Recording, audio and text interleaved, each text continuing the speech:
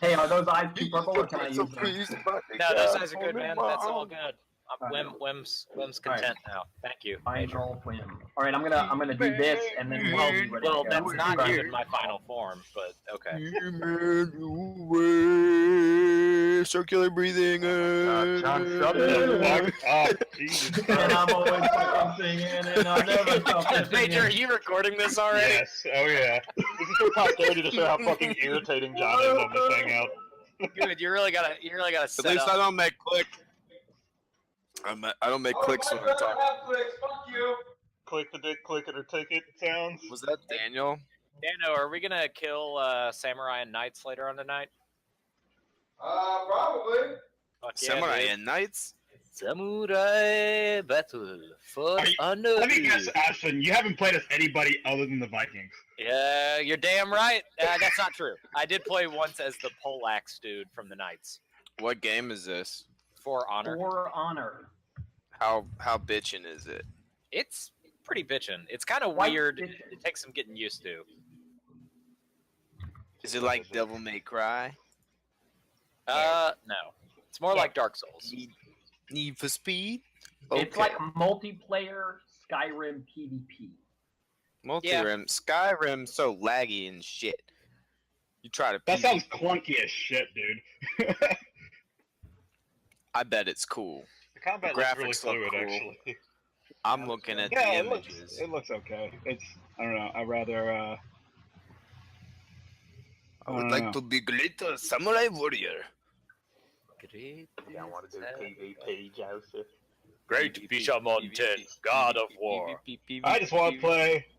I don't know what I want to play. All right. I would like to be one of those like war changer guys that they have from like Warhammer. The guys that like go crazy and like their arms like turn into axes and saw blades and stuff. Like in the MMO. Yeah, no one would see that shit coming. They'd be like, "Oh, we were just samurais," and you're like Blade. from Spider-Man. Yeah, like Battle Arena Touching 3, obviously. I knew you'd pick it up. The best game ever. Mhm. All right, we ready? Everybody ready? Yep, ready. Let's do it. Okay. We're ready. All right.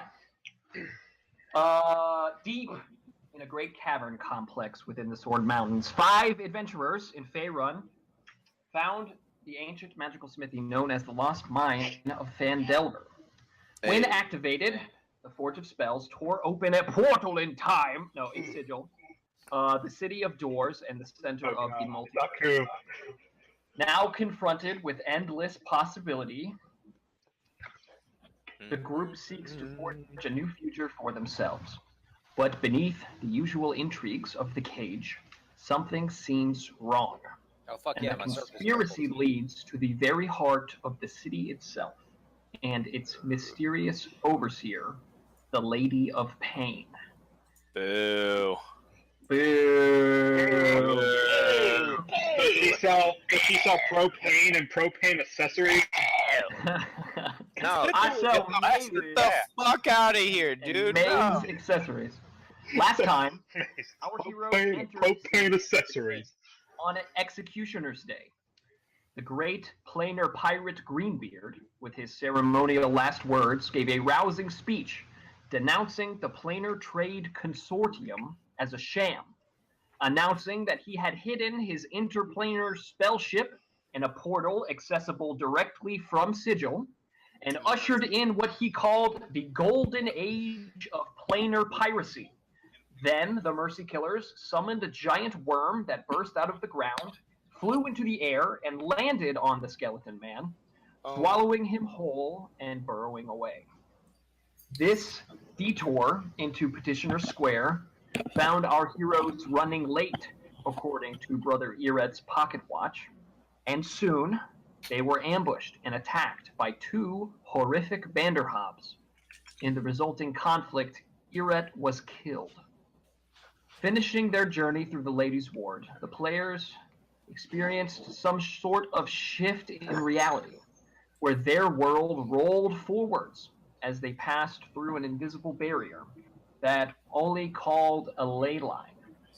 When pressed further, he simply responded, "I've been in Sigil all my life, and it's always been this way." So, let's paint a picture of the clerk's ward. You guys can see the whole ward on the map here. Yeah. The embodiment of Sigil's bureaucracy and a beacon of cultural harmony. The clerk's ward nestles between the market and guild hall wards and the hive ward. It is orderly, cooperative, and pristine. Where in Sigil are the laws more rigidly enforced, except at Harmonium headquarters. Harmonium patrols make as many as 100 arrests a night in the clerk's ward, mostly for unruliness, loitering, and conspiracy. The streets are diligently patrolled and also dutifully maintained by pairs of Davas. Conflict is discouraged. The ward is home to a few major institutions, including the Hall of Records, the headquarters of the Faded and a major financial center, the Civic Fest Hall, the headquarters of the Society of Sensation, a huge draw Some thanks to the sibilance right there. Sensate's popularity and devotion to the arts. And finally, our home, the Hall of Speakers, the headquarters to your apparent allies, and the embodiment of the signer's devotion to the exchange of ideas. So you see here the clerk's ward is split between the administrator's district that you see to the northeast, which is home to the ward's elite, government officials, affluent professionals, and respected scholars who maintain lavish homes on grand estates.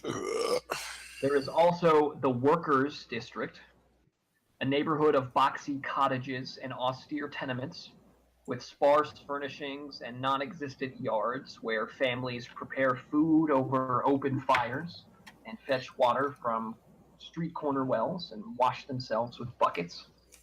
And finally, you see the Sandstone District, a small strip of land near the Hive Ward border, named grainy red stone of its streets, where many tieflings have settled in the desire for general isolation. The clerk's ward boasts some of Sigil's cleanest and quietest thoroughfares. With its debris-free white granite pavement, Brook Street, the snaky avenue linking the Hall of Records with the Hall of Speakers, is the ward's most attractive roadway. The ward's finest cases stand along the broad Crystal Dew Lane, the ward's principal thoroughfare leading from the Civic Fest Hall to the Hall of Records. The residents of the Workers' District painted the granite surface of Hull Road in bright greens and blues to cheer up the otherwise gloomy area. In contrast, crumbling slums line Sandstone Row, notable for its dull red cobblestone. Near the Administrator's District, T Street is packed with inexpensive taverns, stables, and pawnbrokers. Touts and scribes sell their services along Thistlewind Way, and a recent earthquake left Pride with cracks big enough to swallow a sedan chair. And until the Davos complete their repairs, Pride Road is left avoided. So you all are right here Hey, I got a at question. the Hall of Speakers. Go for it. So you said there's like a lot of guards here. Are they like the mercy killers that we saw earlier? They are not. Okay. These are the Harmonium. Mercy killers. Let's see. We'll kill your mercies. Yeah. So the Harmonium are the peacekeepers. Let's see. The Harmonium are usually touchy when you start asking questions. More often than not, they'll try to clap you in planar man-catchers if you start trying to record their speeches. Nobody really knows why the law-enforcing faction of Sigil is so jumpy these days, but there are plenty of wild theories. The Harmonium, they punish beliefs, not actions, and they are often called the Hardheads. They're kind of at odds with the Mercy Killers, but at the same time, they're allies.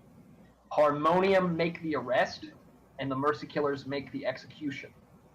Okay. A lot of times, when someone is on trial, They are so at the Hall of Speakers. The Hall of Speakers is like a great. Well, hold on. Most of the Hall of Speakers is open to the public for a fee. The hall has council chambers, meeting rooms, private apartments, and more.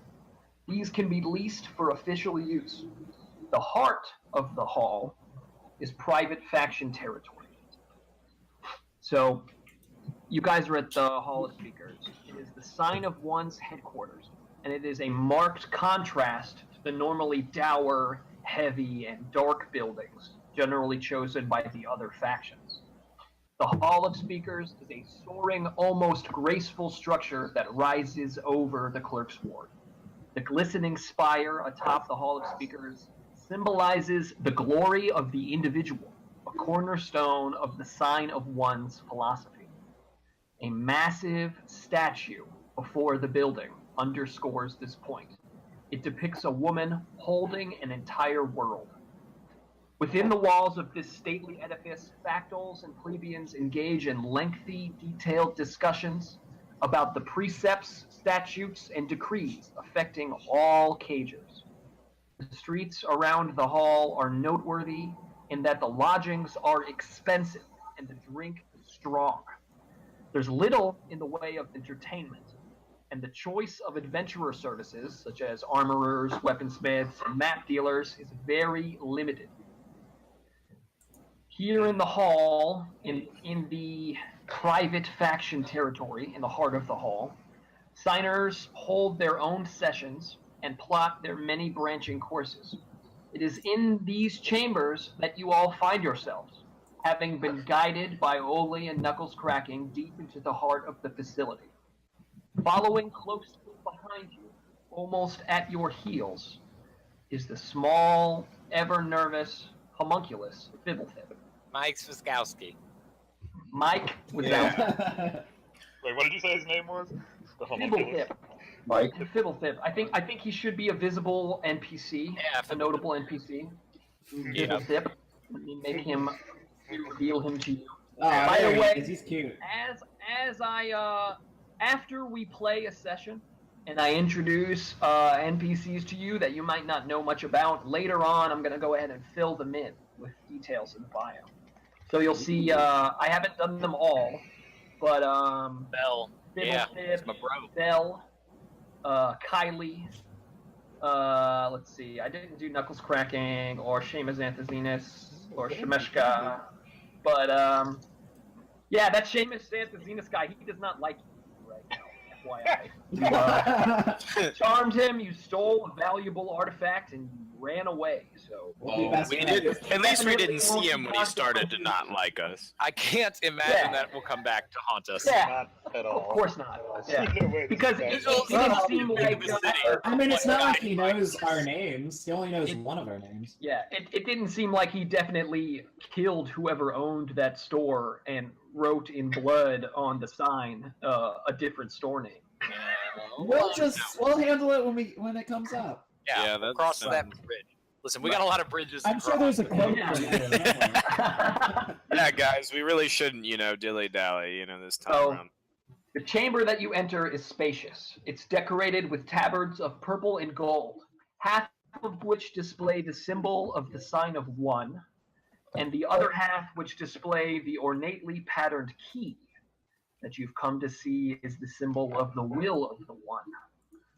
Oli sees that you're all seated at a long, broad, white stone table before he disappears, carrying Brother Eret toward a room in the back.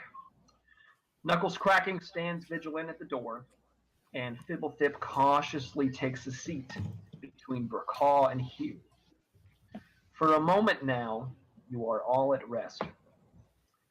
You look around at each other, you're exhausted, you have not rested. The homunculus perks up and says, well, I'm sure you all have a lot of questions. But as long as we're here, how's it going? Well, Oh, can't complain too much. Mal just stares at the homunculus, and just some smoke starts to pour out of her eyes. Just Okay. very, just silent, not saying anything. Okay. Fibblethip, his eye, which is only his eye, basically takes up the majority of his cranium. Okay. It narrows as he sort of backs away in his chair, away from you, which puts him a little bit closer to Hugh. And he bumps into Hugh, and he turns and he looks up at Hugh. I And just he, put my arm around him. Aw. okay, he very slowly That's not what I expected. he nestles himself to you, and he says, she looks a lot like my father." Don't speak. I know just what you're Huh? thinking. Classic. Wow. Yeah. Just like that graphic deep novel. cuts from Lieutenant Second Colonel Humongous. So- Just like in Never Say Never, Winner. Is- Hey, come on! So wait, is this the guy that said that the frogs were sent by the Wait, hags? or Raquel is that still has someone all else? those books, doesn't he? He still Yeah, I has Never Say Never Winner Yeah. and Barden's Flask. Yep, I've got all the items from all your characters, Ashton. Wait, can you even read? Aren't you like a barbarian? Barbarians can read in 5th edition. Yeah. Okay. Dude, I can read. So what was the last question? As long as I'm not raging, I can I was read. asking if this guy was the one that told us that the frogs were sent by hags or something, or No, that was was- someone else. That was Knuckles Cracking and Oli. Knuckles Okay. Cracking is standing by the door. He's got his wingless arms crossed. He's kind of like guarding the door, watching every now and then. He's listening to your conversation, but he seems rather drained. Okay. Oli seemed the same way. As an aside, when I first introduced Oli last game we played, I think I started him out with a British Cockney accent. I later rolled him into an Australian. I'll be right And finally settling, he's just gonna sound like John Goodman. I think that's the best way to do it. Oli's- That works. I'm alright with that. All right, so See you in the funny nestles, papers, boys. nestles comfortably like under Hugh. Gives a very curious look to Huggins. So I'd like to. I don't know if I would do this now or if I would have done this kind of like while we were walking towards the Hall of Speakers. But I, do not just my usual, whistle. I actually do like now. I put my my fingers to my to my lips and do one of those. Like it's a much more like high pitched Like the taxi kind? and from. Okay. So you do, and everybody you hear a distant rumbling, like a Oh, you gotta be kidding me. it's louder and louder, and it gets faster and faster I'm listening. until suddenly Knuckles Cracking braces himself as this image, this figure bursts through the door. Ashton, Oh my what do you- god! Yeah, so it's a huge mastiff that comes barreling through, and he's got like a little, like little saddlebags on him, and he's got he is a mastiff, but he's got like the Saint Bernard like little barrel of whiskey thing tied around his neck, and I Wim like smiles and he's like, "Hey Max, oh yeah, you're good dog, Maximilian, yeah," and pets him, and that's about it. And then he turns to the rest of the group and he goes, "This is Shadowfax, Lord of Horses." Now, Can he? Can Shadowfax shake hands? yeah. He says, "Well, I've been training the boy. He ought to do it." Okay, I'm gonna go for it. All right, Stella goes, attempts to do a handshake, neural handshake. Ashton, roll an intelligence check with no modifiers. Okie dokie. Shazam! All right, yeah, Stella, you go in for a handshake, and Max looks at you a little blankly, and then like smiles and opens his mouth, and drool starts to come out, and he starts panting, and he lifts his hand up, and he gives you quite a shake, and he seems happy. Yes, Yeah. good dog. I give him. I'm gonna give him some of my rations because I have some of those. I'm just gonna give him like a little bit of one. Okay, so you reach into your bag of holding and you close your eyes for a moment and you feel a ration meet your hand and you pull it out. Just gonna give him a little piece of it. Okay, good dog. He sets down on the ground. He before eating it, however, he looks up at Wim for permission. Hold on, sorry. So this is basically this is kind of the for scale. So that would be Wim, and is Maxton. But he smiles and nods. All right. Oh, it's like Clifford. So Max eats away. You guys are free to roam about the cavern, do whatever you want. Where are we? What did I miss? Sorry, my computer blue screen. You're fine. I had a You seizure. You are all Because if you didn't really miss any exposition or anything, Yeah, don't worry. not at all. Don't worry. This will be recorded. You can listen to it while lifting weights. Yep.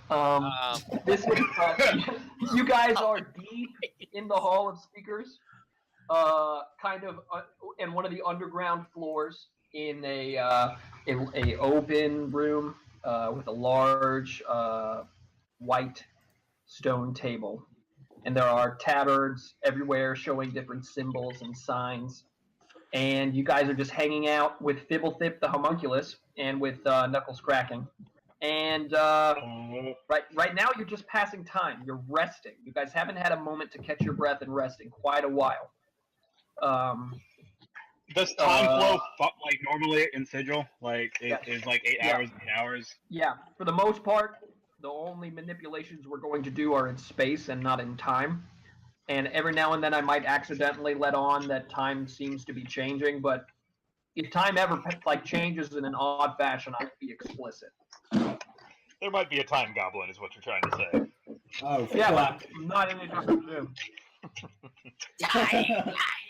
Yay! All right. Wim wants to just like look around the hall of speakers and kind of like eyeball thing, or he wants to go up and actually he wants to go up and talk to Oli. Well, Okay.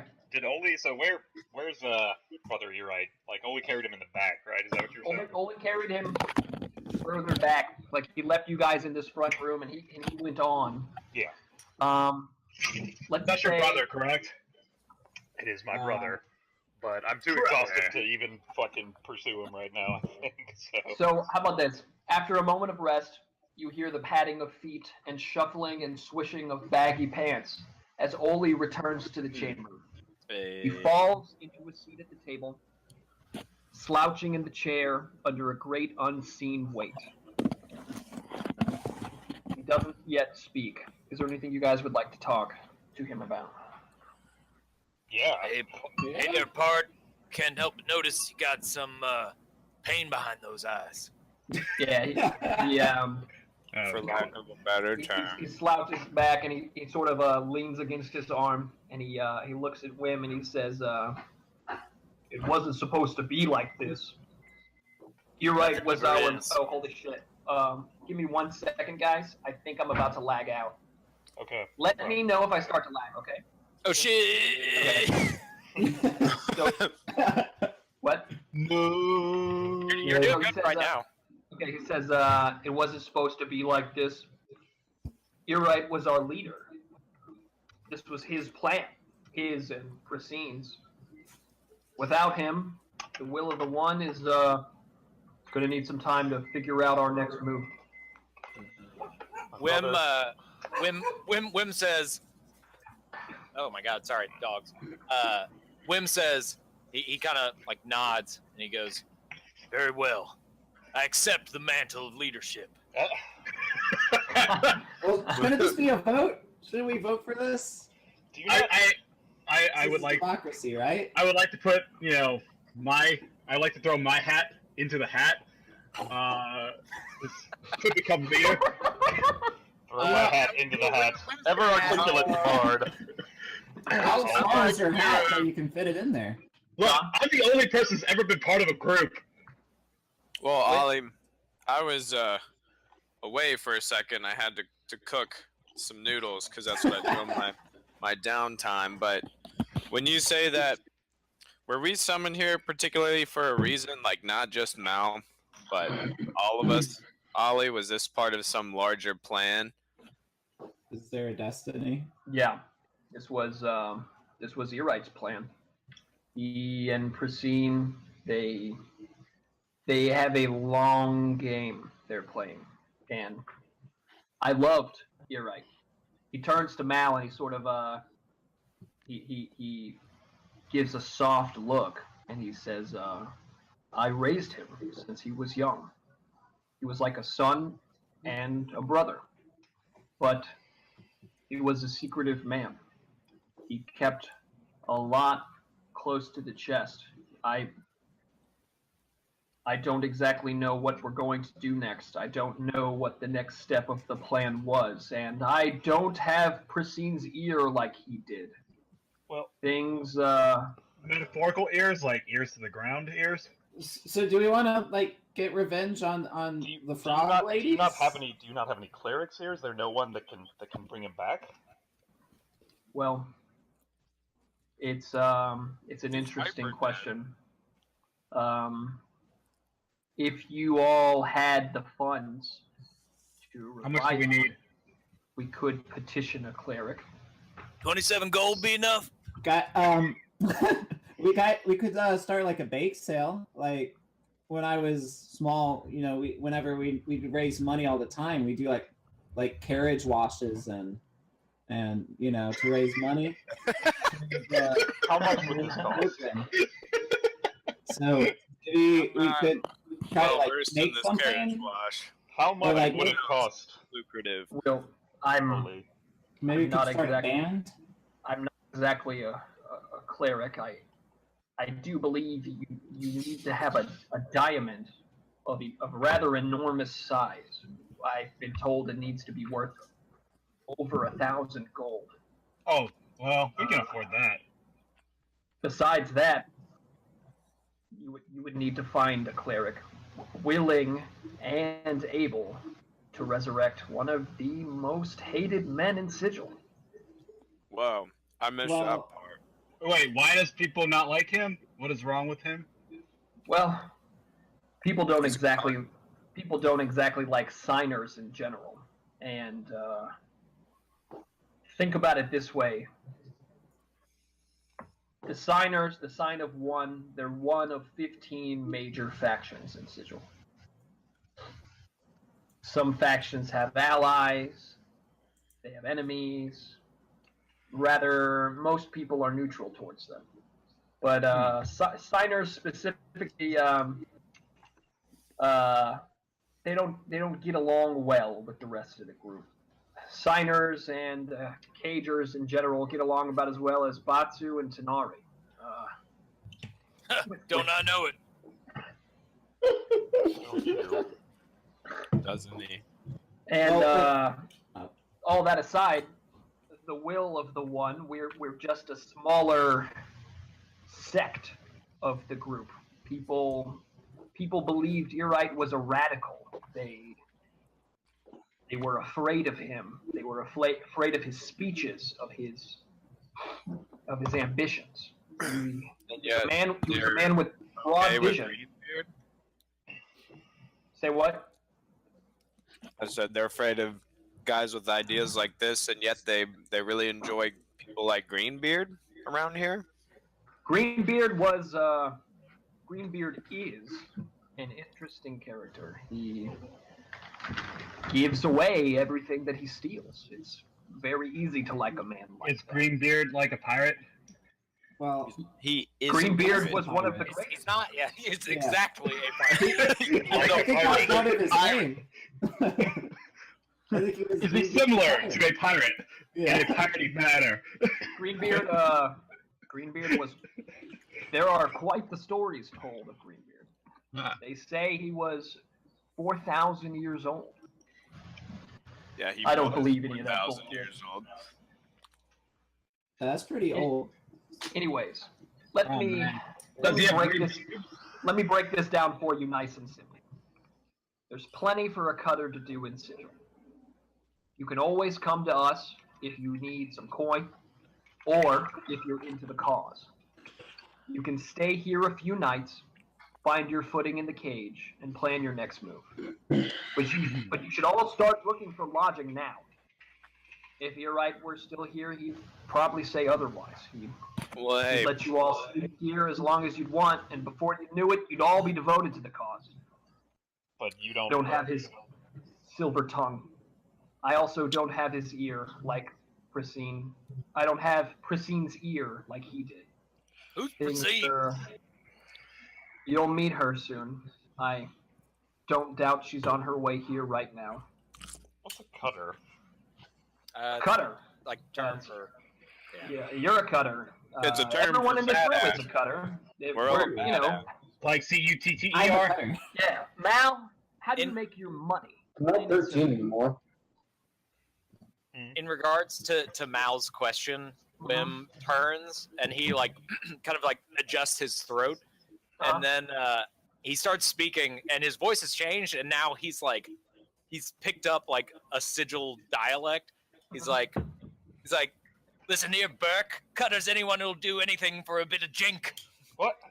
Whoa, how'd you do that? Why are you And talking then like he that? how do you make that voice? Are you an He's- actor? man, that's one of the things he does. He picks up on the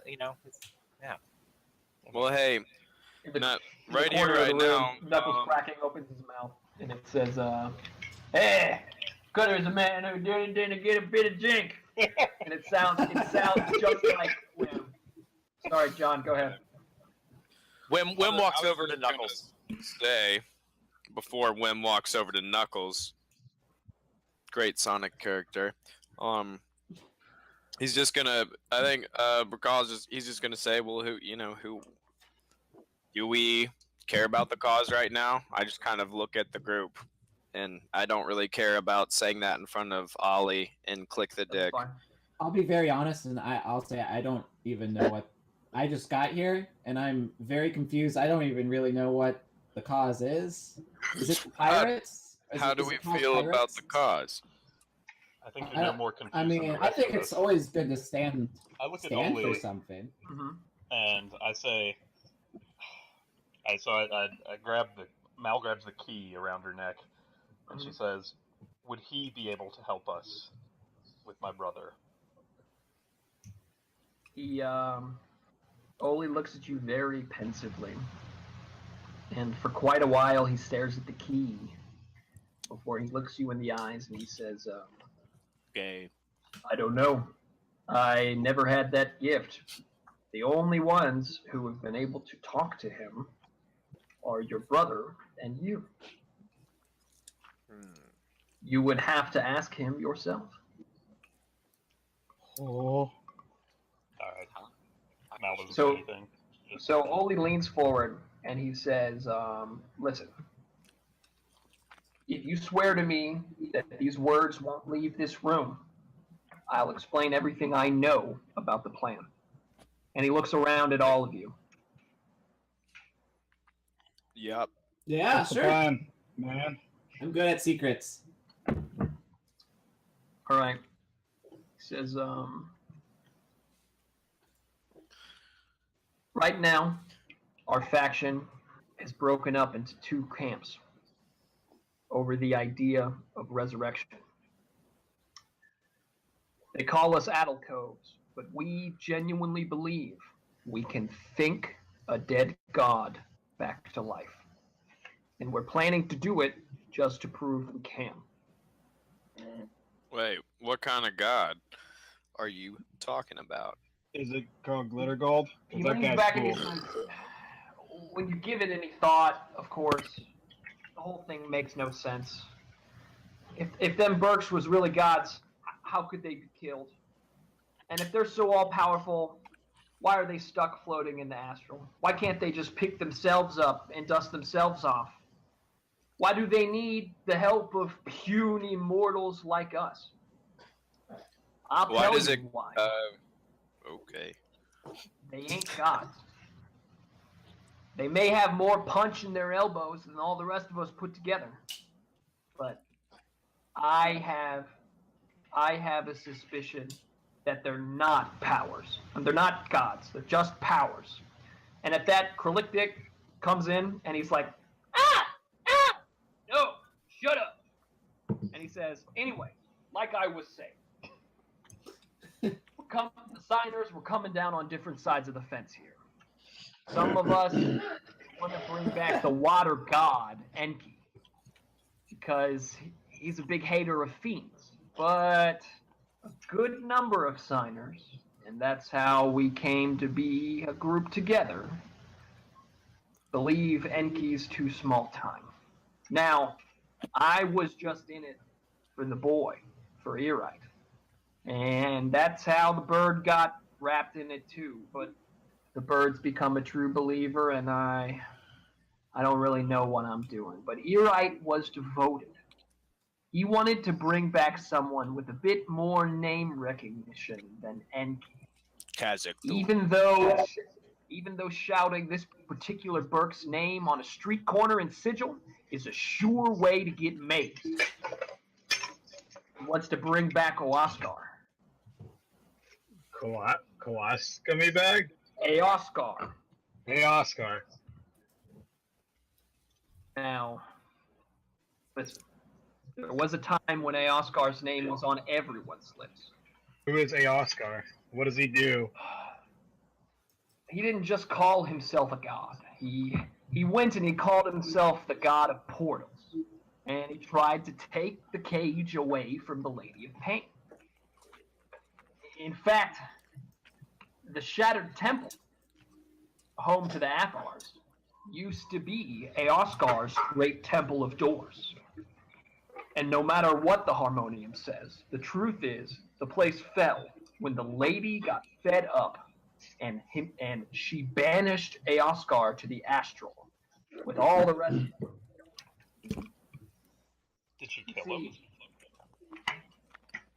So what does getting banned to the astral really mean, like, in the grand scheme of things? Is it like So, sent to another dimension kind of thing, and like you can't really come back? think about it this way, Halfling. There are dimensions. There's the one you're from, there's the one I'm from, and there's Sigil, the one in the middle of all of them. Alright? And we travel from dimension to dimension using these doors. But there is area where there is no dimension. The space between the dimensions is a vast, infinite emptiness known as the astral. Now, normally it's completely inaccessible to anyone that's not at the level of or the power of a god. Now, the Lady of Pain, obviously, she is plenty powerful enough to port you to one of her mazes in the blink of an eye, or, as she did with the Waskar, shove 1,000 blades into your head and shunt you into oblivion. He turns to answer your question. Owaskar definitely died. He was dead. Until Brother Erite had an idea. And he began to disseminate small gestures of worship towards Owaskar. Anytime he opened a door to another portal, he made a slight gesture. Anytime he sent someone through a portal, he said a short prayer.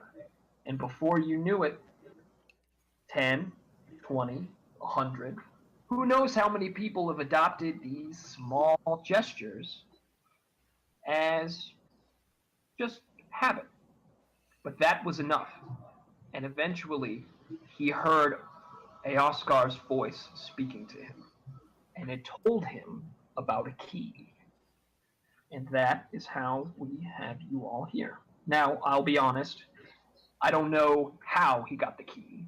I don't know how he speaks to Oscar. And I don't know how you do either. And honestly, I don't care. This is what I do care about. Nux, and he points to Knuckles Kraken. He got those tongues from those Banderhobs for a reason. Give him a week, and he'll know from which pot they crawled out of, and which hag owned it. And I'll bet a pile of jink the size of Fibblethip it was the Bleak Cabal. The Bleak Cabal, the Bleak Cabal, they hate signers with a passion, and they hate the will even more. And they had a special place in their dead fucking hearts for Erite. So when I've got their number, if you're wanting to make friends, you'll help me hunt them down. Well, answer at me this question. Before you talked about all this stuff for about 9 or 10 minutes, you said at the very beginning that you just wanted to revive a god to prove that you could.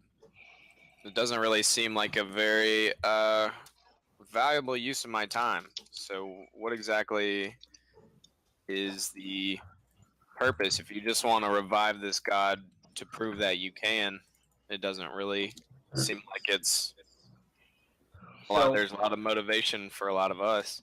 So he nods and he matches the dead look in your eyes as you explain that you got nothing to do with it and you don't want anything from it. And he says, I'm right there with you. If it weren't for the boy, I would have never gotten into all this. But listen, this train is rolling, and it ain't going to stop. In one way or another, the will is going to do this with or without you. Now, we don't need you, but we would love to have you. But besides that, besides the dead god and everything, there's the matter of our gymnasium squad. And the short of it is this. There's a professional fighting league in the cage. It's run by the Transcendent Order out of the great gymnasium in the Guildhall Ward. And now each faction has a team, and the signers have one too. But this year I mustered up enough rep with the Order to field a team, an amateur team in the qualifying division. But there's a catch. I'm on the signer squad, so I can't be on the squad I'm putting together for the will. So if the dead god mumbo jumbo doesn't interest you, listen, if the team we field for the will makes it to the divisional rounds, it'll put more respect on our name. We'll be one step closer to being our own faction. So if you're looking to make some quick jink, make your name here in the cage or pad your pockets, it's a good opportunity, and if you stick around for that, I'll owe you one, okay? Well, what about resurrecting Maleficent's brother over here? Do we care about that? Do we all care about trying to revive this dude? We probably should, but shouldn't we do something also about the people that got him killed? Well, if we need money to revive him, isn't there an expiration date on reviving somebody? Yeah, I don't think it lasts forever. You don't want to be raised back in like a corpse with like your nose gone and full of worms and stuff, right? I also have a question about the process in which Oscar started talking to brother Erite. Yeah. So how does making gestures bring somebody back to life to talk to you? It doesn't, I'm not following. I don't exactly understand it all either. But what the boy said was that these gestures used to be used in Oscar's church, and that Oscar was the god of portals, and if he started using them when people went through portals, even if these people didn't know what the gestures were for, even if they didn't know what these short prayers meant, that it would give him power. And if enough people even acted as if they believed in the god, that it would send at least a semblance of a spark back to his life. Now, on the subject of reviving Brother Erite, I mean, that would be wonderful. If you have a diamond worth 1,000 gold, and if you know a cleric of such great power and strength that he can revive the dead, I'm all for it, and I'll chip in. I don't know anyone that powerful. Where do you think we can find some clerics? Do we have the cash? First of all, it sounds like if it's only 1,000 gold, we We can def- probably swing it. as the party fund, we definitely have enough money. Do Well, we know where we do we- can This is find the a thing. diamond like this? It needs Now, to would be it make you like happy? out of. Put out Are out we the gonna word? go shopping? It needs to be a diamond worth 1,000 gold. It can't just be 1,000 gold. Oh. And the spell because the spell consumes the diamonds to give them Alright. back their life. Where is the closest K jewelers? What was your question, Recall? Do you want to bring your brother back to life? What do you think? I don't know. It's a lot of money, you know. I know. Well, I know you hate your Recall, brother. if your brother- I know you hate your brother, and you killed him. But Yeah. I just met my brother again for the first time since I was, I don't know how young, and he's been taken from me just minutes after I did. So of course I want to revive him, but Whim, I wouldn't ask the group to spend the money to do it. I think there may be other avenues we can explore. Well, do we want to put that to a vote? Because it sounds like it's going to be hard to find a cleric anyway. So we could at least put out a notice, and then we can move about whatever else we want to We do. move about freely in the cabin. Whim, go ahead. Mal was talking about that. Whim, like, kind of, steps up and he's like, I know what it feels like to lose someone. I'm sorry. I need to take a walk. And he like takes Maximilian, and he walks outside the hall of speakers. God damn it! I You didn't mean take to, I it didn't mean to back. trigger you, Wim. I'm sorry. Okay. So Whim slowly leaves the room. Do you leave your dog? No, I go with Maximilian. Okay. Oh, Maximilian von Stober. Is that his name? That's Maximilian. Damn it. You should add von Stober. Whim leaves the room. Mhm. As Whim leaves, you hear the noise of hard metal boots echoing toward your chamber, and soon the door opens. 6 guards in signer colors, purple and golds. Regards! It's the fuzz. Them Surround- my regards! Continue. Sorry, Thomas. Yeah, you're good.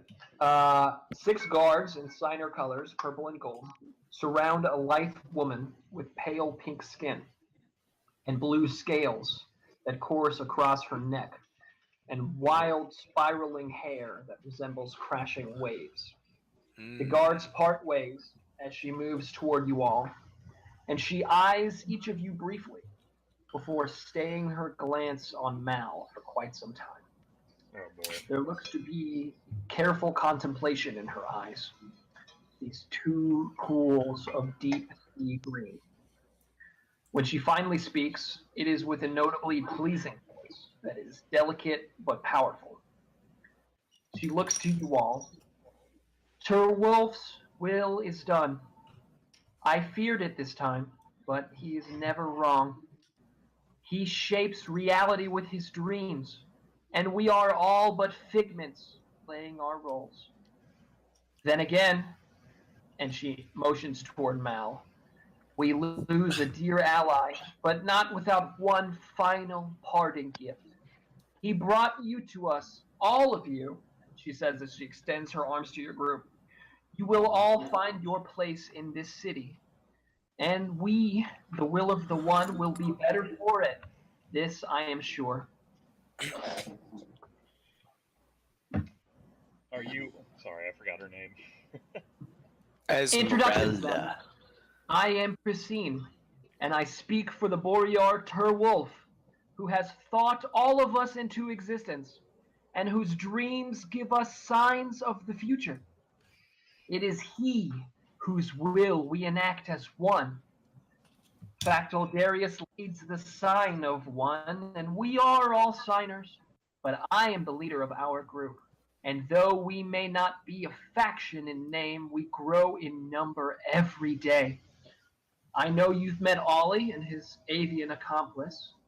Now please, what are your names? Who are all of you? And she points to Mal. Roll call.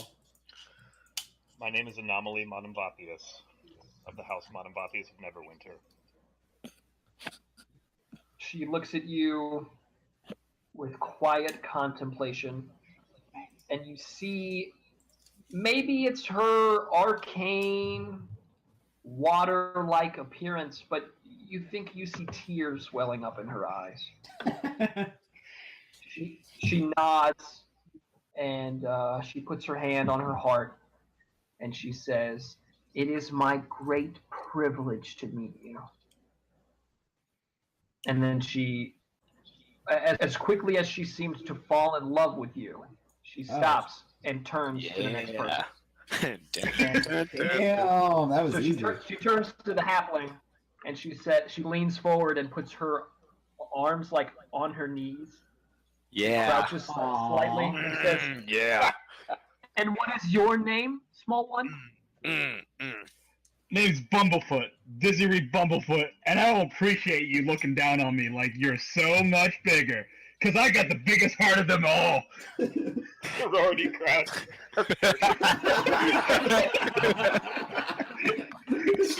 Like posing for a picture in the front row, just like. Yep, that's what I was imagining. Exactly, the sorority squad. So she smiles and she says, "Dizzy Reed of Bumblefoot, I'm sure your heart is as great as the greatest peak of the tallest mountain. I mean no offense, but you are quite small." And then she turns to the next person, and she looks at Brakal, and she says, it has been a while since I have seen a dragon man. What is your name?" Yo, they call me BJ Lethal, and I don't know. I didn't choose that name exactly, but I hail from well, basically, sort of the Sea of Swords. That part. Where are you from? She lights up, and she says, "A man from the sea, fire in his heart, but his heart longs for the sea. Your story has captured my attention. You are a mix of fire and water. I am also from the sea. I am descended from married genies, including the goddess Umberlee. I am a water soul genasi, and I am from the plane of elemental chaos. But that's just where I'm from. It doesn't determine who I am, and I'm sure you and I will become fast friends, regardless of your tendency for fire and burning and all things terrible." And she turns. Well, Let's see. Next would be you. Well, actually. She looks down at Fibblethip, and she wells back some tears, and she says, "I know. I miss him too, but maybe these new adventurers will altogether cumulatively equal half what he is." And she pets Fibblethip on the head, and Fibblethip kind of like leans back in avoidance of her hand. And she turns towards Hugh, and she said, "Wow, you wear quite the interesting garb, Owl Man. Please. My name is Prasine, and who might you be?" I just flex at her and say, "You can call me Muscles." Yeah, That is so cool. The owlbear, I crit it in the face. Yeah. She smiles and she says, "Where I come from, mussels are a thing we eat." And she turns and I mean, that's what all meat is, so you're not wrong, but he's don't talking understand. about animals. yeah. Essentially, she thinks you have a tiny penis. Yeah. So finally she turns to Stella and she says, "You carry with you quite the regal persona. You know, I am descended from an emperor myself, and the goddess Umberlee, also known as the Bitch Queen, or Queen of the Depths. And who might you be?" Oh, well, I am Princess Stella Corona, and then I do like a twirl. I'm going to cast Minor Illusion to make like a rainbow pop up.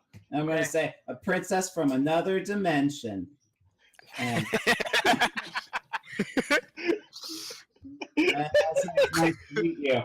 And then I do the thing where, like, you shake your hands, but then you like go for like the second hand to like cup the hands that people do sometimes. It's kind of awkward. I do Cup the that. hand. I cast Thaumaturgy to make the rainbow disappear in flames. I do it again. All right, so as you Double rainbow. as you two begin combating each other with minor illusions and thaumaturgies, Christine smiles a little bit at your introduction and kind of lets her smile linger a little too long and says, "Now, please, I know you all must be tired, but I must ask you to leave. There is much work to be done here. There are many preparations to be made. Besides, there is something you must all do on your own. You must make Sigil your home, and no one will do it for you. I leave you in the care of the very first gift Brother Erite gave us, his homunculus, Bibblethip.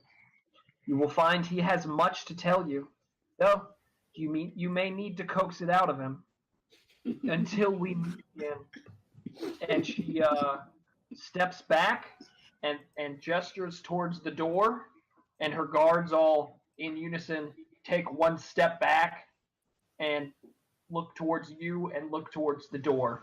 And Christine stands there with a beautiful smile on her face, and you see the scales on her neck sort of ebb and flow, and her wild wave-like hair moves on its own accord, and she smiles and looks at you very lovingly and politely and says, "Out now, please. Let's go. I asked you to leave." Wim like takes a big like sniff of the air. He's like, and he says, "That stew smells delicious, Lily." Ah, what? Christine is shocked and didn't even see you walk back in the room, and she says, "Oh, and who is this?" And she points in a very sharp downward direction towards. He's our leader.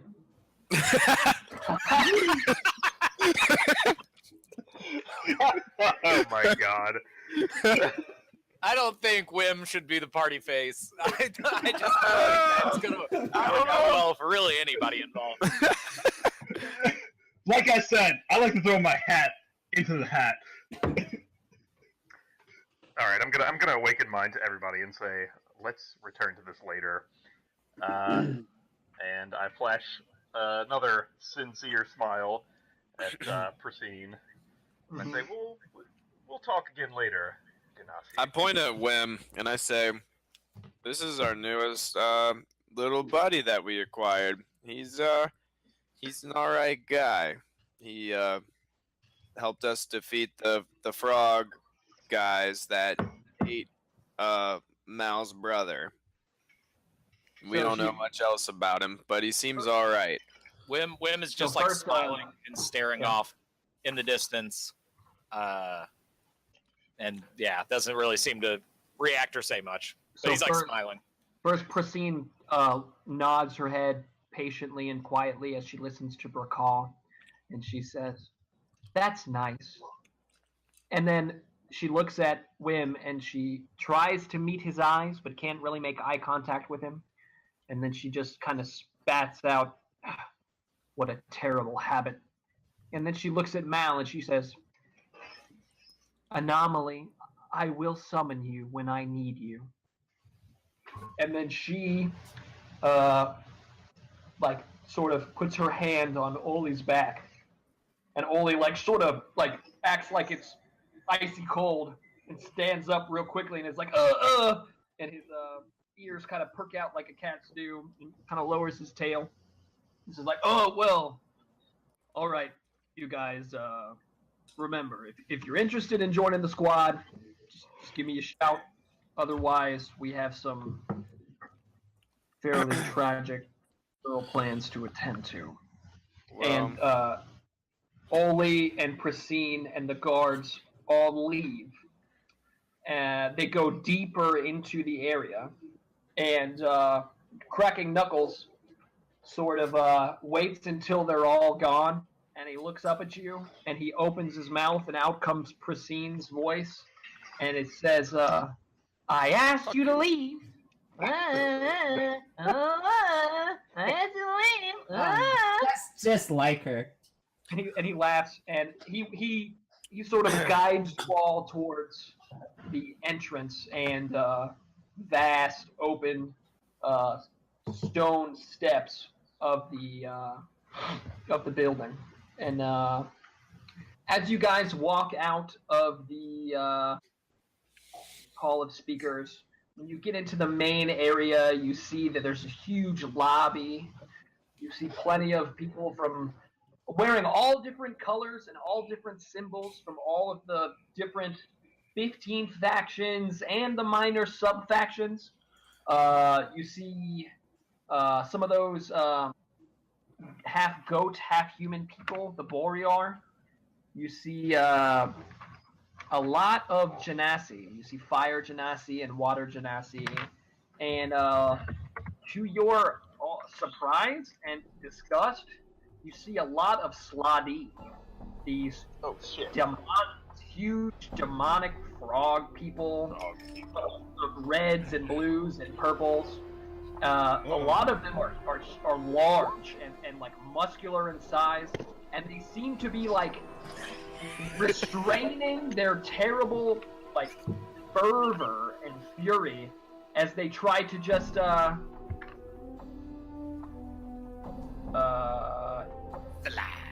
what's going on? Anyway. Yeah. They're like so, turtle. Yeah, they're fucking huge and they are evil as shit. And you see a Slotty like bracing his hands in a blue slot, bracing his hands and like nervous. They're battle toads. As he stands at the front of a line and he's like negotiating with a very prim and preppy looking human behind the counter, and they're speaking in this like demonic language with these dark, deep, guttural tones. And eventually the clerk stamps the Slod's papers. The Slod smiles real big, and he shows these disgustingly large fanged teeth. And he nods his head and smiles, turns and walks out of the speaker. So the group of you, you're hanging out inside the hall of speakers. You outside, right? We just got you guys are right out the lobby. You see stairs in front of you that you're standing on. You see the large statue of the woman holding a world. To the, we'll say, west, you see a humongous statue, pretty far away, probably 10-15 minute walk, of a horse that its rear is toward you, but you see that it's got What? Impeccable. Is it a horse or is it humongous? So I keep saying humongous because it's like right in front of me, but it is a incredibly large statue of a horse, like rearing up on its back, and it seems to be emitting this golden glow. But more importantly, right in front of you is this gigantic statue of a woman holding the globe. You see plenty of people filing in and out of the hall of speakers.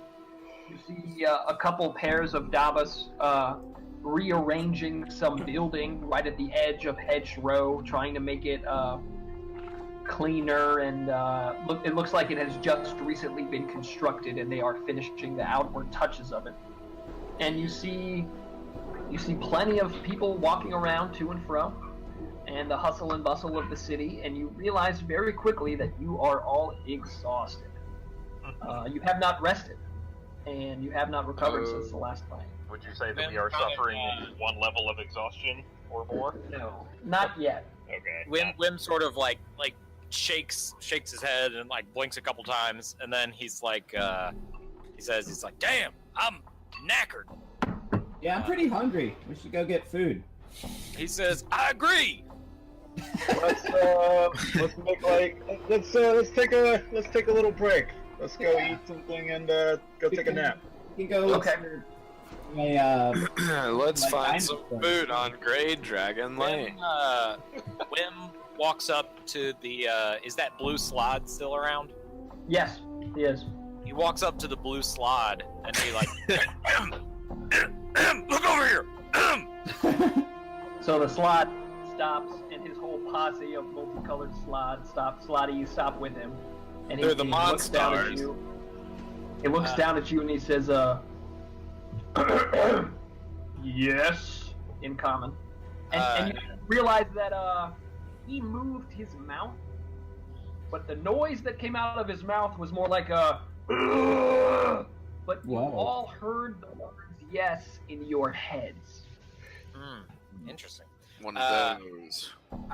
So I like adjust my adjust my throat again, and then I use the same like Sigilian dialect, and I'm like, say there, Burke, where can I get a spot of grub here? And he looks down at you and he sort of smiles and he says, "The food around here is quite expensive, but if you have good taste, you can always go to the Whole Note Inn." And he points right, like 2 buildings next to an inn, and it's got a huge sign above it that has quite literally a whole note,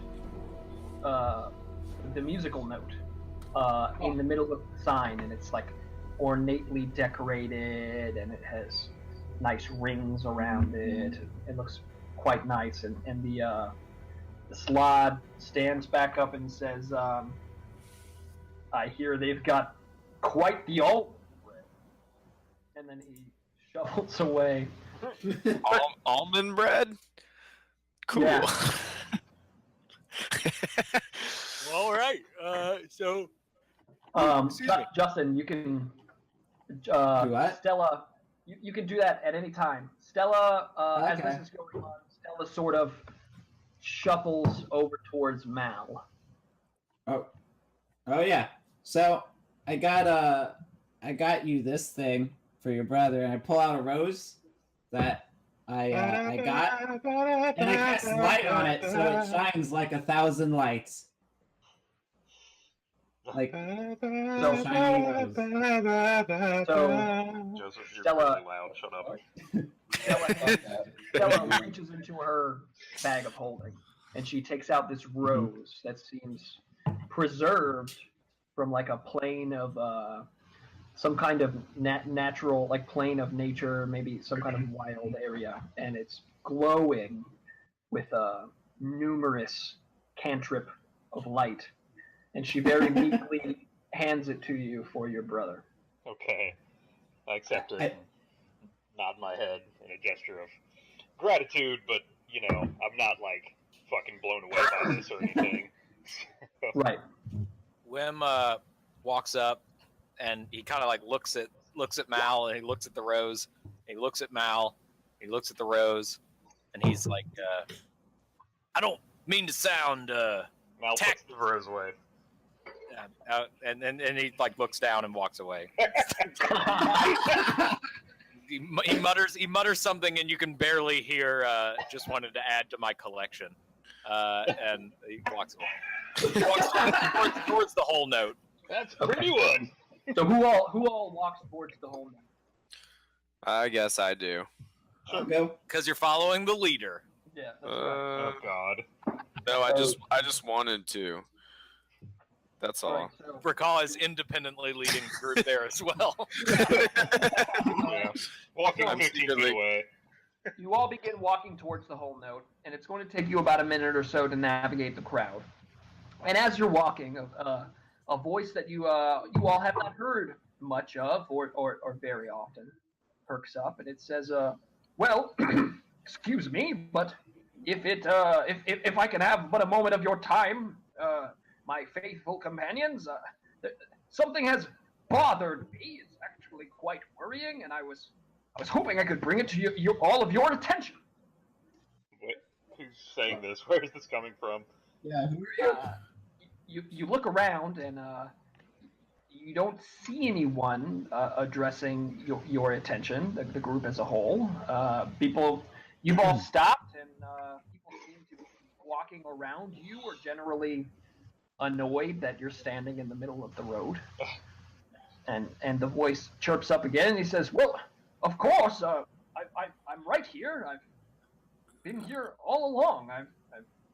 You could say I've been here since the beginning." And Is it Griff? It's not Griff. That sounds way too excited to be Griff. You see a little rumbling now as Huggins hops down onto the ground in front of you all and says, Oh my god, you can talk? Oh, what the fuck? Listen, isn't it about time that you just please, may I have the floor, if you will? And like, Yeah, we're in an go insane on. like city where everything's fucking ridiculous, and I'm most scared by a talking crow. Now He's a dirty Huggins dog. begins to strut around a little bit, and he goes, "Now, this came to my attention a little bit ago when that terrible Vanderhob slapped the shit out of me, and he was quite gentlemanly enough to catch me out of the sky. But I must tell you what I noticed." Invisible fedora. Yeah. Now, watch what happens when I do this. And Huggins walks away a little bit from the crowd, and he begins to walk toward this large group of pigeons. And you see that some of them are red and some of them are purple, but for the most part, they stay separated. Most of the red ones are congregated together, and a little bit over most of the purple ones are. And Huggins turns and he makes sure he has all of your attention, and then he goes, "Ah!" And he leans forward and he shouts. And let's see. You all notice that as one, the red pigeons all turn and look. And you notice that the pigeons on the rooftops above you, the red ones, all turn and look towards Huggins. And even the pigeon over there, eating scraps of food out of the gutter, turns. And all as one, they all look at Huggins. Very briefly. And then they go about their business. Some of them sort of flutter away, and they independently scatter about. And Huggins goes, "Oh, and that's not it either. Watch what happens when I do this." He goes, "Ah!" And he does the same thing and towards the purple pigeons. And the exact same result. For just a slight moment of time, they all, very quickly, narrow their gaze at Huggins. All at once, from all over. What is this bird on about? And then they immediately scatter about. And Huggins flaps his wings and lands back on Hugh's shoulder. And he says, "Now, maybe it's just my upbringing, but I find it quite weird when a bird doesn't act independently. And I just figured I would bring it to your attention." This place got some weird birds, you guys. Hugh, what the fuck, dude? This is the first time I've heard him talk. I don't fucking know, dude. This is new for all of us. Can all animals talk?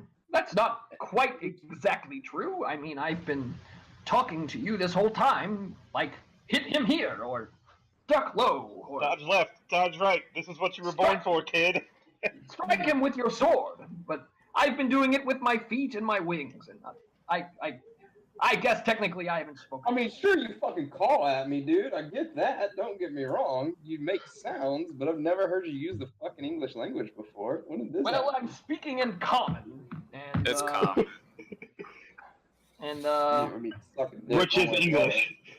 well, there's no need to chastise. I simply wanted to contribute to the team. And, We're not chastising you. We're just wondering where this came from. I didn't realize you were an educated gentleman crow.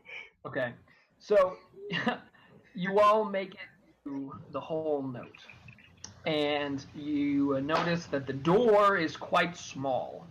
You will all fit in the door, but you have to go one at a time. So why don't you guys let me know, for no good reason at all, and don't be suspicious, None what whatsoever. the marching order says you pass through this door. Wim is gonna wait for Dizzy Reed to go, and then he's gonna do the thing where, like, you know, when you have a revolving door and you try and fit in with your friend at the same time. He's gonna try because they're both small. He's gonna try and do that. He can hop on his back. I'll take Have the to lead. fight 2 doppelgangers at one time. Hey, Or whatever you it know, was. you know, William, if we ever get in a situation, you know, I would want you to be on top if we ever had to be in a trench coat together. Yeah. So I'll Who's, go Alright, first. so- who's bigger, Wim or Dizzy? Wim is 3'5" and 44 pounds. Tough boy, I'll gonna take flex it. them. Of Twisted Steel and sex appeal. Keep in mind. Damn. I like that how little tall I phrase am. right there. I like that. Wow. Halfling size. So Stella's first. Yeah, I I'll go just said first. Stella. I say ladies first. You're actually way more than me, because like most halflings are about where's the height? Halflings are a little smaller than gnomes. Gnomes got those big heads, man. All right, we can figure this out, but let me know the marching order real quick. Stella goes through first. Who goes behind her? I'll go next. I guess Okay. Wim and I would be 3 and 4. I'll Okay. go 5th. It's like I'm And, bringing up the rear. Hugh is in the rear. Okay. Hugh, you watch as all of your allies step through this door into the whole note. And when you are just about to step through, something catches your eye. And you see sitting outside the whole note is this creature. And I will show you to him now. Hey, he's cool. Oh, hey. He, Hey there, little guy. he looks Hey, like the little Grinch. buddy. I'm not.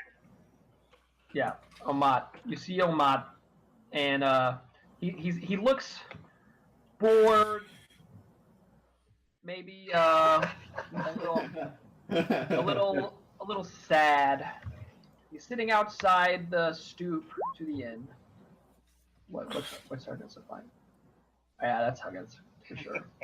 Sure, why not? This guy, he's holding a mace, kind of off to the side, and he looks really bored, and he looks a little dejected, and just a moment, as you're looking at him, he looks up and he meets your eye, and he sort of gives a little smile, and he waves a little bit at you, trying like maybe you can get he can get your attention possibly. Hello, friend. What's going on? You look a little down on your luck. Wait, is this? Do we all see this or only Hugh? Just only, unfortunately, or fortunately, Hugh is the only person who has caught Omat's eye. Oh, sorry. Never Everyone mind. else has already entered into the whole note. I'll retroactively say what Joseph said. So the creature looks incredibly excited that you've addressed him, and he Aw. grabs his mace and drags it along behind him, and he walks up to you and he says, "What? Why are you going in here?"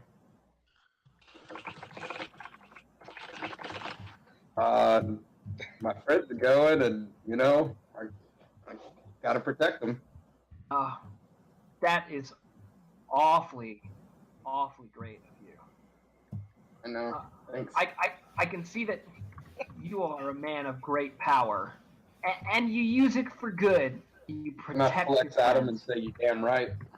Oh wow! He drops his mace as he frames his head with his hands. Wow, your strength is incredible. And then I want to put What? my hand in front of his face with my palm, like my hand completely open, palm up in the air, and just right in front of his face, about 6 inches. Hey, you want to see a magic trick? And then I summon my mace instantly to my hand. Say, I got one of those too. Mine's on fire. Whoa.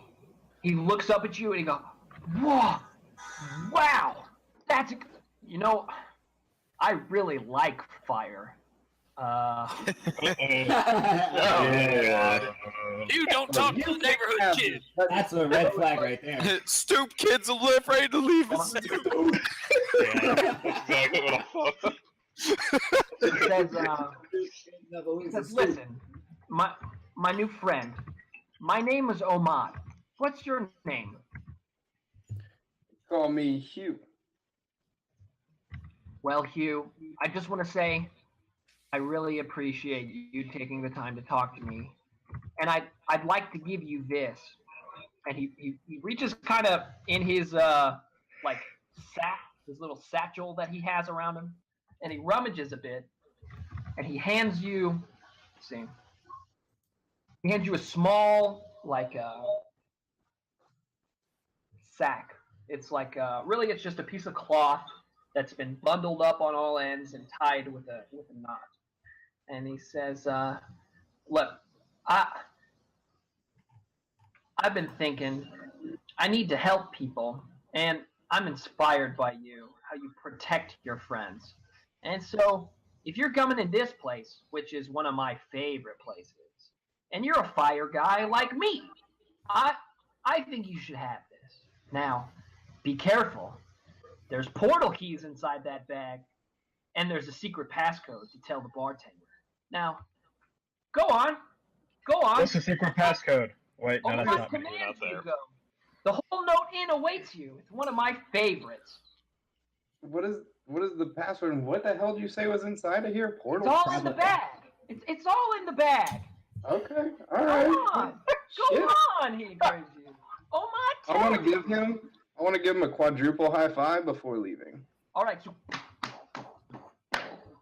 high fives galore. I Yeah. thought you meant a high five with all four limbs, like you jump up, like you Jump. do it with your hands and feet. All at the same time.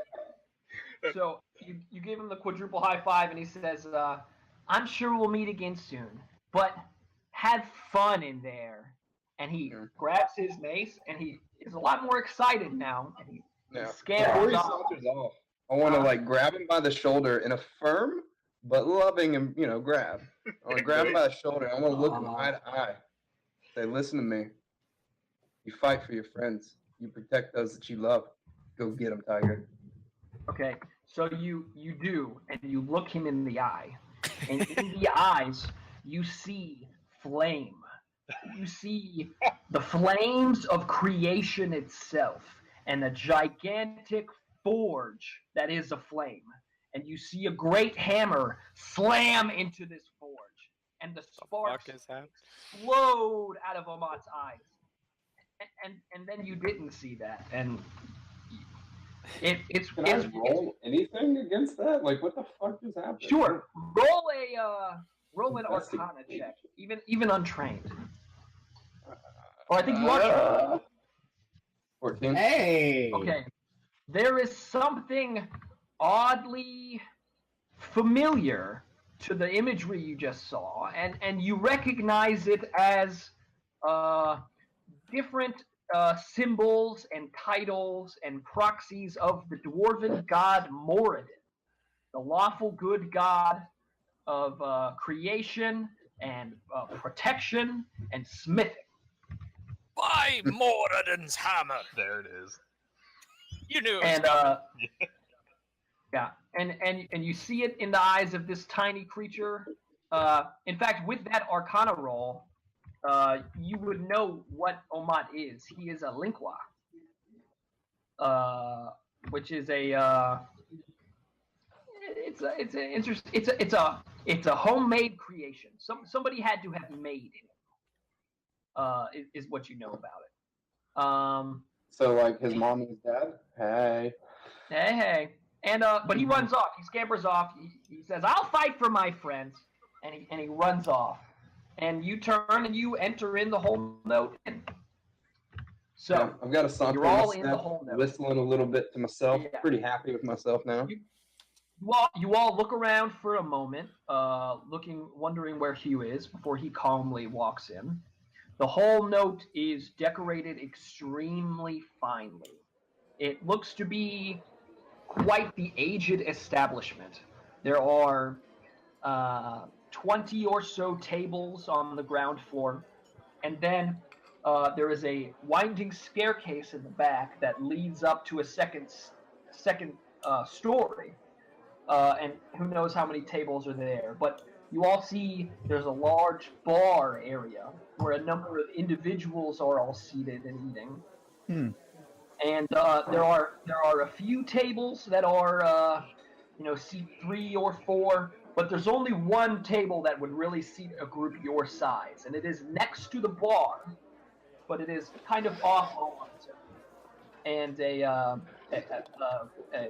fine-looking elf with long black hair and deep, dark eyebrows that seem to taper off just a little too far off his head comes up to you and he says, please. Now, who am I introducing to the whole note? And he looks at the first person who walked in, who is Princess Stella Corona. Hello. I am a magical princess from another dimension, and I am traveling with these fine gentlemen, and actually I have no idea, what are we doing here? What are you guys? I want one of you guys to take over. I just got here. I'm so Fine introduction. My God. We came here to eat. Okay, so he turns, the elf turns to the entire establishment, and he has sort of a stack of menus in one hand, and he has like a waiter cloth in the other, and he says, may I introduce a princess from another dimension and her friends who do not know why they are here. And I would like Hi, to everybody. stop talking. Will someone else talk? And everyone's sort of like all the guests in the whole note laugh a little bit. And you hear deep in the distance, behind the bar, a bell ring. Dong! And you are all seated, and you are all handed a menu. wow. Let's see here, which I will hand out to you now. Bam! Hey guys, maybe I should be the leader. Ooh. Things They get have any done. horns? They don't have any horns. No, they don't. But you're all seated near the bar, and you all sit, and you are given these menus.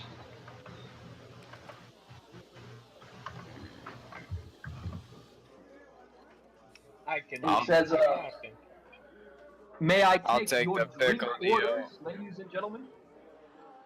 Yes. I can't We'll see need anything that. on the, Yes, I would like the Gloria Mox, please. oh, wait, there we go. Can you zoom in on it? We'll Yeah, let I you got zoom it. I in. got it. They got Carceri snails, poached sturge eggs, Gloria Mox, goat fillet, and strawberry sauce. Pickled eel, Yeah. pie, boiled shank of bevelith. Ooh. Mmm. That really strikes my Is fancy. it a Bevelith and a demon? Yeah. Oh, wow, a demon. That sounds exotic. It's roast. Don't worry about it. Well, I'll Yeah, start with excuse some eel and mustard pie or whatever, and we're gonna need a drink menu immediately. Yeah, I'm gonna turn and say, got any scotch or sarsaparilla? Sarsaparilla. One sarsaparilla for the dark and tiny man. I'll definitely take a milk, a glass Don't- of milk if you got that. Much One obliged. milk for the princess who does not want to talk.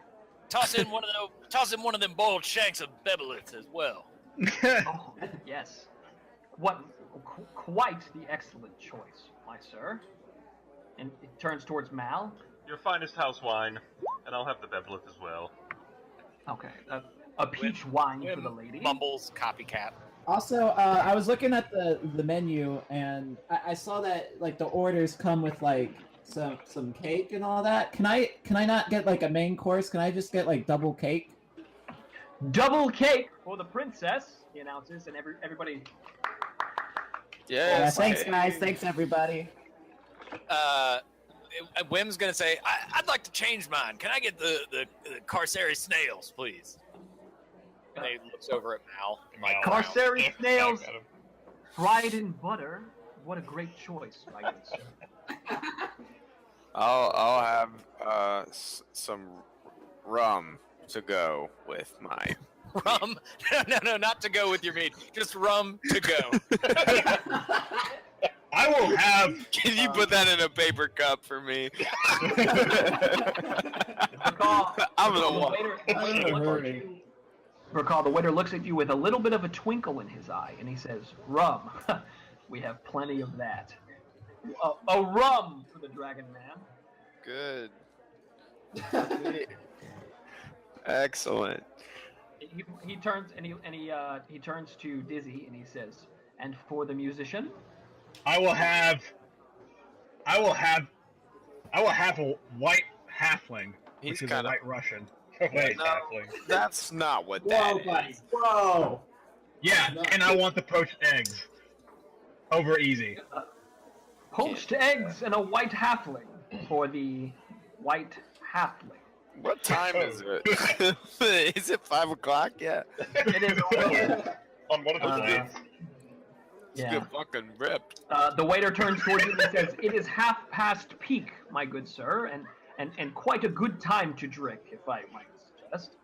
So he takes all of your orders. He waits and he looks at Hugh and he says, "Sir, is there anything I can get you?"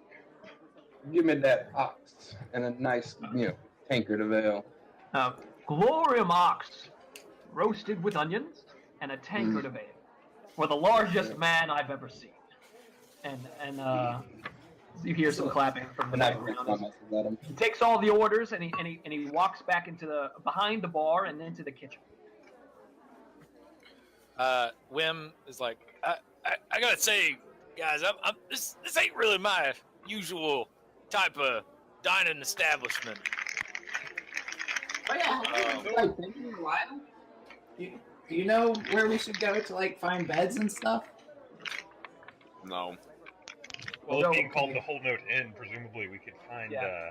A Ed's small voice perks up that you haven't heard in maybe 15 minutes or so, and it seems scared and subdued, and it says, "Well, you could always stay upstairs." And you turn and you see that Thimblethip is still with you, Oh. as he is. Oh, God cool. damn it, Wait, boy. is Pick Hugh up on me still, like that. is Hugh still holding him? He's got like a chokehold around him this whole time. No, he's been walking around, and he I says, had Maximilian wait outside, by the way. So, Okay. so do you eat? food? I love to eat. As a homunculus, I'm not allowed to take initiative and order food on my own accord for myself. But if someone were to order me a pickled eel and mustard pie, I wouldn't protest. I yell at the barkeep and I say, "Hey, barkeep, Dobby has This- given Master this an eel. humuggle blood wants a fucking eel sandwich, and we're not gonna take no for an answer, and I'm gonna pay for it. But you better bring it, and you better show him the same respect that you show the rest of the party. I'm gonna be disappointed." It may be small, but it has a big heart. That's, So, that's some classic John Goldsmith intimidation talk there. Yeah. So, inspired by your rousing order, Thimblethip hops up between Brakal and Mungus, and he says, "It's all right with you guys. I'm just gonna stick between the big guys who seem to like me. We'll just keep it that way." And he grabs a fork and a knife, and he puts his hands on the table. I'm ready. So do you have like money? Like, are you gonna pay for your own thing, I or said how's this I'm working? paying for He him. said Oh, he okay. shouted that he's gonna pay for it. Yeah, it's not cool to just freeload off your friends, Wim says, Yeah. remembering that he met the party asking them for gold. Thimblethip's single eye. Does he remember that? Over in amazing awe, total shock and awe, and he says, friends," God damn it, no, boy, I didn't mean it like that. and he takes his fork and his knife and he puts them on the table and says, "I'm ready to eat with my friends." Well, And he turns and he looks at Hugh and he says, what is that? You didn't have that before. What is that in your hands?" Nigga, mind your own business. "No, what is that? Yeah. What is that?" And he You want to get grabs backhanded? towards it. Friends I don't want, ask I want you. I want you to make a strength check. Whoa. Okay. Well, 22, because there's no reason to have Okay, Damage. you absolutely win. So Fibblethip goes to grab the bag in your hand. I don't want to hurt him. I just want to like keep him the fuck away from it. All right, so you well, so with sometimes one friends hand, have to hurt others. so with one hand you extend a finger and you very gently but firmly push him back towards Rakal. And he says, I just want to know what it is. Well, too bad. Well, hey, now that I've heard you guys I'm argue curious about it, now. I want to Will, know what it is. What is that? Yeah, and Wim wants to know what it is too. Our leader wants to know what it is. I just These are- slap my fist on the table and say, "Listen, this doesn't concern you." And Huggins hops down onto the table and says, I would like to know as well. Huggins wants to know. If you Yeah, don't I let don't know. Huggins know, no. If you do let Huggins know, and then you don't let us know, That's fucked up. ooh, yeah. Yeah, I'll be mad at you. Some doors are better left unopened, but now But this But now I want to know too. This is the city of doors, so Fine, fuck it. I just might as dump well it be out. open. Okay. As you begin to open it, I hope it explodes on all of you. the waiter comes by and he drops off all of your drinks and he leaves and he sort of gives you an eye. But very quickly you shield it and you're confident he didn't see it. And then you open the sack again. And inside are 8 sugar cubes and a small strip of white paper that is Been Oh doing god, LSD. acid. small strip of white paper, and on it, like scrawled in common, is show these. No, it says show these cubes to the bartender, and tell him you want salt on your nuts. Yep, that's what you do. Yeah, I would have done that anyways. I didn't need any. What the fuck was that? And, I would like salt on my nuts. I see. so why you look at persistence him, got- and you, as you hold the cubes in your hand, you realize they're not sugar, that they're salt, and you are holding salt cubes, and the piece of paper that Omat gives you tells you to tell the bartender you need salt on your nuts. Hey, And that's it. That's everybody. Where'd you I get really wanna these put the salt cubes here? on my nuts and then go up to the bartender, but you know, in Aw. the sake of not ruining my D&D character, I will just do as the paper has. Right, so all of you guys, you see who opens up the bag, and you see all these cubes of salt, and he reads this. Do you read it out loud, or do you read it in your head? No, I just read it in my head. Okay, so you looking at the paper with intent, and you sort of, and you see a brief moment passes as you see Q entertaining a quite dangerous idea, and then he stands, and he begins to walk towards the bar. Before Huggins, leaving, quickly. I just want to say, gotta go see a man about a dog. I'll be right back. All right, What? so Does that mean he has to shit? yeah, so How Hugh many of you guys stands, and have he walks, dogs? He he didn't walks specify. towards the bar. You reach the bar, and the bartender looks at you, and he's got a little bit of an impatient look on his face. He is serving drinks, and he's a little busy, but he looks at you and he says, "My good man, what can I get you?" Do you happen to have any nuts? We do. These nuts. Do I have some, please? You have Sure. He looks at you. He's sizing you up. Yeah. And he reaches under the bar and he grabs a bowl that looks to have almonds in it. Yeah. And he says, Pop one in my normally, mouth and kind of give him a sideways glance and say, "Looks like I need some salt on these nuts." so he raises his eyebrows at you and he says, and your party, your friends, do they need salt on their nuts as well? Yes. Very well then. And he beckons at you, and he looks around and he sort of beckons for you to come behind the bar into the kitchen. And he looks at your group as well, and he sort of beckons the whole group. Come on. You know what to do. Let's go. Into the kitchen. Oh. I want to like warg at Huggins, and since I assume that he's still kind of over there on the table, that's kind of where I left him last. Okay. And just have him do a little jig and kind of wave his wings at people. Come here. Yeah. So Huggins dances around. He comments. Hey guys, I'm over here. We gotta go see what Hugh's up to. Gentlemen, Hugh has requested your assistance as he moves into uncharted territory behind the bar. We're playing the game. D's Playing the nuts. game, gentlemen. Playing the game. So Wim, downs the rest of his sarsaparilla, and he puts his hand on the table. And he like stands up to scoot his chair back, and he kind of stumbles. Even though sarsaparilla isn't alcoholic, he's like 45 pounds, so he actually is drunk. Yeah, he's drunk. Yeah. He and creates he's, like, the illusion. Yeah, and so it's the same thing when Red Dead Redemption, you take like 3 shots in a row, and then when you get off from the bar, you just like can't completely slowly stumble.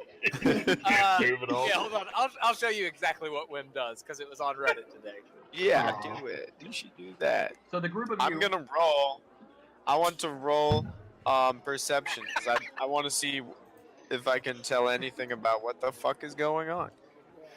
Wim heads ahead. towards the Would bar. it be perception or insight? Why don't you roll an insight check, John? Well, I mean, all right. Anybody- and But I'm just rolling John, with advantage because you guys are weird. just John, and John doesn't have advantage. We got a 19. John, I taught you how to not roll with advantage, but that's okay. I know. I John, said I'm rolling. Recall, you see this happening, and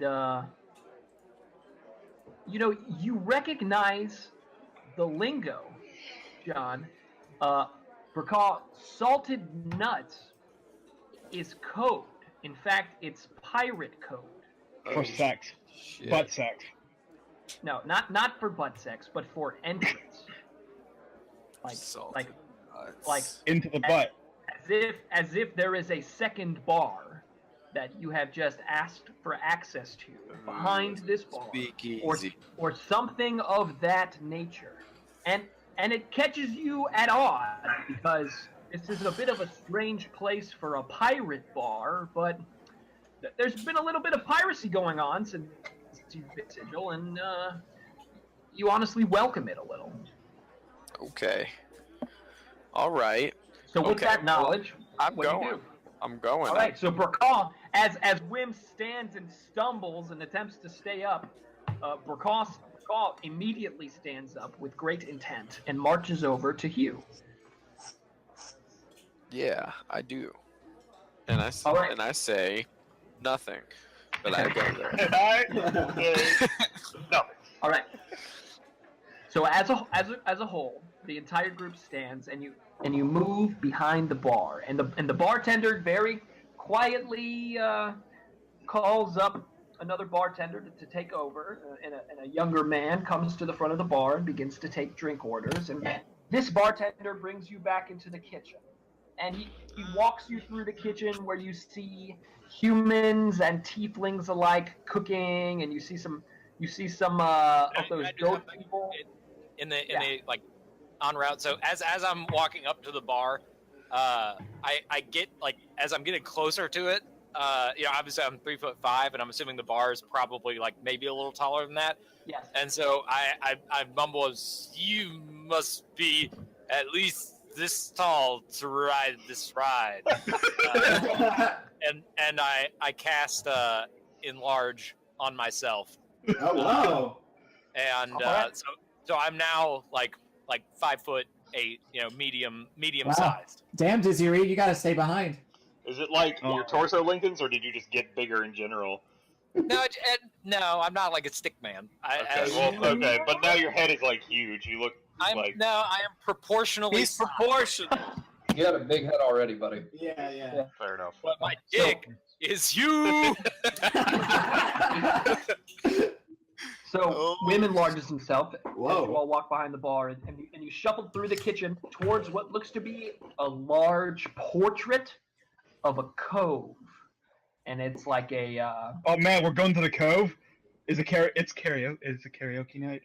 Right. No, And It's Mario and you 64. see in this portrait of the cove, you see inside the cove there is a fireplace, and you see a number of people gathered around, and it's like a landscape, and it's interesting, and it's fairly large in size, and the bartender goes over to Hugh, and he takes the bag, and he takes the salt.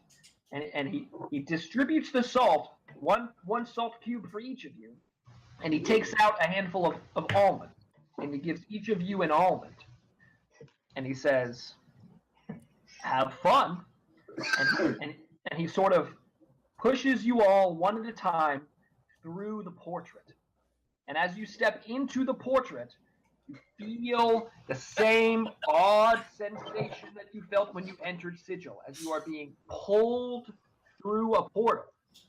And you arrive in the cove in the painting. Cave. Way. Finally, we can complete our mission. Wow, Brakaw, you look substantially different. Oh shit! Yeah, I do. Have you gained weight? Stella, Awesome. You fat fuck. don't be like that. You All right. bitch. You bitch. Wim stumbles, like the end of that GIF is how he goes through the portal. So he lands on his face, I guess, on the ground here. Okay.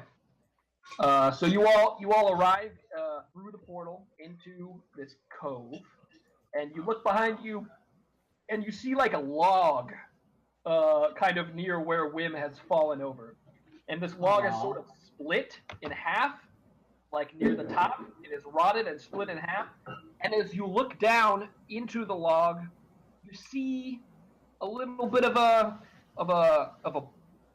kitchen, and you see like this little hump of the log looks like a line of ovens, and this one looks like a freezer almost, and in the very center of it there is a long rectangle shaped like a portrait, and you realize that that's your way home, but you now see that you are at this cove. So hold on, let's do this first. That log is our way home. And Mal, Say what now? Cut out a little bit. how far can you see? When Brakaw says that log is our way home, Wim like starts to sniffle, and he's like, "Some of us can't go home." I'm sure you'll be able to go home eventually by the first Neblian Council, right? I cast light on myself. Okay, you do. Thomas, I can only see like 20 feet. Yeah. Okay. I look over at Wim and I kind of say, sometimes it's not so bad to not have a home. No mortgage. All right. So That's all. He's somewhat by that. That's the best I can do. Well, wait, Thomas, were you asking like? Sorry. Were you asking like? I mean, because on the grid, the fog of war is limited to 20 feet there, but with Devil's Sight, I can see much more. Right. Again, you can only have Devil's Sight if there is no light. Okay, but I do have dark unless vision. you're in complete darkness. Right. You have dark vision of what, 60 feet? 60 feet. Anyways, there are. You see these? Do you guys see? I'm just testing the fog. Do you guys see these lanterns? Yeah. Yeah. All right. So let's see. Okay. So ahead yawns a stony cave maw, and dim light flickers inside. From where you stand, you can see 6 or 7 figures moving about, and you hear talking, laughter, and the occasional song. The pirates seem unaware of your presence. Oh, hey. Oh, shit. They're colored. It means combat. Look at that one. He looks like a friend. A damn dirty friend. I walk up and Oh, Well, okay. Dizzy Reed just going ahead. I walk up. Yeah, his hat's in the hat. Hold His on, hat's hold on. Dizzy's talking. I say, salutations, good sirs. Where are we? What is this place? And with that, everyone should roll initiative. Hold on. Before you roll, make sure that you have your token selected. Okay. I'm gonna go ahead and clear the list. Okay. So nobody. Ooh! If they don't answer me, they just want to fight me They now. just pull their swords. Well, you Yeah, clearly essentially said they you told don't me. belong there in like one sentence. Hold on, I'm grabbing a beer. I gotta grab one too. Okay. Oh, Mikey. Guys, I done goofed. Well, you got good. Surprise. Oh wait, no, At that's least you didn't not. try to yeah. sneak any bombs in this time. I have no bombs to sneak in. If there were, I would have snuck it in.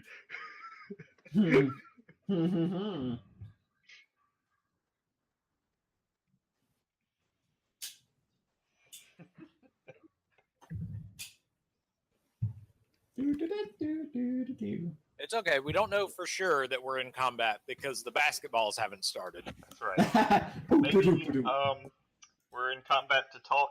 You know, it's like Yeah, you We can take turns talk talking. and fight at the same damn time. Yeah, we can do that.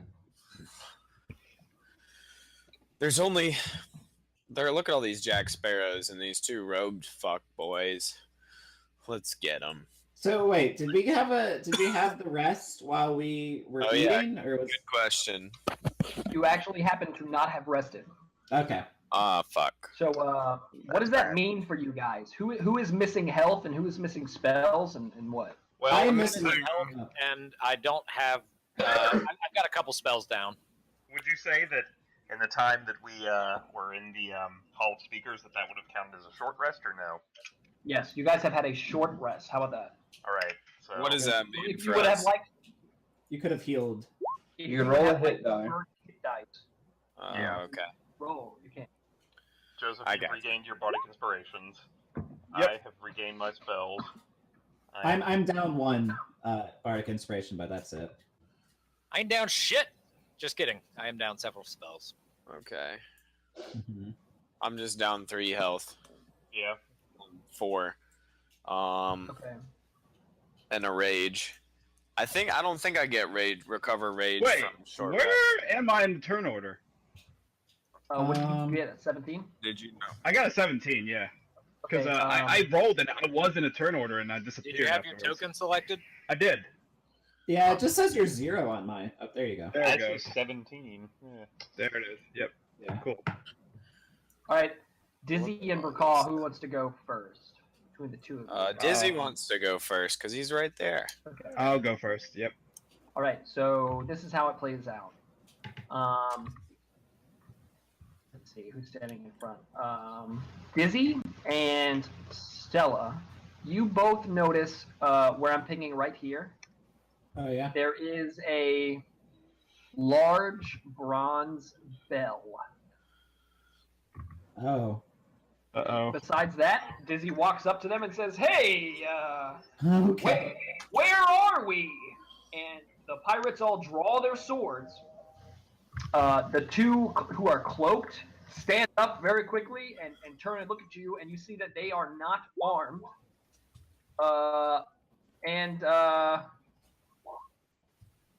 The pirates seem to have been celebrating something. They've been drinking, and they don't seem particularly attentive. So they don't get surprise on you.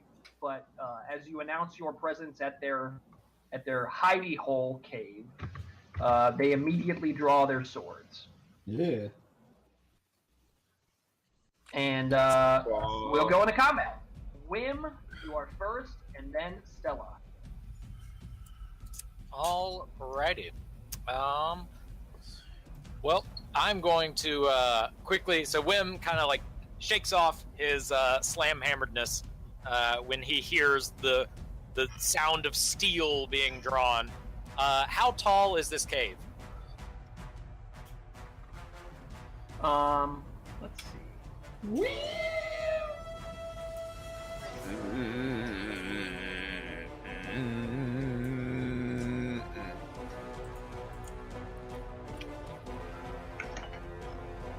find out real quick.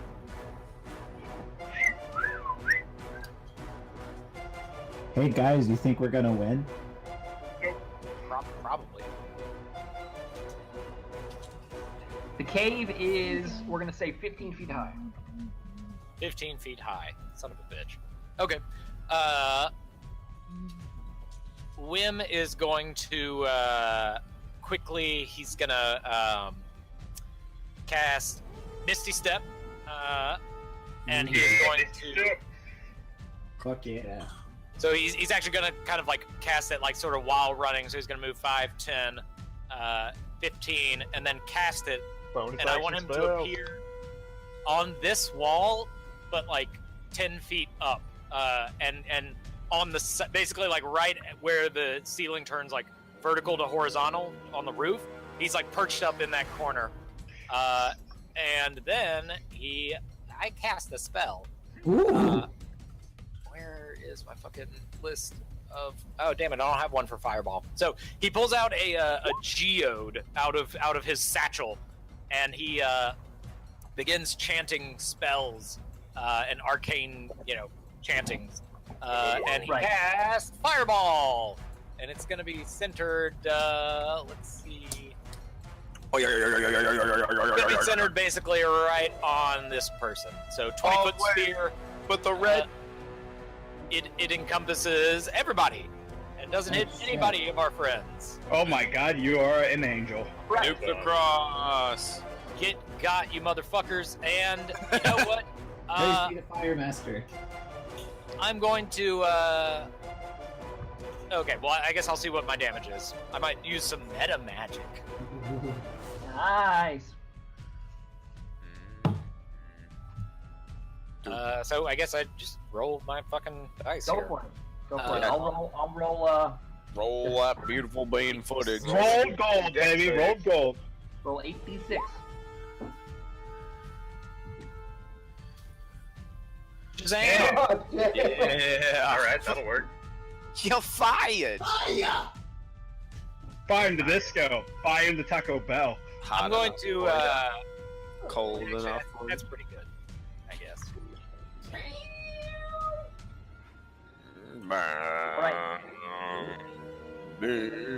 Oh, and I am gonna say, as I throw the geode Here and it comes. it explodes, Here it I'm comes. gonna say, I dropped 100 fools like you. Yeah. All right. So immediately, the fire at the fireplace is sucked towards this geode as it explodes in a great fireball, and you see both casters and all 4 pirates succumb immediately to the fire damage and fall to the ground. Oh, fuck. The berserker Did I see shrugs that? it off. The berserker, as the fire like explodes and recedes, the berserker stands there with his axe in his hand, his great axe, and he laughs. Damn. When you hear very briefly, the berserker is mumbling under his breath. The guts, glory, and distort and twist, fold and break, skin melt, and round we go. And he's mumbling what seems to be nonsense. Is he mumbling the goblin song? And that's your turn, right? That's my turn. Yep, I'm done. Stella, you have just seen Okay. all enemies but one be completely blown up and incinerated. Oh god. Wow, geez. I guess Stella is gonna try to move to the other side of him, try to get between him and the bell, because I don't like the sound of the bell getting rang. Hey, Okay. I'll take care of the bell. Okay. I'll You take sure? care of it. Yeah, I'll take care of it. Then I guess I'll still get between them, just so he can't escape. So I'm gonna move. Okay, I can go here, and I don't. Do I get a? Does he take an attack of opportunity on me for that? No. No. Okay. He never left his attack range. I gotcha. Okay, so I'm gonna pull out my rapier that I've never used before, and I'm gonna try to hit him with it for the first time ever. Here I go. That hits. Oh, cool. You do 1 damage. Wow. Yeah, nice. Oh, wait. dude. Wait. I have it for strength instead of dex. Wait. I need to fix that. My dex thing's +3, so I guess I'd be 4. You do 5 damage. So I get 5. Okay, yeah, I'm gonna change that. All right, you do 5 damage. You lightly run by the berserker, who seems to smell quite awful. You notice he has pustules and acne and scarring all over his face. So when I say that, when I stab him, I'm gonna say like I'm surprised the fashion police haven't already beaten you with their beautiful batons. Wow! I thought my trash talk was good. Wow. Damn. And that, Dizzy, yeah, you're up. that's my turn. I cast silence on the bell. Okay, you cast silence on the bell. Fuck Yep. yes! Joseph Choi 20 using spells in an appropriate Yeah, fashion. you're really redeeming yourself here, bro. All right. Look, Is there anything else you'd like silence to is do? the best spell I have. Redemption is spelled fireball today. Yep, and so I do that. I cast it on the bell, and it's a 20-foot radius, so it Right. goes. Yeah. So that's I'm gonna move backwards a little bit, All right. and that's my turn. That's Dizzy. Recall, you're up. All right, you know what I'm gonna do. Maybe. You don't know what you're gonna do. Do we? All right, so I'm gonna move. I'm holding the space bar down, right? And then so I move 15 there. That's 30. So yeah, I can make it to him. And I'm gonna try to grapple and pin this guy. right. I'm raging it up. I'm gonna rage, and I'm gonna try to grab this man. And then I want to, if I can do this, even if I can only grapple him, I want to try to talk to him. So here's my athletics check. By the way, you're in the cone of silence. You're not gonna be able to talk to him. You dickless homo. Okay, hold on. He charges into the zone of silence. I like to I'd like to imagine. say I said that before I go in. I'll drag him out if I can get him. Okay. I like to imagine Right, that so- like I continued Alright. talking Yeah, and then I just yeah, get you cut off. succeed with the All right. 26. So the 26, Uh-huh. and then Thomas, where yeah. is that bell? I'm gonna try to The bell push is him right. prone now. Oh, I see it. Yeah. Thanks. Yeah, it's a 20-foot radius. Just as a FYI. Will a 19 work to push him prone? Yes. Okay. And then I believe I've already moved. I think I can move 5 feet back, but that won't really get him out of the cone of silence, will it? No, it will not. Okay. The cone of silence has been so elegantly drawn. Oh, I fuck. think. You don't have to kill him. We can just hold him. Oh, All right. all right. Well, So I you kind grab of him? like. Yeah. Grab I him on the grab shoulders, and before he can respond, you shove him to the ground prone. Correct. Making then it I twice say- as hard from that now. Yep. And I kind of like mouth, and I kind of just go, you know, I make the Batman like, what is it? What is it? But I got Except you wouldn't hear anything. Maybe he can lip read, you know? All right. Mal, you're up. Okay. Well, yeah, you know, I guess I'll take 2 attacks with disadvantage. What are the odds? for it. What are the odds that anything bad could happen? So, Ah, yeah. Yeah. And here, let me pull this out so I can roll with disadvantage. Fuck. Actually, you know what? Let me just hit the back row twice. Is that okay? yeah, it's fine. We'll just take the lower. So, 24, 25, 19, 22. I don't know if any of those would miss. Holy shit. No, you hit. Yeah. Twice. Alright. Alright. So, 10 and so 17 damage total. All right, this guy's definitely bloodied. Hey guys, let me kill him because it's the right thing to do. And I believe, no, that's it for me. Okay. It's now the Berserker's turn. John, Brakad, do you still have the Berserker grappled? Yeah, Okay. I do. So he's going to make a strength check as he tries to grapple against you. So Okay. go ahead and grapple. Alrighty. Oh man, we're using real die? I am. That's fucking. Oh, that's badass. I got 15. Okay, that does not work. Fuck. So the berserker breaks free of your grapple, and he stands, using half of his movement. Does that provoke? Then, No. just standing does not provoke attack or salvaging. He then attempts to run here. I want to So- take attack of opportunity when he tries to for it. run. Alright, okay. Go for it. I don't. Go for it. I'm gonna try to grab him. Go for it. Can you really grab him as an attack of opportunity? I know we've talked Yeah, about this. it's an Yeah. attack action. Oh, okay. I substitute the attack action for I think you can. Yeah, you can. It's the whole. I mean, if somebody were running away from you in real life, Yeah, you yeah. could fucking try to grab them, you know? But even That's like nice. reading is written, Or- reading the rules is written, I think you can. You did not succeed, unfortunately. Damn it. So you reach at him and he brushes away your arm and he runs to the bell and he opens his mouth wide and mines like he's howling into the air as he begins to ring the bell with all his might and nothing happens. Yeah. No noise rings out throughout the cave to warn all the other pirates. You know, He stands there Kobe. confused. And Hugh, it is your turn. Alrighty then. I am gonna move 30 feet to there, and I'm pretty sure that's my turn. Do you have any ranged attacks? Any spells or anything? you can't. I Verbal usually component. use spells, but most of them, if not all of them, have a somatic component.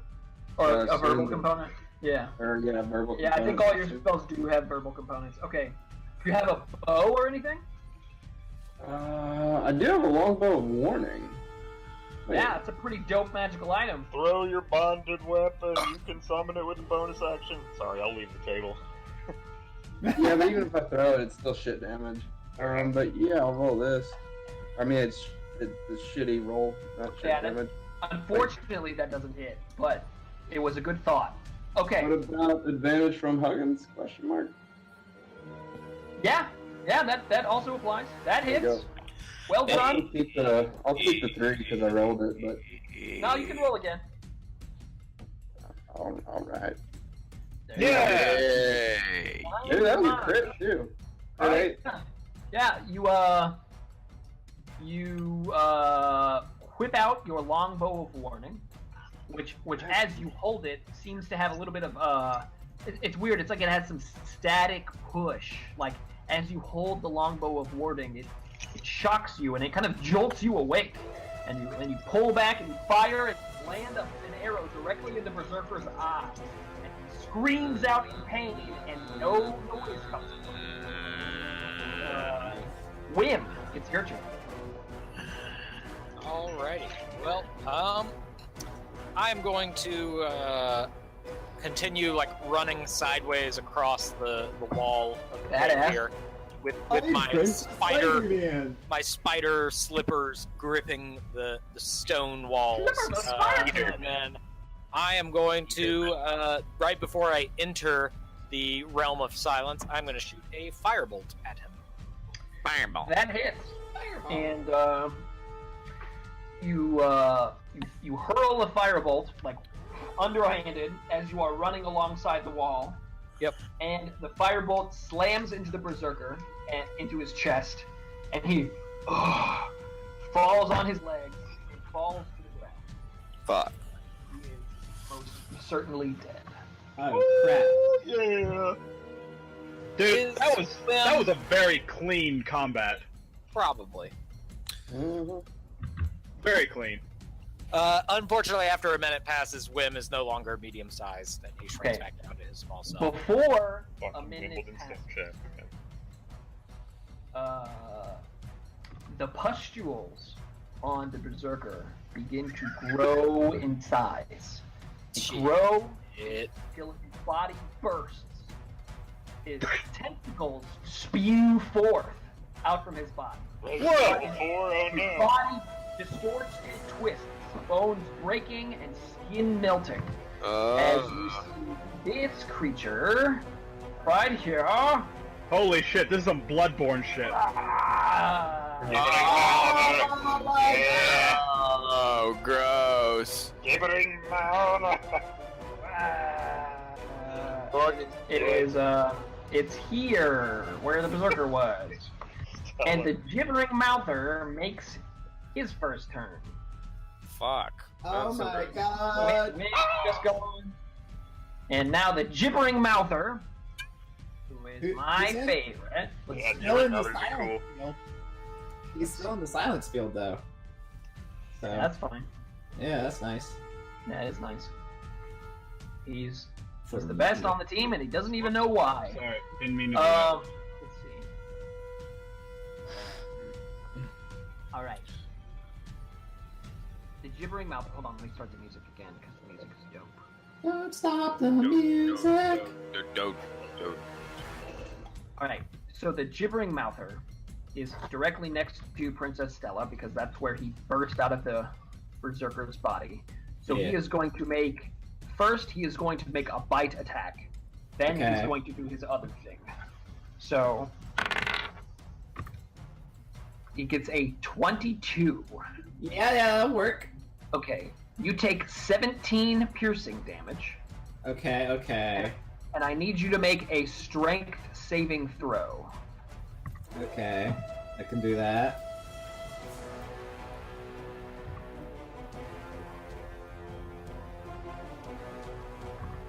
So wait, you said 17, right? 17 damage?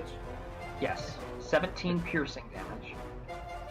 However, you are not knocked prone by the bite. Well, that's good news. Yes. Then the gibbering mouther moves here. Oop, that's the fire.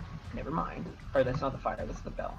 Moves here, and it spits a chemical glob right here. And I need Claw and Hugh to make dexterity saving throws. Okay. Fuck. I think I can take advantage on this one because of my And danger sense. yes, you can. Danger zone. Danger zone. Yeah. Yeah. And that's it's. Do I just click on the dexterity like under saving throws? With Yep. that? Okay. Cool.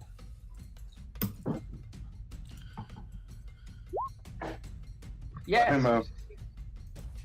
So this chemical glob is shot out of one of the larger mouths on the gibbering mouther, and it explodes in a blinding flash. However, when the flash dissipates, you both have successfully shielded your eyes, and you are not blinded. Cool. All right, that's the gibbering mouther's turn. Princess Stella, I need. Let's see. I need you to make a strength saving throw. Again? Yes. Okie dokie. Okie dokie. Here it comes. Strength. All right.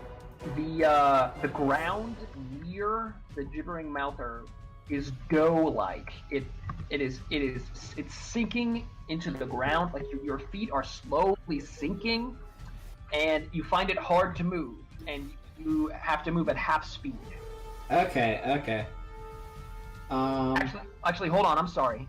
Each creature that starts its turn in the area must succeed on a DC blah blah blah blah blah strength saving throw, or have its speed reduced to 0. So you can't move. I can't move. Okay, I'm like You stuck can make in place. actions. You can make Yeah, yeah. actions. Yeah. Well, Stuck in place. I'm still in Silent Land, so I can't cast any spells because I'm pretty sure they all have verbal. At least mine do. So I'm just going to keep screaming. I'm going to try to hit him with my sword again. All right. You scream at the top of your lungs, and no sound comes. Damn, Daniel! I got a 19. That hits. To hit. Cool. That hits. I did 10 damage. All right. You slash into the gibbering mouther, and it obviously makes a dent into the creature. Yeah. Also, I'm like super bleeding. So. Yes. Dizzy Reed, it's your turn. Dizzy Reed. Okay, let me see here.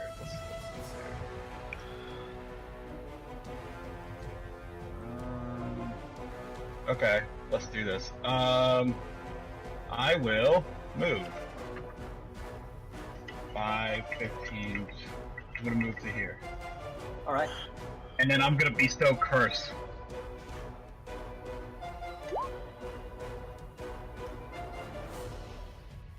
It said what I'm gonna do. I'm gonna choose an alternate.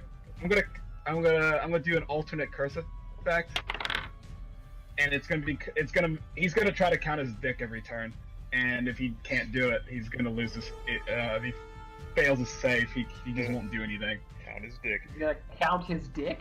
Better count. A stupid thing to be said. Just as a notice, the silence would disappear if he cast that because of concentration. That's fine. That's what I want. Oh shit. Okay, because I was about to say, yeah, you can't actually cast that in silence. All right. So, what does your curse do? He has to count his dick, and if he fails, It's to save- actually he has to make Explain a. what that means. All right, fair, all right. This is essentially what I want. This is what the DM's approval. If he fails Since the I'm saving kind of a throw, he big spends his whole explainer, turn counting I'm his not dick, gonna right? Yep, pretty much. So he doesn't do anything. Essentially, he Okay, just sits there. so I'll rule that he uses his action to count his dick, but he still has his movement. Fair enough. One can walk Yeah. and count dick at the same time. It is known. Okay. Yeah. Yeah. So it is going to. Yeah. So you gotta beat a 15 Okay. wisdom. I failed, so I am currently counting my dick.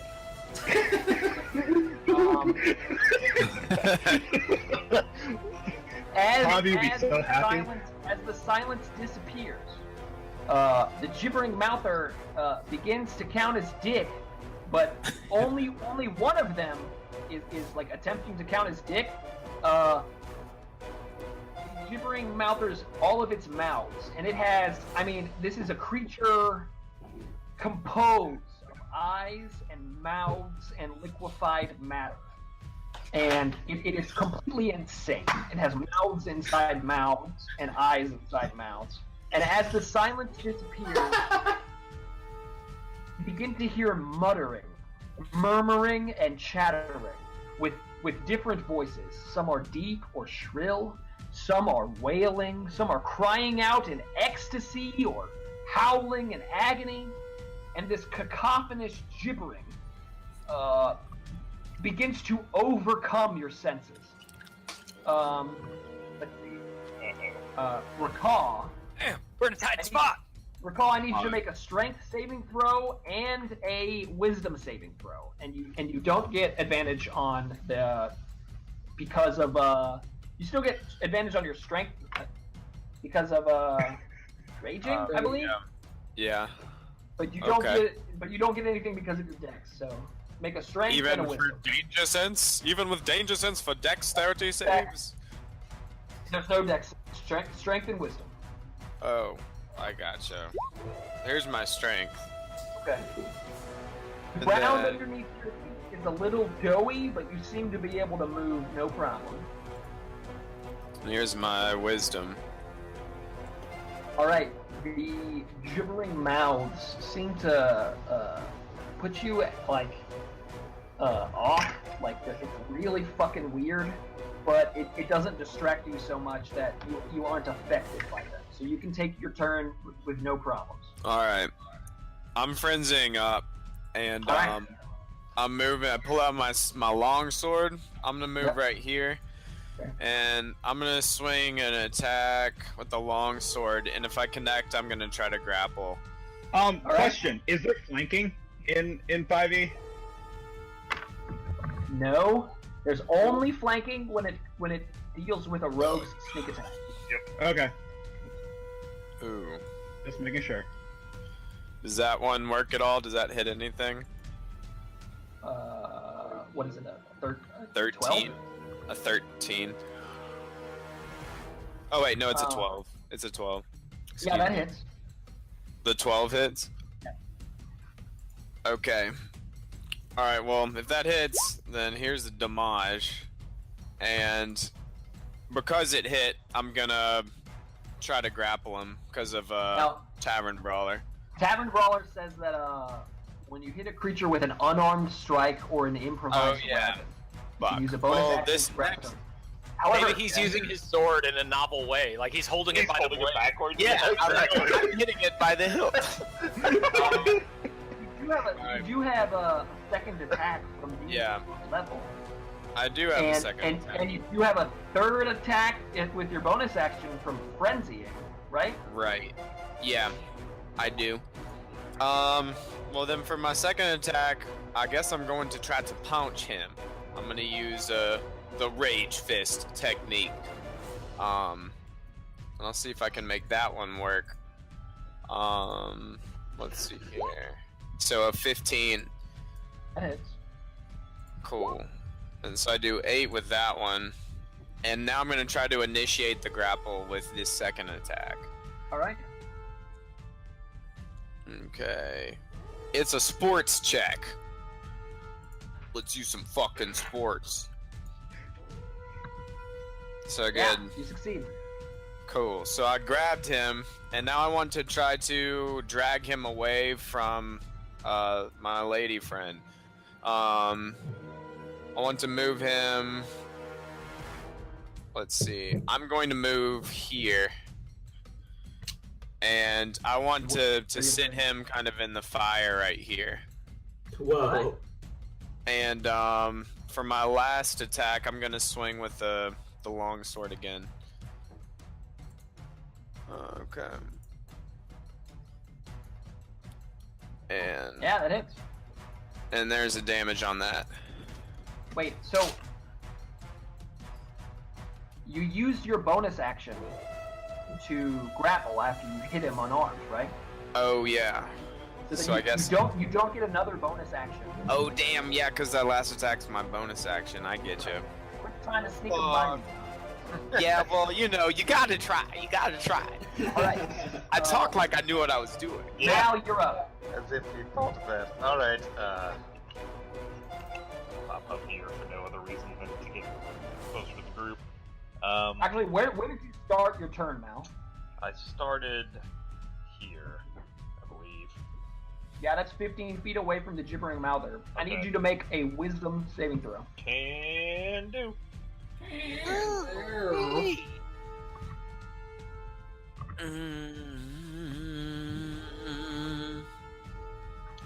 I'm proficient. Yeah! Not proficient enough. I succeed. Yeah. Oh, okay. Thank God. Alright.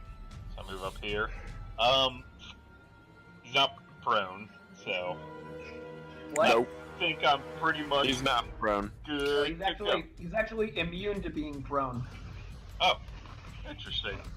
Well, then I guess I just won't have How to does he go to disadvantage. sleep? A 9 and a 12. They both hit. Wow, really? This is a Okay, so giant mouth. fair enough. 18 It's a damage. gibbering mouth. Alright. 18 damage. The giant mouth is bloodied. Yay. Sure is gross. Alright. Humongous.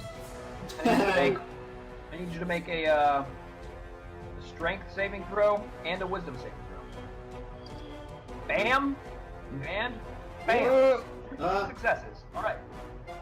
Alright, I want to do a sweet front flip action roll on the ground as I move up here. Just for shits and giggles. I guess that's athletics. That's like how it works.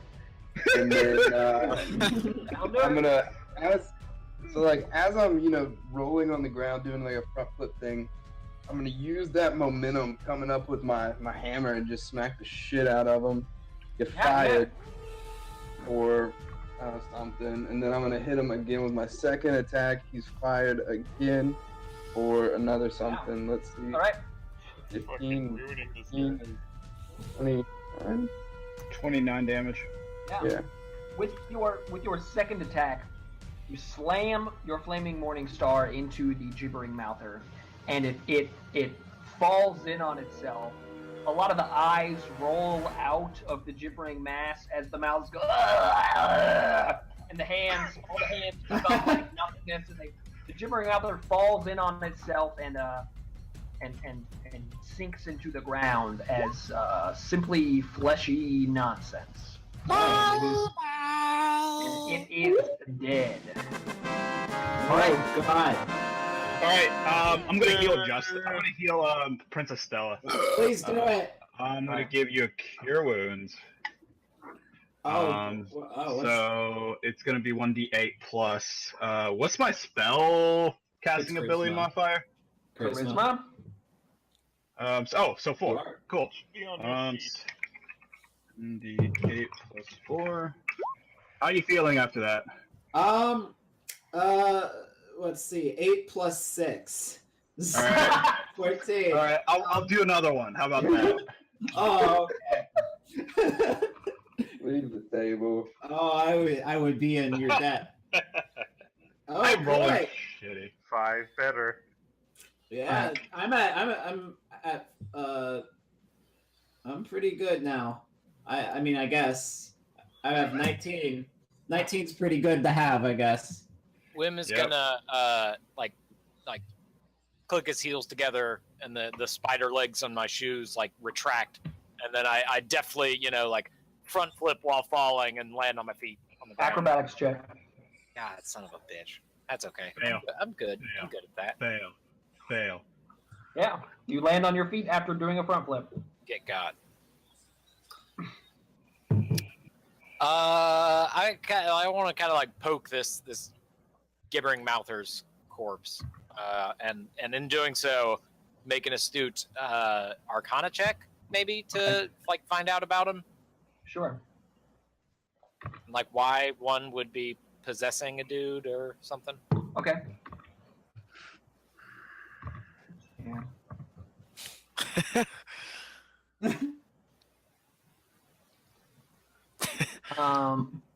Meanwhile, I want to look over like by these barrels for any types of notes or anything where these pirates would be talking about what they were trying to do in this little speakeasy hideaway cove.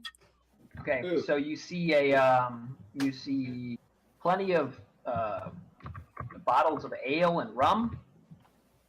You know notes. Okay.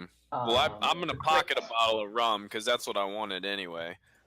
Right, it has 3 X's on it. Okay.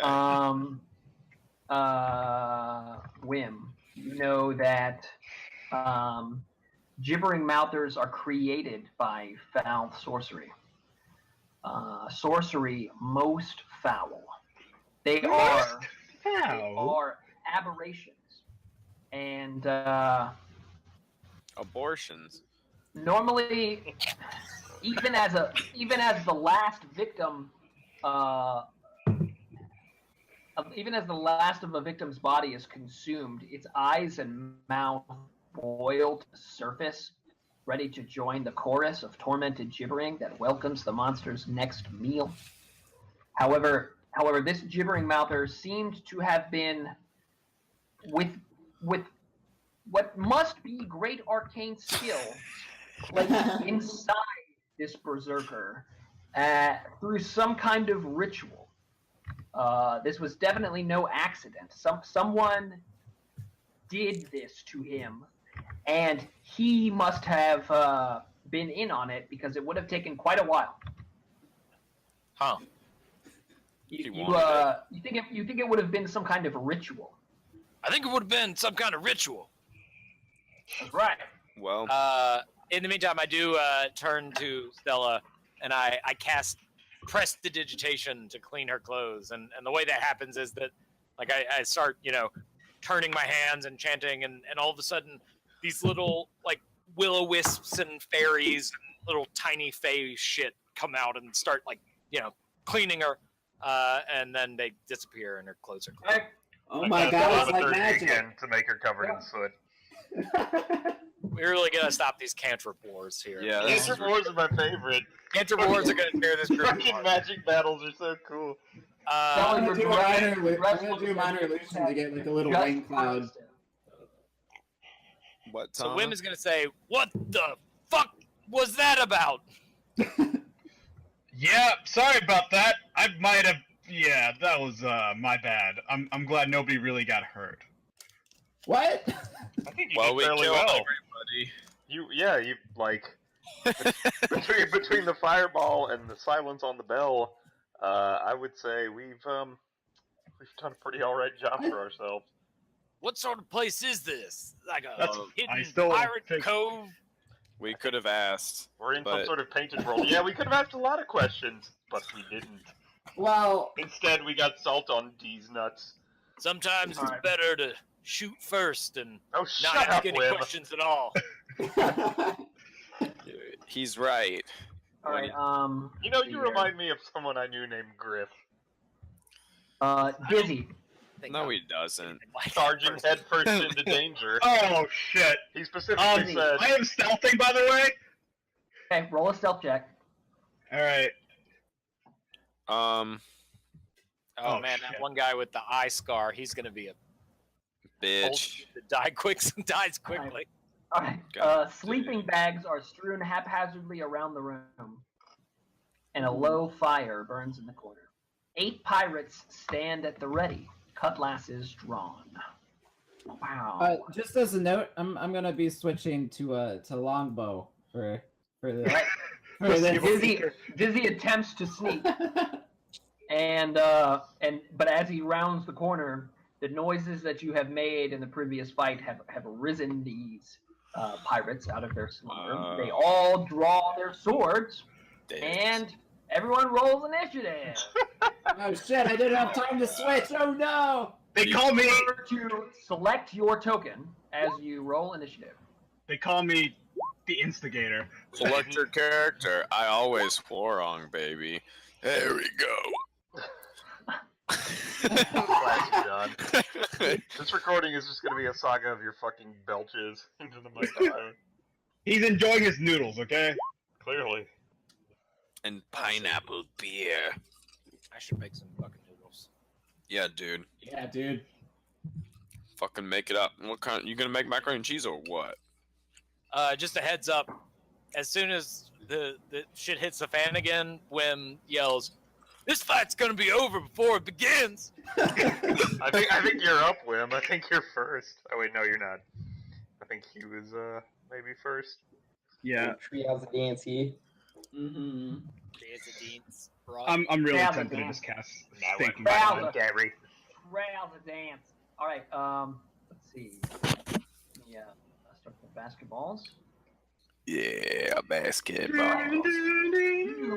You see your halfling friend rounding the corner, and as you begin to think about insisting that he sneaks, he just sort of Leonardo DiCaprio-like struts with his arms out in the air, turns around, and you hear a deep, gruff voice shout, "There he is, boys! Get him!" Not again! It's his brother. My friends. This is like the second time in 5 seconds. And I just want to take a second. What exactly do I see going on here? I mean, obviously there's a lot of fucking people, but who's this dude? I wasn't even there. That man looks like a veteran. He has seen a number of fights. Yeah. Has he seen some things? He's seen a number of things. He wields a long sword and a shield. Also, Hugh, above you, as you are now standing there, you see. Get fucked. Oh God, it's the ring. What the I don't fuck like is that thing? I don't like this. Your mommy. Let Boo. me pause the music for a moment. There, just a moment. Yeah. You don't just like glance past a cave and like see that and keep going. Like Hugh, the When water. your life's on the line. My turn to talk. Okay. Yes. The waters here are still and peaceful. A young woman sits at the shore's edge, idly tracing her fingers through the water. Her fingers don't disturb the stillness of the water, and a distinct chill surrounds you, Hugh, as you see her. When she turns to look at you, her eyes are hollow, her face gaunt and sunken, and her body slightly translucent. She stands as she addresses you. Why have you come here? We were just walked over here and people started attacking us, so we're just here. What's up? What's up? I was taken from my home some time ago. I'm not exactly sure how long. You're being held here against your will? I'm stuck here. I can't leave. Well, shit. That's no good. When I died, a cold and unwholesome force wrapped itself around my soul. That's heavy, man. Shit. You're doing a great Who did job that of that, to you? dude. How did that happen? An evil pirate he sacrificed me in a ritual further inside the cave, beyond the prison. The other end opens out to the sea. It was Oh, there shit. where I was drowned. All right, man. Let's bring him to justice. Is this dude still alive? I will hunt him.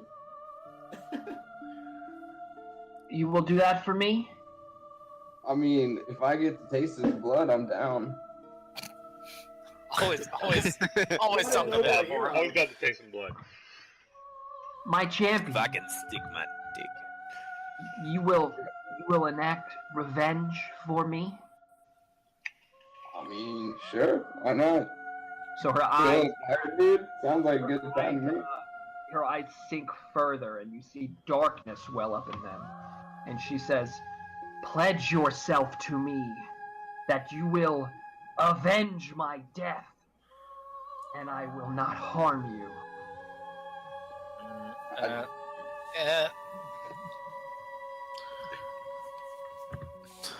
I want you to Leave I this want you to- place. I want you to I make will a hunt that dude, but my fealty lies with myself and my friends. Okay, roll a persuasion check. I don't get, that's just the damn truth right there.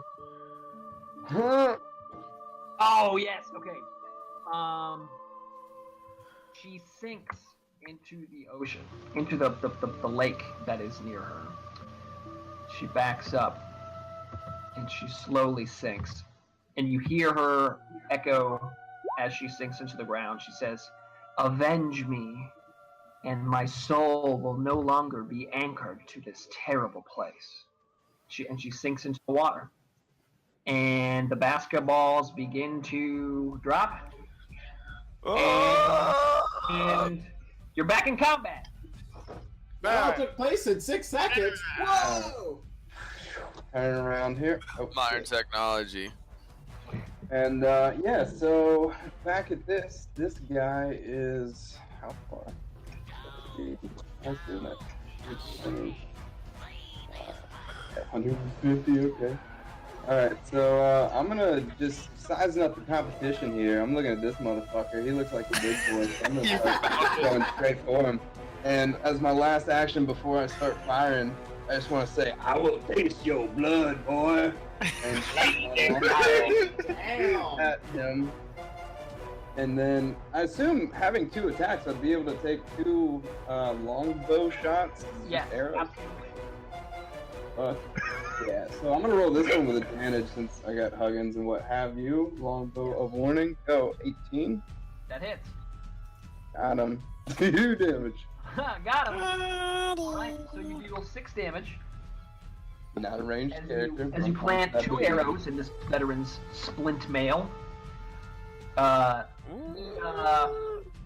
He laughs it off. He says, "Ha!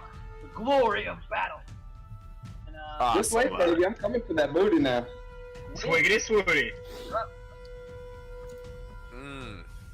I am going to. Sorry, I was making a macro, but didn't get it finished. I'm going to run from here. I'm gonna head to here and then kind of up this wall. And I'm going to yell to the pirates. You're all going to the Inferno, friends! Whoa. And then I also say, and tell Greenbeard hello when you get there. Yeah. Cast Fireball, crowd. Fireball. Ooh, now this, I am going to expend a sorcery point Sorcery point, yeah.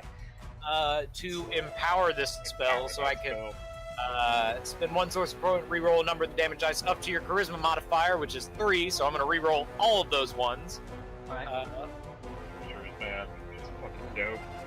So 422. So that's going to be, let's see, 5, 10, 15, 23 plus 8, 31 damage. Back to the old tried and true. Yeah. I also want you to, roll a D10,000? Is it? Are we doing the 10,000 table? Yeah, we sure are. Oh my All god. right. Oh shit, he's wild. A lot of those sorcerer effects are on the. Here goes nothing, boys. And Okay.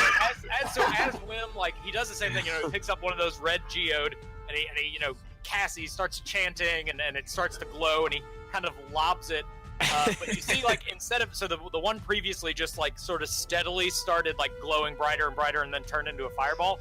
This one starts doing that, but then all of a sudden it starts pulsing and flickering more intense, and Wim goes, "Oh shit." 65-68. Let's hear it. Hold on. What was do you still have that link I sent you? Oh, go. Oh, she's liquid fire! oh my god! Damn it! Why didn't I think of that one? Let's see. I think it's in the chat log. Alright, let's find it, because I don't have it still. Hold on. Well, when you Google Wild Magic 10,000, you get the net librum of random magical effects. Alright. 65, 68. So it looks like what happens is that target wakes each day standing on somebody else's head. What the fuck, man? What? See, that's what I don't like to tell you, because it's Forever now? random. Because Alright, roll there's no a... target. Okay then, let's roll a D100 instead. There we go. Target thinks his brain is at home in a jar on a shelf.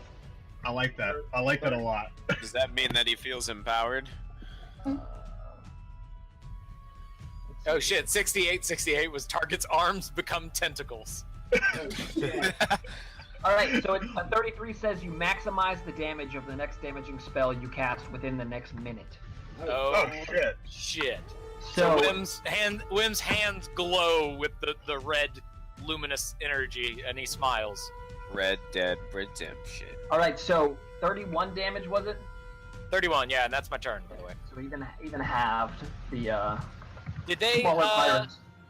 did they... God, Did Ashton. I mention Greenbeard? Did I get a rise out of any of them?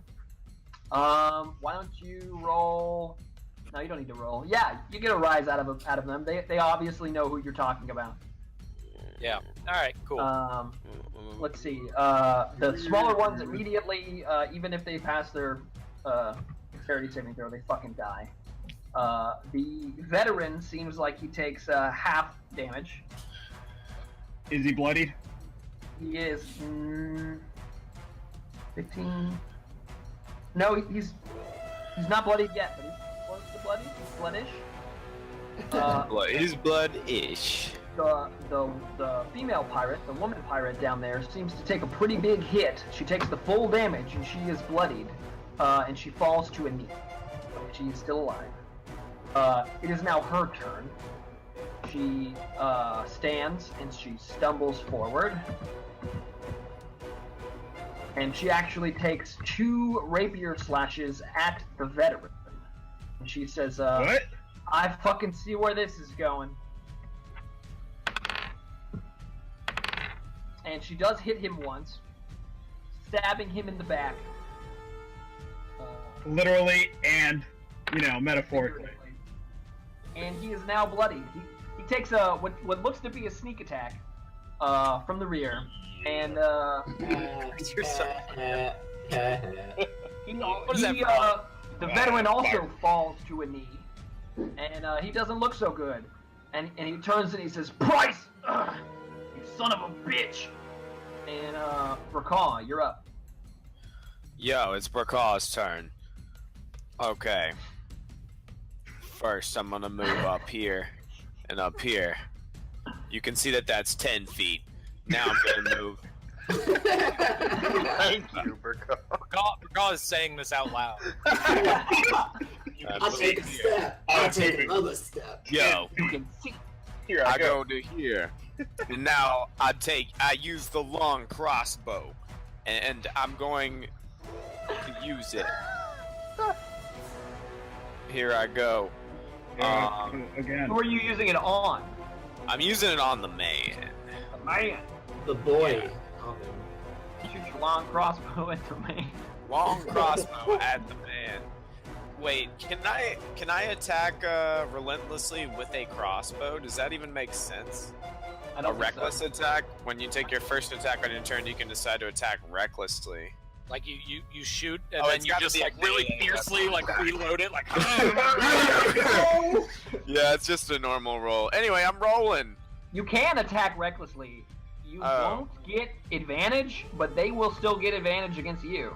Yeah. Okay. Well, I do an 11, and I shoot at him, and I say, "Tell me where the transmutational ship is," and then I shoot the crossbow. All right.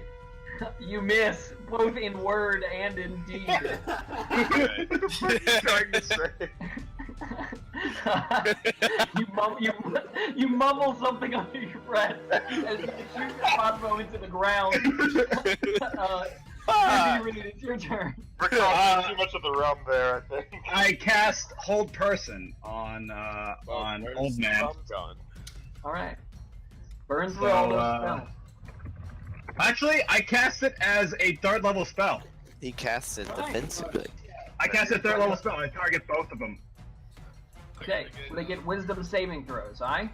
Yeah, What's they gotta be your 15. 15. The man fails. The woman succeeds. Damn it. So, the man seizes up and his arms shove into his body. And he gets straight jacketed and he can't control his arms and he falls to the ground. The woman And I say, and I say to the woman, I don't trust you. Why are you backstabbing this guy? Who are you? So articulate. Nice. Resident Wait, Bard. that's why I'm not the lead singer of the band. I was the kazoo player. It's clear why you were the recorder / kazoo player. Yeah. Yep. So, she looks at you.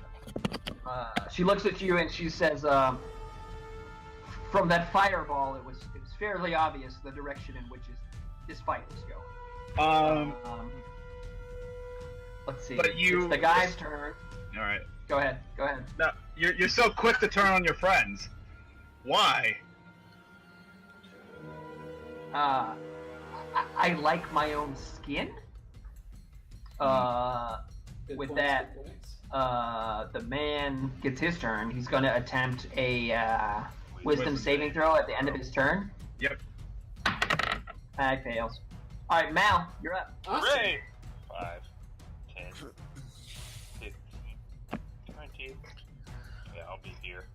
I move 25 feet. Yeah. Yeah. Yeah. And then. Yeah. And now I'm ready. A spell. Yeah, they're ready. Well, girl pirate, let's turn the tides once and for all, I guess. Yeah, kill her. That'll really confuse her. 11 and a 13. Against Bryce? Against the woman? No, against the man. Oh, okay. They both miss. I'm trying to help a fellow female out, All right. but I don't do a very good job of it apparently. Yeah, just like Unfortunately women's not. rights. All right, Stella, your turn. Okay, so I can move up to here. So I'm gonna do that. I'm gonna move over here, and I'm gonna pull out of my magical bag of tricks. I'm gonna pull out 2 pairs of manacles that I actually totally have, and I'm just gonna My say, man, Justin, always have manacles. man, I'm just gonna say, break it up. We don't need to kill anyone anymore. It's already been so bad. We don't need to kill anymore. Calm the fuck down, Stella. So what? So what do you do with the manacles? I just kind of pull them out and try to tell them to stop fighting. And I don't know if that'd be like a persuasion or Shake them in front of you. yeah. I'm just gonna kind of get them out because I can't really get close enough to put them on because I think that's Alright. like an action.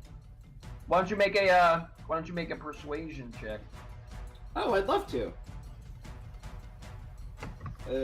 Just let me pull out the thingy.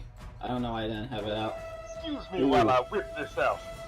Persuasion. While I whip this out. And Stella finally brings out the dick out of her pants. Roll away to pull it. It all becomes not very clear at all. I would like the cutting words, whatever their role is. I don't know if you can cutting words as like that. It says, okay, this is what it says. When a creature you see within 60 feet of you makes an attack roll, an ability check, or a damage roll, you can use your reaction to expend one of your Bardic Inspiration, rolling a Bardic Inspiration die and subtracting the number rolled from that creature's roll. Right. So if I'm not actually having them make rolls. Right. Oh, okay. I'm setting a difficulty score for Stella. Yeah. Okay. And then I'm having her succeed or fail on it. Fair enough. Okay. So, but you can save that. Stella, you seem to convince them. The veteran, he says, "Fine, let me go, and I'll talk."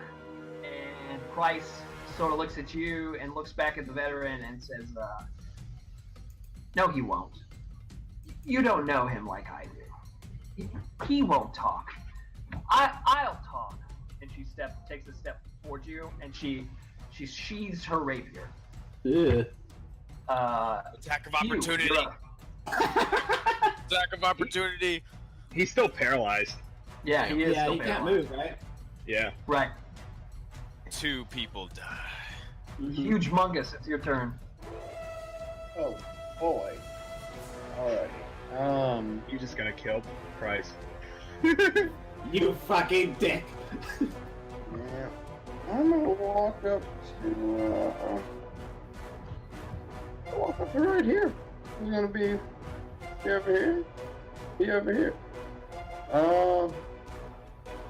This bitch. Is she still? I'm. She's bloodied, and she has put away her rapier. She sheathed it, and this is her. Postmate Price. How goes, Mike? Yeah. Alright. I'm gonna walk up to her, and I'm just gonna tell her to, I'm menacingly. Tell her to get on her knees. Uh-oh. What? It's about All to right. get weird. Why don't Oh, you shit. roll an intimidation check? I'm a big man and I'm not very scary. So she sort of like rolls her eyes at you, and she says, "Yeah, all right, whatever. Just don't kill me." And she gets on her knees. And suck this penis. Alright, then. Humongous And the other penis. dude's held, like, hold person held, right? Yeah, Yeah, he's he's paralyzed. Alright, then, You can You cut gotta the make grace him tree on the watch. thing. You gotta make him watch. It's the ultimate. Whoa, John. Are you talking about Whoa. cuckold? Like, this is getting weird. yeah. Are you talking about fucking this dude? Like, making his girlfriend, making him watch while his girlfriend sucks a big, scary owl man's dick?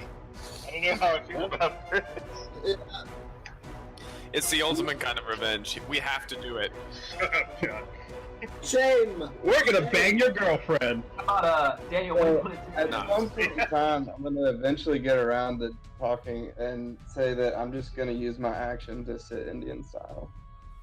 All right, so you sit Indian style, looking at this man who is like bloodied and held, paralyzed on the ground, and Price says she kind of sits back on her knees, like she's on her knees. She kind of sits back on the balls of her feet. Like looks at you, That's kind of shifty. fairly Isn't it? perplexed. No. Wim, you're up. Isn't it? Alrighty. No. No, it's not at all. That was not my intent. Anyways, Wim. Quim looks down at his glowing hands, and he Don't do it. His hands. and what's my range here? Oh, shit. Man, you gotta Quim call. is going to call. yeah, I got a call. Mal is just looking back at him like, do not! It's like that Whitest Kids You Know video, the It's Saturday one, where the guy's got the bow and arrow. It's like, do not! Don't! No! Yeah, Liv's gonna cast Chromatic Orb and lob it at the guy. So he gets a... And you do I guess I would do 24 damage, right? 24 Maximized. damage. Yeah, it's maximized. You hurl this chromatic orb at this veteran, this grizzled veteran, as he is paralyzed, and you it slams into him, and it bursts. The energy bursts through his body, and he is torn in two. It's lightning, if that matters. It crackles throughout the room. There's a Is lightning. it fair to say that kind of like when Shamu fucking jumps at SeaWorld, I get splattered with with Yeah, Daniel's in the splash zone. Old man blood spatters on you and on Price. Yeah. I'm just enjoying it, dude. That's what I sat down for. I'm ready for it. Just And then I'm just gonna walk off the wall and onto the ground. Wimbledon Robert Stoneshaft. That's probably not your middle name, but that's what I'm calling you. I look up and You just like, just did that. I like it. Roberto. hold on, I'll show you what I say to Mal. I extend a high five, but not too. Yeah. And then I keep walking on. Are we Yeah. still in initiative in combat? No, you're not. Wim doesn't care about the planet. He's just here to get paid. Apparently so. Yep. I walk up to the honest, chick. I was creating a lot of macros, so I really was not paying attention to a lot of the discussion that was going on Clearly you weren't. between the veteran and this lady. So I walk up. I grab the manacles that are on the floor and then put them on Price. Okay, so you go to do that, and she says, "Please, there's no need." Look, clearly you don't have enough integrity to to be to be allies, and you backstab your friend. How are we to trust you, lady? How are we to trust you? The very articulate bard is right. Yeah, the bar. Trust me. On Trust something. me in what? Why Maybe. don't you ask of me something? Why don't you? Yeah, sure. I Or asked that you of put me these something. manacles on yourself. while this conversation is going on, Wim is going to walk over and investigate this chest.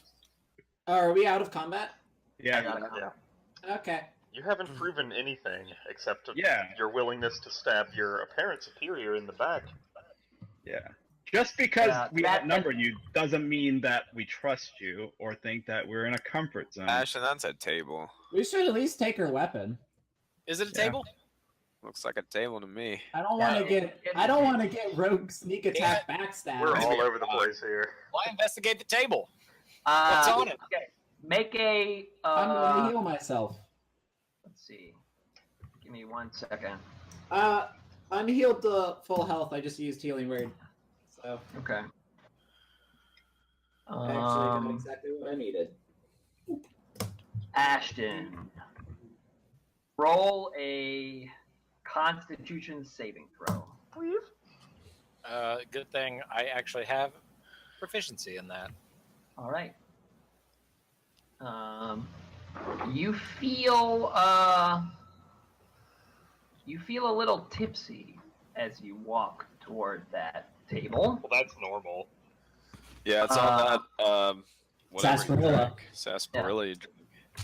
Ashton, is sarsaparilla alcoholic to you? Yes or no? To Wim, it would be, yes. Okay, roll another Constitution save.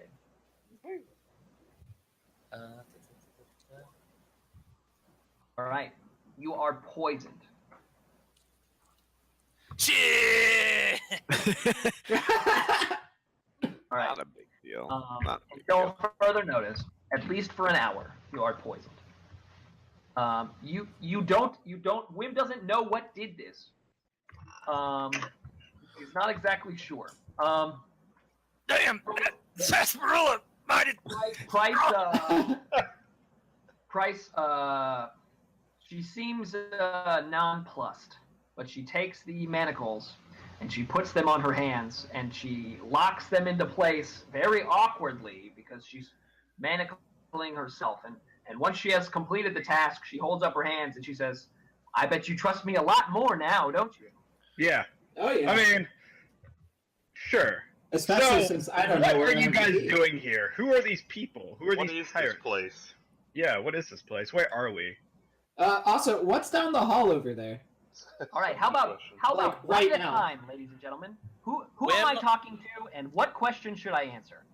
So We're the Wim ones feeling- asking the Start with the questions. bard. Wim Then- feeling poisoned, he takes... Are there, like, cups and shit on this table?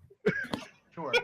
Okay, he all of a sudden he's like swipes them all off, sends them crashing into the wall, and then he turns around and like strides over to the girl, and he pulls out one of his fireflies and he like holds it up to her because that's how he casts firebolt, you know. And he says, "You better start talking." That's it. He doesn't ask a question. Okay. And So she- and I ask her the questions like, where are we? Why are you here? Who are these people? Kind of questions. Explain yourself. I'm gonna keep watch like over here. All right, so she explains, well, unless you traveled like 1,000 miles by ship, which I didn't hear your ship coming into port, like, you obviously came here from the inn. So, we came in through the kitchen just like you did, where this is our hideout. I mean, this is, we are Captain Jarzon's crew, and Who we is are Captain here. Jarzon? What? Who is Captain Jarzon? He's our captain. Where is he? He's one of the 8 great pirates. I'm genuinely surprised that you knew how to get into the picture, but you didn't know who Jarzon is. This is essentially his territory. Wim kind of blinks and then he looks to Hugh and he goes, "Yeah, how did we know how to get in here?" Well, we rubbed some salt on our nuts. Yeah. I That's can for throw sure. salt on anything. All right. A strange dude. This is Gave the me a skinny thing, and friend, here we are. my new halfling friend. Jarzon is the captain of the Inheritor. I'm not your friend, guy. We have been plaguing ships up and down the coast for years. We come from Sigil, we hop through the portal, we sail towards the coast, and we collect gold, and we pillage, and we have a good time, and then we take the jink back to Sigil, and we spend it however we want. I want to ask about Greenbeard. Okay. I want to ask about Pimplefip. Where the fuck did he Okay, go? so... Alright.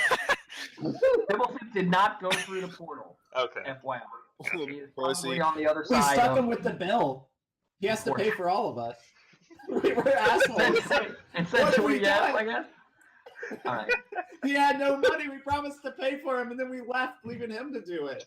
Alright. Classic Thunder League. Yeah, There. just like the Thunder League. So He's washing dishes. She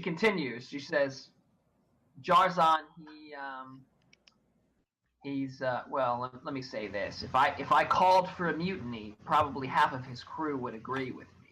He's weird. Recently, he converted to worshiping something that he calls that which lurks beneath the waves.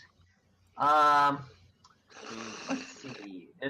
He's probably enacting a ritual right now. He has corralled several prisoners in the cove, and ritually every now and then he, sort of drowns them all to appease his new god. And let's see. That's pretty metal. Sounds Let's pretty see, not great. Why are you still in his service? He's kind of a scary guy. And when you're part of the gang and you want to leave, sometimes you have to pace yourself, or someone will find out and you will get drawn and quartered, or they will ritually sacrifice you to that which lurks beneath the waves. I have been for my opportunity, and when I saw that fireball, I knew it arrived. Can I see if she's telling the truth about wanting to leave and stuff? Why don't you roll an insight check? Right. Yes, she seems to be telling the truth. She seems to have wanted to leave Captain Jarzon's crew for quite a while. So she's sincere about it. Okay. Yes. Now, it seems you're sincere about wanting to leave, and I respect that. So she is bloody, but she says, "If you don't mind, you can unmanacle me, and I'll assist you in taking down the captain. And I assume you're here to rescue one of the prisoners, or maybe you're after the inheritor yourself. What is it that you guys are doing? Listen, we're gonna do a sidebar, okay? We're gonna do a sidebar, and we're gonna walk off, a couple feet, trying to whisper. It's like, hey guys, a team huddle? Is that what you're saying? No, let's do a team huddle. Okay. Let's do a team huddle. Why do we need to? Why does it matter whether she hears or not? Yeah, really. Yeah. I say if she's coming with us, she needs to lead from the front. Hey guys, come over here. We got a huddle. I want to ask her about Greenbeard though.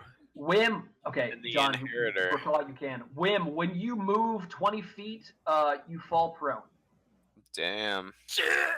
Drunk as fuck. Am I can I clarify something? Do I feel drunk or poisoned? Okay, you feel drunk. You are the condition poisoned. Gotcha. Okay. I thought like somebody had poisoned my sarsaparilla. Someone poisoned. But I'm just shithoused. You have disadvantage on attack rolls and ability checks, and yeah, that makes sense. Sense. Okay, cool. Yeah, I'm shithoused. Recall, I know you would like to ask her a question, but I want you to do it. Okay. What do you know about Greenbeard, and what is the inheritor that you spoke of? What is that? So when you said claim the inheritor. When you mention Greenbeard, her face lights up and she says, well, first things first, the inheritor, that's Jarzon's ship. That's the ship that he pilots. It's not like Greenbeard's ship. It's not an interplanar transport. It's an actual pirate ship. We use it here in this plane to plunder. Actually, the continent that's a few hundred miles to the east is actually fairly wealthy and fairly defenseless, and we come here from time to time to rage and pillage and make some money. Now, getting to the more interesting of questions, Greenbeard, don't tell me, did I miss execution day? Yeah. Yes. You did. All right, so she seems really depressed. She seems like dejected, and she's like, Such a party. Yeah, well, I'm sure he went out with a bang. I heard they were going to worm him. Man, what I wouldn't have given to see that. Well, Greenbeard is the last of the great pirates. He was truly one of the best. and they call him Greenbeard. Obviously, he's a skeleton. He has no beard, but the eerie green light that would come from underneath his cloak. They said his cloak held hundreds of snakes, and arcane green energy, necromantic energy would come from inside the collar of his hood. It made him look like he had a green beard. And so that's what they called him. Now, I really don't know what his real name was. So he has mystical powers. Okay. Well, maybe my friends are conferring about whether we're gonna slaughter you or not, I suppose. No, But I mean this to the fullest extent. There's no reason to slaughter me. Why don't you just listen? How about this? We'll be the judges of that. You just hang on a little minute. You look like a guy who appreciates his rum, right? Listen to this. I got good news and I got bad news. Which one do you want first? you can choose the order. I'm pretty cool with. So she seems like really put off by your like laissez-faire interrogation techniques, and she's like, okay. The good news is we have a lot of rum in the connecting room back here. You know, on the other side of the fire pit. Right. And you look in there and you see the rum. Infinity rum. Oh Yeah, my Infinity god. Rum. The bad news is there's something wrong with the rum. I'm not quite sure what it is. Do you think so? There's something wrong with the rum. I pull out the rum bottle with the triple X on it that I had kind of pocketed from up there. I was like, do you think there's something wrong with this rum? I don't think so. I think it's just the rum over there. Okay. Let's see. What else can I tell you so as to you will not slay me? There's a nearby cave. I got a question for you. Uh-huh. This chick on the other side here, the little lake chick. She's haunted. Don't go over there. Pirates go in there and they don't come back. Yeah, no big deal. So the dude that fucked her up, that's the captain you want to kill? You want to overthrow? That's Captain Jarzon Levassier. That's him. He killed her. He drowned her. That's for sure. Kind of sounds like Levasseur. Wait. In fact, I'm almost positive there is a ritual happening right now. Oh my god.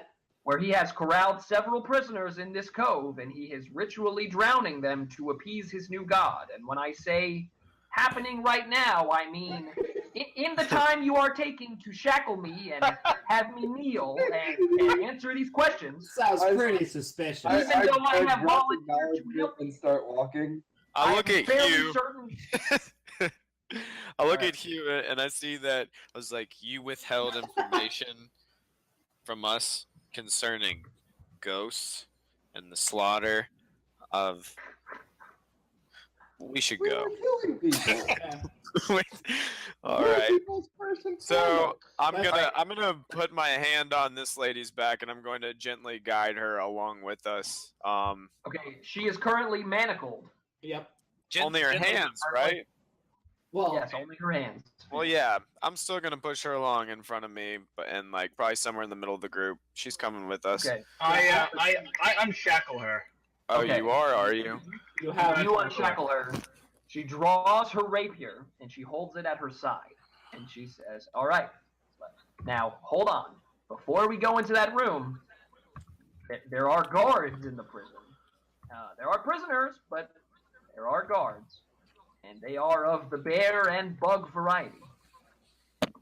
I kill what's in front of me. They're bugbears. Sounds good. Man. Right, so you see a row of crude metal and wood cages, about half of them holding people. You see 5 bugbears guarding the cages, and they seem genuinely surprised to see you. They did not see you coming. Wait, they saw us already? Mark. Well, you guys have moved to this entrance right here. I was and gonna nobody ask if rolled- there was dim light there. But- Oh, okay. No, there's actually torches that are well lit. Okay. Wah. I was trying to be stealthy, but if we're Okay. This guy's right here, Too okay, bad. Yeah, he's pretty close. and I think fucking- these are. I have an ability that lets me turn invisible in anything less than super bright light. I have Right. a fucking hood that gives me advantage on stealth checks. I would hope I'm just gonna say Well, they like would've just seen a you little anyway. bit sneaky. here. Just There's a lantern here, like Yeah, and to be like- fair, I was also keeping watch during there's like. it's like 15 feet away from you. Okay. There's one here that's like 15 feet away. Yeah. from All you. right. That's fair. The light thing is fine. There's light here that's 20 feet from you, so you are well lit. Fair enough. Triangulated, as it were. So I will say that the bugbears see the two of you as you walk immediately here. They actually probably don't see the rest of you, but they can anticipate that you're coming. So we're gonna drop some basketballs metaphorically, and everyone should roll initiative. Let's drop some real. So I just want to say that, while all that conversation was happening, obviously Mal and Wim were having their own little sidebar. Yes. So Wim is basically being a very sad drunk currently, and so Mal's consoling him and pours the antitoxin in his mouth. Yeah. He starts to kind of nod in that way that someone who's hungover and gets water is thankful, or a Gatorade is thankful for it. And then he spits the antitoxin out on the ground and says, "Leave me alone." Seriously. I don't need All right. your guns. Let's see. Just trying to help you out, bro. He's Yeah, not sure, bro. Got it. Turn. Oh shit! I need to roll initiative. John, Thomas. I want you to click your guy again and roll. Cool. I'm bound to do better this time. Yeah. Hey. All right, let me roll real quick for the bugbears.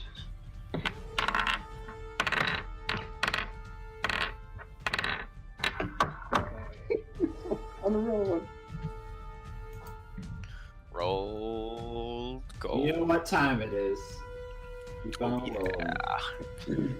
And we're gonna sort. And we're gonna start the music. Wow, Wim goes first again. Uh-huh. Wim is pretty boss. I'll say that. Wim, you got some serious initiative rolls there, bro. Wim, Yeah. you're up. Wim is gonna. Could I say that I might have stood up before combat began? Yes, that's fine. Excellent. So he stands up. He once again staggers over in the. Hold on, how far can I get? Oh yeah, I can get there.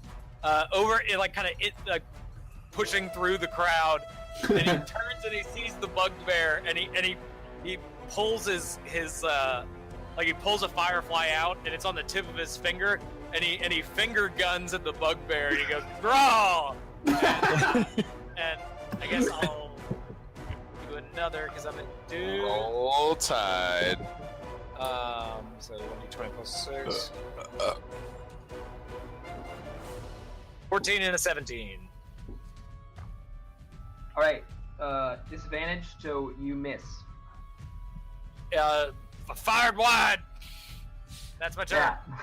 Yeah. Okay, so what's the rule on passing through people? That's fine.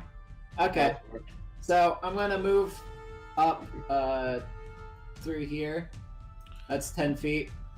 And I'm gonna cast Bane, which actually lets me target 3 people within 30 feet of me. So these red, green, and purple, I can target all 3 of them.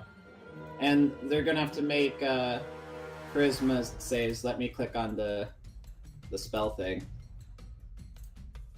And they have to beat a 13 Okay. in charisma.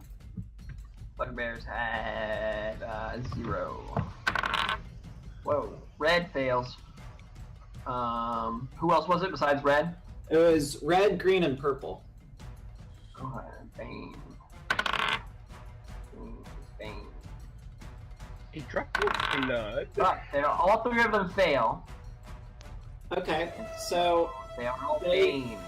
it's an anti-bless pretty much. Yeah. Basically, whenever they make an attack roll, you have to roll a d4 and subtract that from their attack or saving All right. throws. All right. After that, I'm going to back up because it took me 10 spaces, and I'm gonna hide back against this wall, and I'm going to use inspiration. I'm gonna inspire Mal. I'm gonna with a haiku. Thanks. Okay.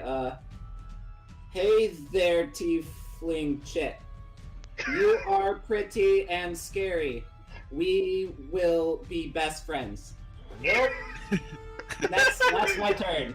Not inspired at all. Rejected. Right. Well done. Purple Bugbear. Oh, and for Bane, I'm gonna call them all stupid and mean and idiot faces. Fair enough. All right. You. Purple Bugbear runs up to the first person he sees, which is Mal, and he is going to make an attack with his Morning Star. He gets a 7. Then out of a little bit of fear, he's going to take 2 steps back. So Mal, I guess Opportunity. Mal gets an attack of opportunity on him. Yes, indeed. I'm gonna use my staff. Do say. Staff. Bonk him in the head. What the fuck? Oh wait, this is a straight 120. I get a 10. That misses, unfortunately. Shit. Dizzy Reed. You do have my inspiration if you wanted it. Yeah, I know, but I'm gonna pull out my staff of the spider, the staff of the black spider, and I'm gonna shoot a web. Nice. At whom? Well, it's a 20-foot square, correct? God damn. Or a 20-foot cube? Yeah, 20-foot cube. Okay. I will put it. I'll do this. Here, I'm gonna draw a shape. It's gonna be here. Is that a 20-foot cube? Yeah. Yeah, I'll do that. All right. You web the shit out of them. Yep, and then I'm going to cast inspiration on Hugh. You're inspired. He is the So, inspiration. and my inspires a D8, so there's that too. Yeah. All right. It is now the turn of the green bugbear. He has to make a dexterity saving throw. Mm-hmm. What's the DC for your staff? Let me see if you gave that to me. Don't remember. DC is 15. Okay. No, he fails. He is restrained. But he still gets his turn, right? Each creature that starts turn in its way must make a dexterity saving throw. If he fails, he is restrained. Creature restrained can use its action to make a strength check against this. Okay, so he's going to make a strength check now. Okay. And he fails. So he is restrained and he cannot move. Next, bugbear. We're being real mean Blue to him. bugbear fails his dex save. He is stuck in the web. He succeeds on his strength save. I'm gonna He is now- do a cutting words. Oh, go for it. So 1d8. Is this Asta? Is this the one that I baned? No, that was green. So, Okay. so I subtract 3. All right, he From fails. Blue is still stuck. Got him. That's his turn. I'm a Oh, dick. you're up. All right. 10 feet this way. Now I'm gonna go. Classic recall 1-2 sidestep. Still 20. talking to himself as he does this, I'm sure. 10 feet this way. 1, 2, 3, 4. Damn it! I think I'm just gonna have to be. Well, I can at least move to. Yeah, I get here. All right. I'm gonna fucking. I'm gonna try to attack at him 2 times. I'm not gonna rage, but I am going to cage. So Damn. here is my first attack.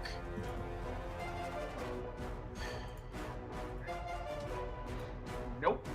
Hot enough for you? Alright. Cold enough for you? As you swing your lock at this bugbear, your sword hand gets a little sweaty there, and you fling the sword into the middle of the spider web. Classic. I meant to Right do that. there. I'm gonna. But you still have another attack. punch him. I You want threw it to in the punch. web. I want to You punch punch him. Hand to hand. I was born for hand to hand. Hold on. That hits. Yeah. All right. Hold on a second. How about that?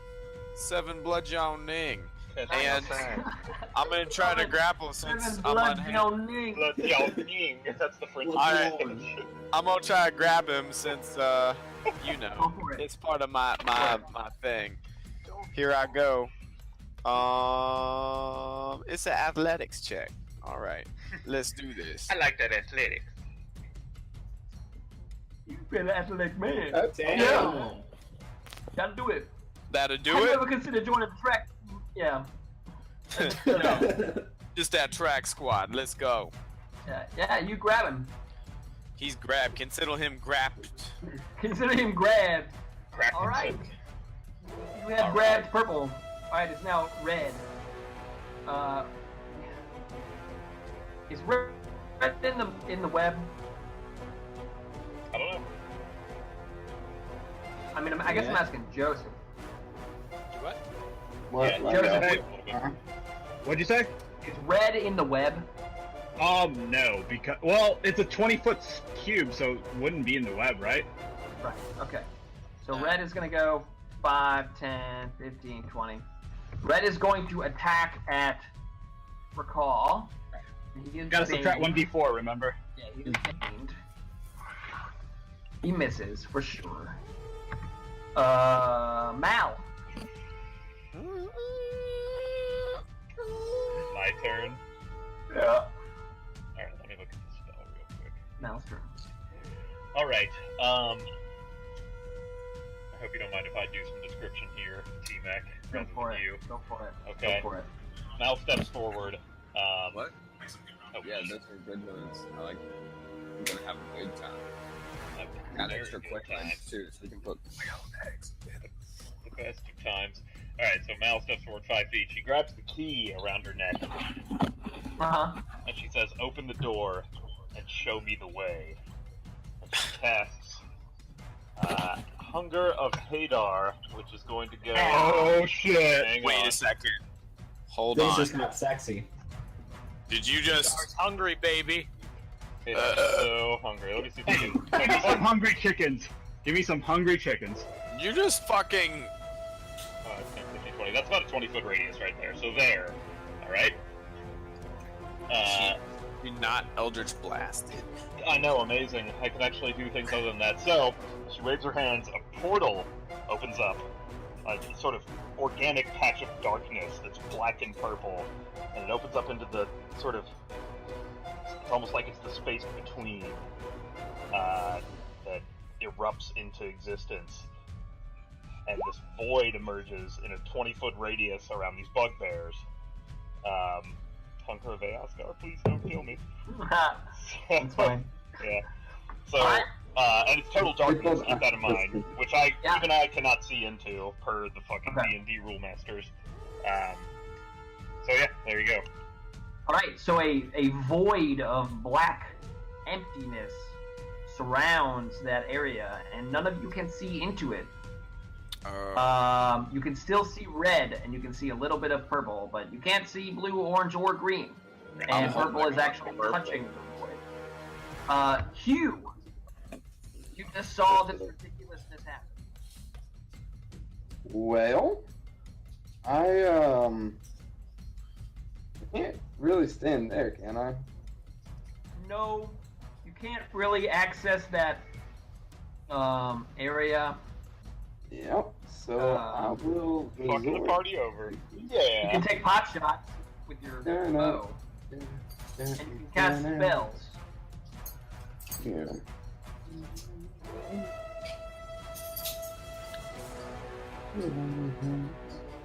Alright, I guess yeah, I'm just gonna take some pot shots with the old longbow there. Go for it. So I'll target, I guess red is a dick. Yes, Yeah, that hits. that guy. 16 hits. That's one, and then non-advantage does not hit. All right. Is purple bugbear in the I'm gonna in the hunger? 1d8 that. It is, but I'm also holding him. That's awkward. Unfortunately, even with the inspiration, your second longbow of warning shot misses. But your first one does hit, and it plants deep in the chest of the bugbear. Let's see. Orange starts his turn. And I yell at one Do you want to roll the 2d6 cold damage, or shall I? Can someone tell me how I send a YouTube link to have the video start at a particular time? Yeah, when you are at that time in the video, Yeah. right-click the video. There'll be an Oh, option copy for, like, video URL at current time. Okay, There you go. thank you. It's important for my turn. very clearly. Alex, why don't you do this, and let me know if you feel okay with this. Why don't you roll 2d6 for cold damage and 2d6 for acid damage, Okay. and then any time it applies until your next turn, we'll just use those numbers. Okay. Well, I hope I roll well. We'll see. That's. Oh God. Damn. 8. Okay. Sure. Now All I feel right, bad about it. What? The acid Combat. yeah, it's a dex now- save dependent. For now, that's fine. Thing. Okay. Bugbear takes 2 cold damage. Fucking hell. Yeah. And then he's gonna try to break free of the web.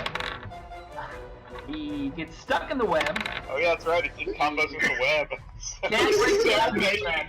He ends Dude. his There's a turn web in the void now. acid Energy. damage as a tentacle rubs against his face. Oh, you like it, don't you? Rubby, rubby. As I say in the Harass- spell description, my own edition, this is every bit as gross and weird as it sounds.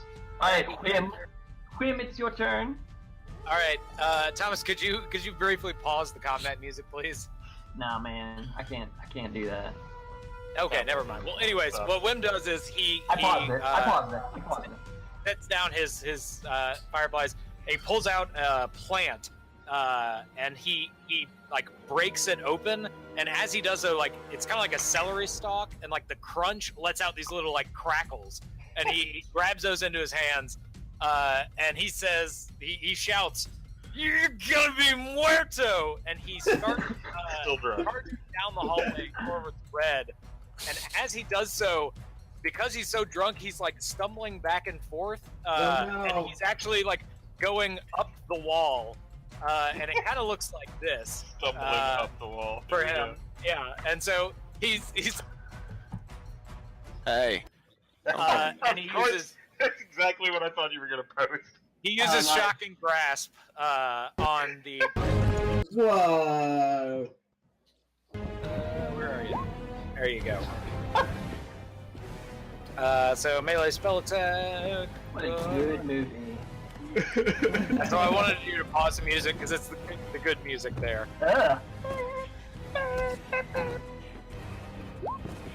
Oh, I guess I'm disadvantaged. Whoops. But I'm gonna give myself. Oh, I do I hit with disadvantage? Yeah. I guess I wouldn't know that, so I'm gonna give myself advantage with Tides of Chaos. All right, roll a D100.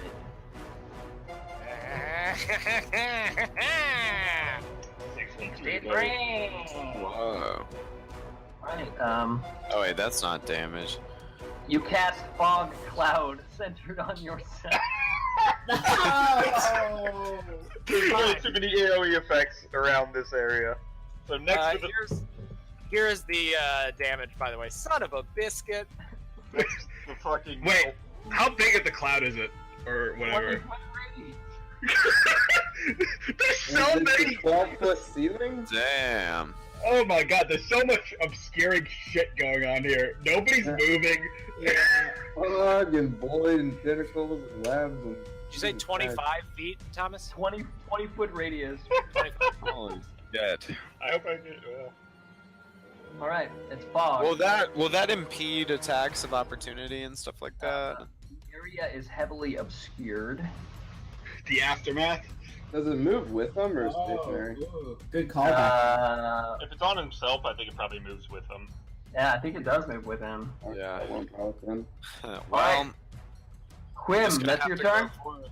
Yeah, it's my Are turn. you need 7 damage to Red as you are standing on the wall. Yeah. Red is bloody, by the way. Princess Stella, it's your turn. Yeah, so I can't see any of the bad guys through the fog cloud, right? Like, I don't know Correct. how big it is. Correct. And I can't really squeeze through there, can I? No. Oh, so I guess fuck. I guess I'm just gonna. He looks as timid as a profile picture. Yeah, I'm gonna keep an eye on what? Me? I'm just gonna What do you keep wanna an do? eye on Price, our Okay. new lady friend, and make sure she doesn't like try to backstab us since we all have our backs to her, I guess. All right, well done. Damn, smart idea. Oh shit, I didn't even give Price fucking a turn. All right, I'm giving Price a turn right after you, Stella. Okay. I forgot to roll initiative for her. She's gonna get 18. Oh. I do like the whole thing where I like point at my highs and then I like point at her. And Alright. that's it. Okay. Price, she sees the shit show that's going on in front of her, and she doesn't even try to get over there. She takes 15 feet over here, and she grabs the green bottle on the ground, and she begins to drink it, and she walks 15 feet back over here. A woman after his own heart. Yeah. Yeah, dog. Purple. Truly the bugbear. adrenaline is pumping. Mal, why don't you roll 2d6 for ice damage for purple bugbear? Thank you. Yeah. Mhm. And you're gonna see. Alright, yeah, you're not rolling. We're just gonna keep the 2 until it's. Yeah, at this point, it's the 2 and the 8. Z.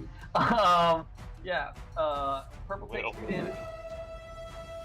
And he is going to swing his great club. Yeah, Randy's banged too. His Morning Star at Racal.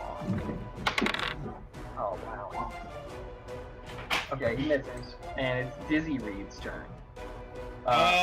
He ends the turn standing in the nastiness, so he takes the 8 acid damage as a tentacle slaps him across the back. Did he make a deck save? He can make it. He fucking failed it. Okay. He's bloody, Alright. by the way. Dizzy, you're up. Sweet. I will. Well, since they can, I don't know where they are, but I can still. I'm gonna vicious mockery. They can hear you. They can hear me. They don't have to be able to see you. Yeah, I'm gonna vicious mockery Red. Yeah, I'll be like, hey, how are you seeing it there? Can you guys even see anything, you fucking nerds? Pretty good. Insult there. Pretty good. Nailed it. What's your spell save DC? 15, and you guys subtract 1d4 from yours, right? He failed it anyway. Alright, So so, he takes 2d4 psychic damage. Tell that bitch to count his dick. Count your dick! Count the dick. Alright. He's got disadvantage, and he's gonna subtract 4, or 1d4. Yeah, that's pretty he's bad. not having a good day. Alright, now we've got Green Bugbear, who is gonna... He finally breaks free of the web. So he's Difficult gonna go... terrain. Oh shit. Yeah, the hunger of Hadar is difficult. 5, 10, What? And he has the 15, bane 20, too. And Bane. Yeah, don't forget about 25, that. 30. Alright, that's 30 feet in difficult terrain. So he takes the 2 and the 8, so he takes 10 damage. me. And actually hadn't been hurt yet. He has now. Now it is Blue's turn. Blue is stuck in the web, so he takes 10 damage. That's a lot of damage. Alright, Brakar. Yo, you know that I enjoy combat and things. So let me ask you something. If I try to pull purple away with me, will red be able to see me and take attacks of opportunity since we're obscured by mist? You're only 5 feet away from him, so yes. Okay. All right. Well, then this is what I want to do. He does have Bane though, so. I want to. I still have purple grappled. I'm going to. I can either use. Hold on. Does using improvised weapons allow me to make grapples? What do you mean? Yeah, like how would you do Tavern that? Brawler? Yeah. Hold on a second. Yeah, it lets you Yes, it does. bonus action. Yes. Okay. Okay, so I'm gonna use purple as an improvised weapon to attack red. You're gonna pick up a bugbear and hit another bugbear. Alright, go for it. Alright. So I'm going to. I guess. Well, how do you want me to roll that? Like my hand to hand, basically. It's. Yeah. I think that's what that would be, essentially, Fine. because it's an improvised weapon. That's good. So I'm gonna go ahead and see what that does. Alright, that does not hit. Alright, I'm gonna try again, and I'm going to attack recklessly to get advantage. Alright.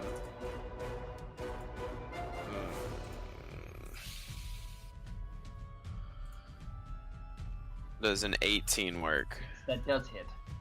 So Okay, essentially what and- you do is you for a moment you step between red and purple, and you hit purple in the face, like you slap him in the face, and he goes to swing a haymaker at you, and you duck, and he haymakers red.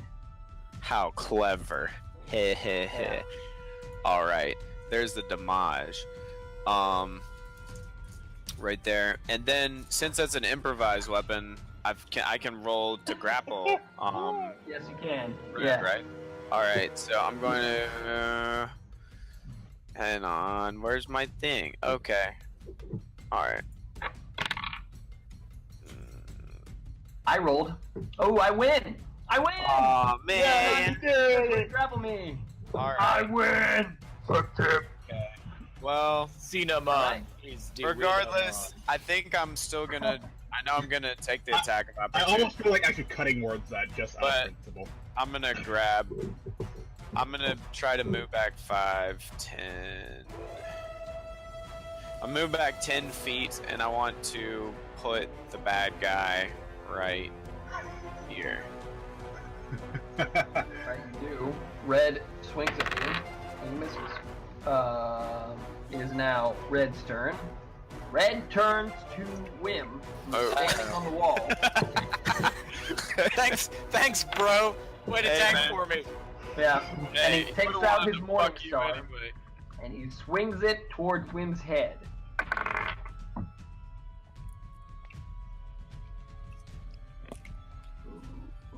He crit you. Oh shit. Got something to say. Uh-oh. Okay. Oh, If I- no. Wait, can I? So I can't. If I cutting words out, it wouldn't do anything, right? No, it wouldn't do anything. Yeah, because you it, can't won't, subtract from a crit. it won't subtract the crit. You can Okay. take away from the damage though, right? No. Nope. So Can we take No. away from the fun of making a new character? he does. Shut the fuck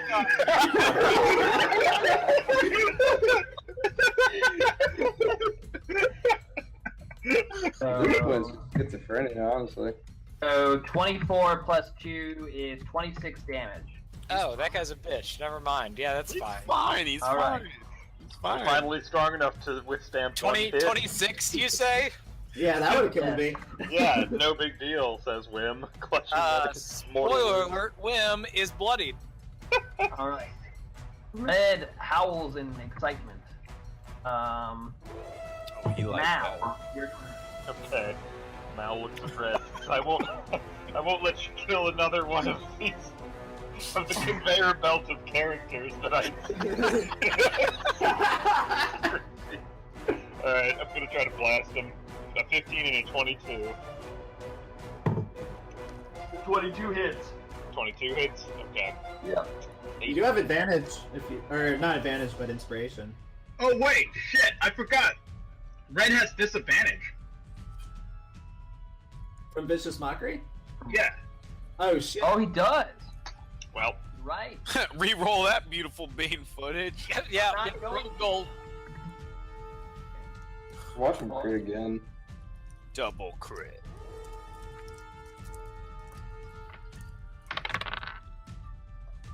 Double crit. Yeah, he still hits, but doesn't crit you. Oh. Okay. So well- you take 14 damage. Yeah. I got your back, boo.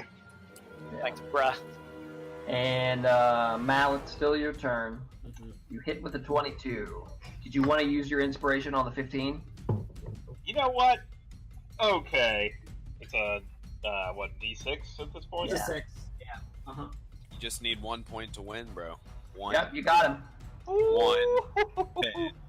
Oh One. wow. You on red? So I do 13. So a total of 21 damage. Yeah, red is destroyed. Woo! Yeah. Whoa, what a dickless Retaliate. combo. He hits Wim, and you immediately hit him. He's gone. Nope, I never need another toy, Wim. Anything else? Nope, that's it. All right. Lieutenant Second Colonel. Coming at you, live from New York. I'm gonna smack the shit out of this dude. That hits. That's 10 damage to him. 10 damage to Purple. He's dead. Woo! Righteous. And then, in that case, I will move up to the edge of this bullshit. All right. And Off this I am not crossing it. All right. I do have a perception, because it says that you hear noises coming out of it. I don't know. Can you hear anything? Roll a Nice perception. beyond. 22. No, it was great. I'll eat another one. Those are good. Yeah, you hear something. How about that? Let's see. Yeah, how about that? Soft whisper. Hey, whisper. So Disney. John comes running when I'm gonna whisper to you what you hear. he's like, oh, Wait a minute. Hold on. First, Mal, roll for damage for ice damage. Down. What was it? 2D? Good boy. G6, I think. Yeah, 2d6. If I get another 2, I'm just cursed. That's a Hey. 2. That's There you go. significantly more than a 2.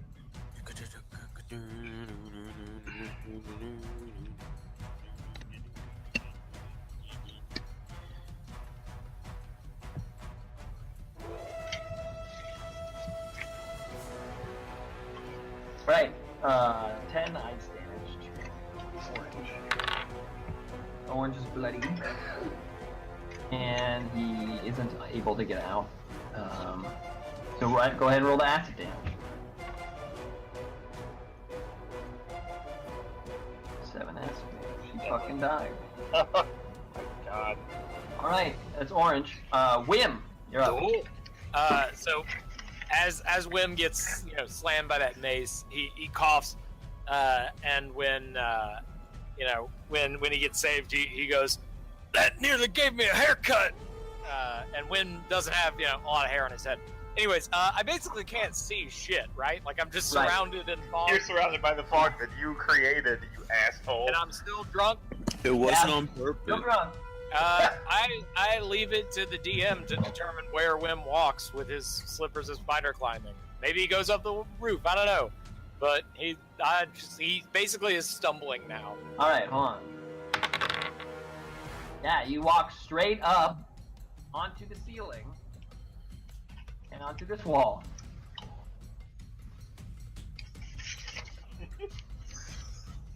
What?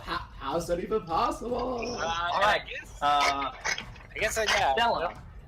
Okay. I gotta peek. Can't see anything through the That's right. arms. Cannot. Okay. So, I guess I'm just going to ready an action. That's still a thing, right? I'm gonna ready a spell. I'm gonna do Dissonant Whispers on the first bad guy that comes into my cone of vision. All right, you do so. It has All range right. of 60 feet, so it can pretty much Yes, sir. reach the whole everyone and stuff. Okay. Okay.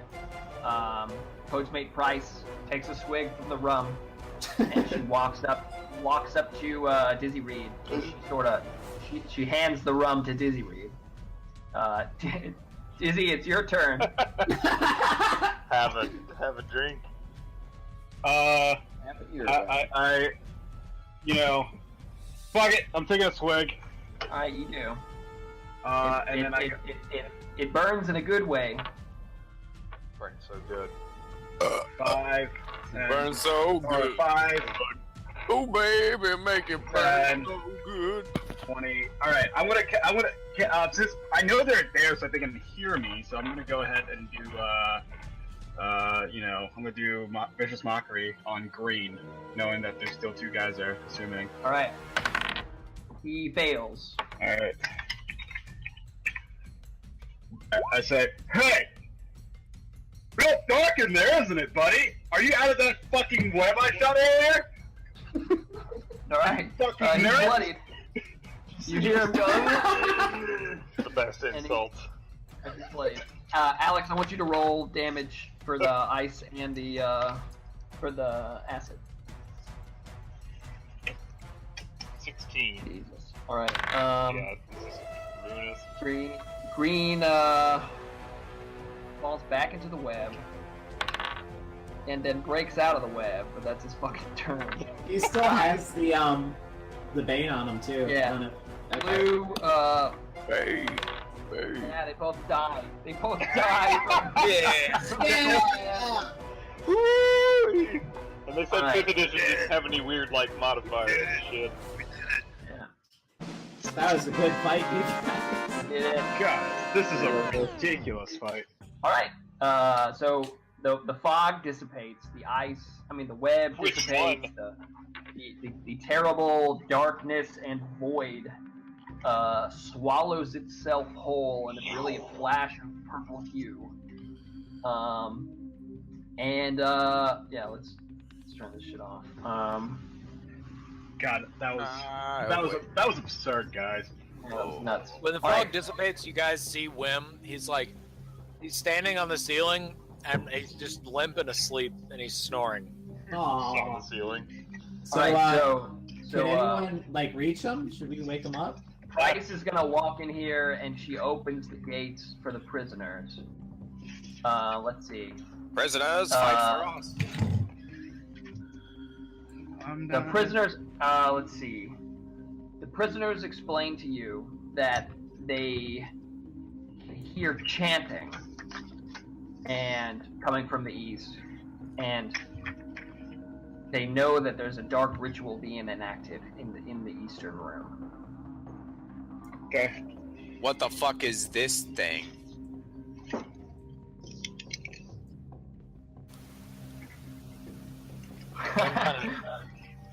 Wim kind of stumbles awake. What thing, and John?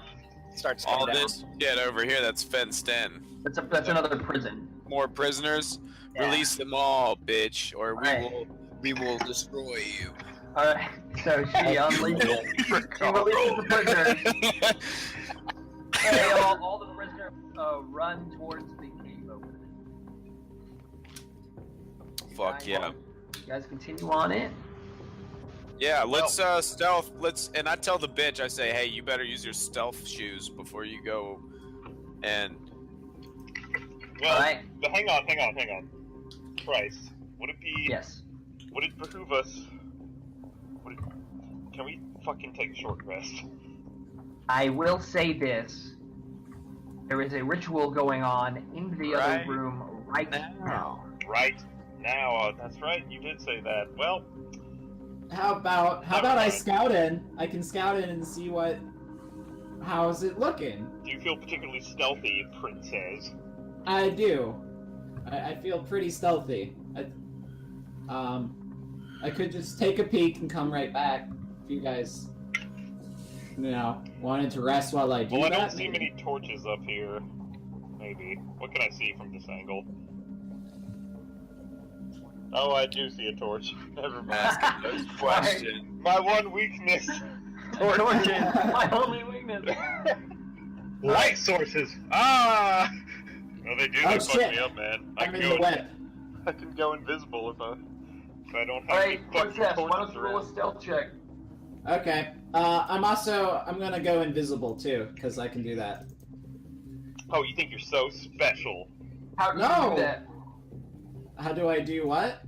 How do you go invisible? Oh, I'm gonna cast the spell invisibility. Oh, you have to cast a spell to go invisible. That's cute. Yeah. Alright, so you Um, cast invisibility. Yeah, and you still want me to do the roll, stealth? Yes. Good, because I already did it. Alright. So where do you want to move to? She said that the ritual's in the room right over, right? Yes. So I guess I'm just gonna creep through that way. Alright. I don't know, is that to the right? Is that through To here? the right. No, it's to the right. Up here? Alright. Can you see? Oh, okay, I was not... Right, so you Got it. stealth over, Yeah, there. This is what you see. A okay. half dozen pirates stand ready with weapons, guarding the exit from the prison. Let's see. I'm gonna drink a healing potion. Fireball. Oh fuck! Look at them bodies. You see a semicircle of pirates, adorned in deep green robes, arrayed around a man with wide, fanatical eyes and a bristling black beard, who is also wearing robes. Let's see. Allow me to reveal him. Yes. Oh. It is Nevasia. I like to imagine that he's Cervantes from This man, Bossier Captain Jarzan, sounds familiar. looms, Yeah, it does. looms over a red-haired man lying face down, partly underwater, as Jarzan gibbers words in an unknown language. Hey guys, I'm gonna silence him. Five Before we go. corpses float in the water just offshore, being carried out to sea beyond the ship grounded on the beach. Stella, you see this happening right now. Okay. I guess I'm just gonna come back. I'm gonna tell everyone that, yeah, all the pirates are in there, and we probably don't have time for a rest. We should probably go, like, now. Like, No right time now. for a rest, huh? All right, Yeah. let me. Hey, I'm gonna cast silence in that entire thing so we don't get fucked by spells. Yeah, and I'm gonna try to position myself over here eventually, but I don't really know how we want to do that in like time. But I'm gonna try to make my way like behind here. Okay. I don't know Um, if that's like a thing I need to roll for or wait for a few turns or whatever. Alright, so why don't you put yourself back with the group? Okay. So you were here, right? This is what I'm gonna do. You moved out to here, and you saw this happening, and you Yeah. moved back. Yeah. Came back to Called the tell group. people, and then I said I was Right. gonna move. Right. So it would have been a turn to go out there and see that and come back, and it probably would have been a turn to tell the group. Yeah. Okay. Fair As you finish telling the group what is going on, Wait a second. what's wrong, John? I just did notice those. That looks good. Yeah, it's dope, isn't it? That's dope, Right. brother. Brother. Yeah. Brother. As you return to the group and explain to them what is happening, Jarzan finishes his ritual and gives a shout of triumph. Ha ha! Immediately bursting out of the shallow water behind him. Oh, God damn it. God damn it, John. I didn't do it. Let's all use. Oh! That's a crate spawn. Oh shit! Crack it spawn. Kraken smile, very nice. Very nice, Kraken Yeah, smile. yeah. Good monster. Google baby, Google baby. All right, the good monster is a huge monstrosity. Did he turn into it, or is it just on top? The Kraken spawn emerges from the water and immediately consumes Jarzon whole. Whoa! Metal! Jarzon Hey guys, we laughs won the boss. maniacally as he is eaten alive. He liked it. And Okay. everyone should roll initiative right now where they're standing. Hey, Justin, do you have silence? You do can not. see me. Do you have, Oh no. Hold on. I'm sorry. Hold on. So you said- Hold on. I did that too early. All right, everybody can re-roll initiative because y'all rolled bad and I wasn't ready I've yet. been rolling I bad rolled all worse. goddamn night. Yeah, boy, I've rolled worse than me day. Fucking hell. Hi, Rolla. I roll better now.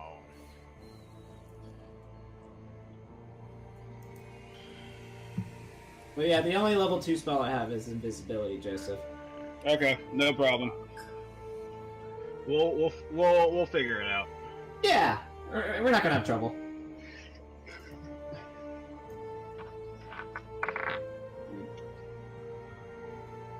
Just remember, as soon as you attack, you lose your invisibility, dude. Yeah, I know. Yeah. I got this. If you're a plebeian. Shut the fuck up. I hope there are more torches. I hope there's torches everywhere we go. I'm gonna cast light on you from now on. Well, so Mal's invisibility is she doesn't have to cast a spell, but I can't do anything. If I move, it goes away. So it's actually shittier in some ways. It's one of those. Yeah, it's just like a shift Alright. into the shadows. You see this twisted, unnatural beast looks like the unholy union of squid and spider. Its shell covers 6 small rubbery legs, peculiar antennae, and 6 tentacles around a squid's enormous back. Unlike krakens or giant squid, kraken spawn can scuttle onto land. Alright. Recall. What size is that? Is that gargantuan or whatever? It's huge. Dude, check it out. It's huge. It is one size larger than large. Have we been seen? I mean, we rolled initiative, but have we actually been seen yet? No. I would like to drop initiative order for this turn below Justin and Ashton's character. His name is Wimbledon Stone Shadow. Wimbledon. It's also in the goddamn turn order. It says Wim next to it. It doesn't say. Recall, where do you want to go? I would like to Behind Wim? behind Justin and Wim in the initiative order for this turn. Alright, okay.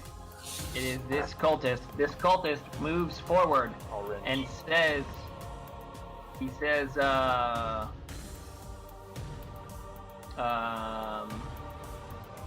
about this? Give me 1 second. He says, "Oh, great figure. Oh, icon of Shar Nigulith, that which lurks beneath the tide. Eat the cat. Consume me and grow in strength." No, fuck you. Princess Stella, your turn. Okay. I'm going to turn around. I'm gonna look at Mr. Hugh. I'm gonna say, even though I'm invisible, I'm gonna say, Hugh, you are and always have been the man. And then I'm going to use my action to dash, and I can get 60 feet, but this is like 40 feet. I'm gonna run over here. Alright, sounds good. Why did you Wim. say that to you? Wim. That was inspirations, by the way. I'm going to Sorry. do a couple of things. I'm going to use a bonus That action. was officially to inspiration. expend, Yeah, that was official 3 inspiration. Sorry. Okay. Forgot spell to mention points. that. Or sorry, Alright, guys, shut up. It's Ashton's turn. gonna expend sorcery points to gain a second level spell back. I am then going to cast that second level spell and cast Enlarge onto Bracaw. And I'm gonna, as I do so, I'm gonna say, listen, I ain't no good for fighting anymore. You carry on without me. And then Wynn kind of leans against the wall and he closes his eyes, kind of in the way that like someone pretending to be dead would. And that's my turn. All right, sounds good. All right, Bracaw, you are large. All right. So what does that mean for me? Means you're better at grappling. Fuck yeah, it does. How far can I move? Can I move further? I can't. Can I? You also do more damage with your. You also have reach, which is 10 feet. Oh, okay. Yeah, you do an extra E4. How for do your I, damage. when I take up this much space, like, Can you fit through that? Can you fit through that hole? that's Oh, 10, he's trying. through it. Yeah, he can Trying. 10, 20, 30. Wait, so what is this? Yeah, so that would be, I can make it to this guy right here. Yeah, you can. So, yeah, I can. So, yeah, I'm going to I'm gonna rage up first of all. Yeah. And I'm gonna frenzy. And so to the frenzy, right? I'm gonna punch at him. Punch at him. I'm gonna punch him. And let's see here. I'll just make it a normal punch. Ooh, Oh, that's no. not good. You You, don't have to you swing and you miss. Good thing it's got Terribly. advantage. No, Not that's on pretty just a normal attack. Does anything horrible happen to me for getting a crit fail? No. Okay. Your hand falls off. Well, fuck it. Throw your hand. Florence For my Everclear runs up and chops off your hand and runs away. It would have been great if your hands just didn't enlarge with you and you just had tiny hands. Alright, well, for my second attack, I am gonna take advantage because I'm just gonna fucking try to grab this bitch. And I don't know how being bigger factors in, but you can tell me whenever you want to. Go ahead and roll. Yeah, you Alright. succeed. You grab green cultist. Okay, cool. So, and then for my last trick, I want to punch him in the face. Alright. For my last. It's quite the trick you came up with. Go ahead. Alright, here I go. Is that gonna do anything? Hold on. Sorry, hold on. Sorry guys, give me 1 second. I have to separate my cats. Hold on. Are they fighting fucking cats? Metagame. He's away from the table. Metagame. Use your reach to grab multiple people. Hey, should I? No, it's gonna happen, Do you baby. think I should Phantasmal Thriller? I'm going to use I'm Ashton, gonna try to use Fairy Fire. Hold on, enlarge person. I could probably do another Hunger of Hadar. I have one more spell slot. Should I web it then? Should I web the same thing? The we ridiculous can- combo. I mean, if you want to, we don't have to. It's gonna make. I think it's absurdly goofy. I mean, you trap it in him and it just does damage and damage and damage. Yeah, like damage over time, AOE. Can they walk out of it otherwise, freely? It's difficult terrain otherwise. But if you do that, then we can't really hit them. But Yeah, yeah, it'll kill him. Fights for our side. I mean, I just want to get up in there and tank boss this shit. Yeah, I mean, I want to maximize fun. I have other shit I can do. So it looks like I'll deal an extra 1d4 damage, and Yeah, then plus 1d4 damage. You have longer reach and grab shit. okay. When you're Oh. big enough. He's coming back. He's coming What can I back. grab? I can grab. He's coming back. All right. We're back. We were not metagaming at all. Fine. T-Mac, does Price get a turn? Yeah, Price gets a turn. Drink My bad. more. Especially because Wim just said that. So help me God, I leaned you. Alright, Price is on the board. Alright. Yeah. Does this punch hit that green dude? Yeah. Alright. I'm rolling this, and then I'm Great. gonna do an extra 1d4. Cause I'm big. Yeah. Biggest of boys. Yeah.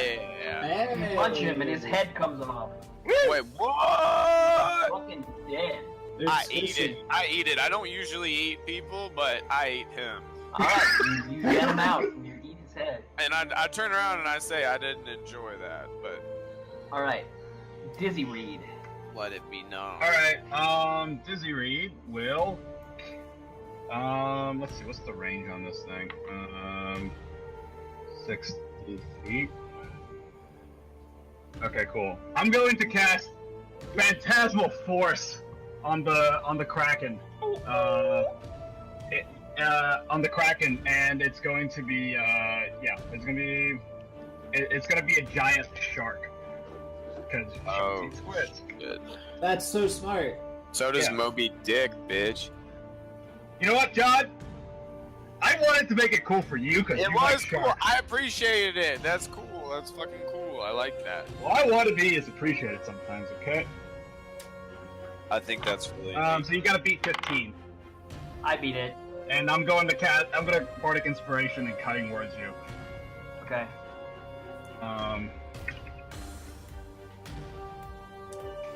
say something. Yeah. Shit. Still beat it. Should have called him a calamari Ferrari, bro. Alright. That's and then that's my turn. Alright. It's Brick Spawn's turn. Uh-oh. Yeah! Fun, very good. How much? How much does it do?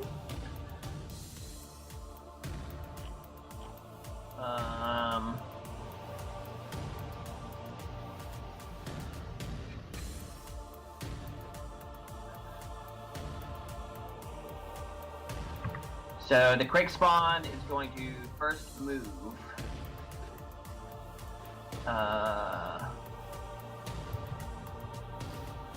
Going to move here. Oops, sorry.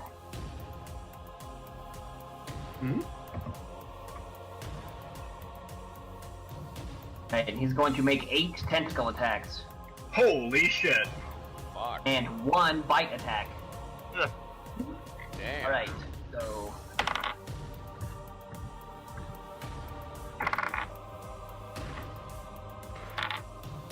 That's a lot of nuts. First 5 Bazinga! of 8 tentacle attacks kill all of these cultists.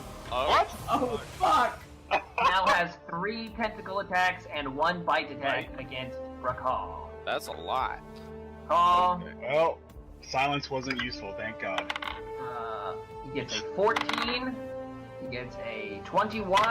That He worked. gets crit. Gotta be kidding. That might not work. And then on his bite, he gets a 21. Yeah.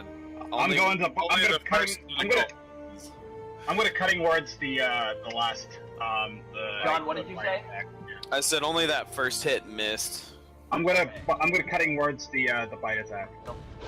Don't worry, John. I'll help you re-roll a new character. Is that Running ideas. is that 16. John, what's your AC? 17. cool? So Alright, you avoid so the the. bite misses. Cool. You take you take 2 tentacle attacks. 1 is a crit.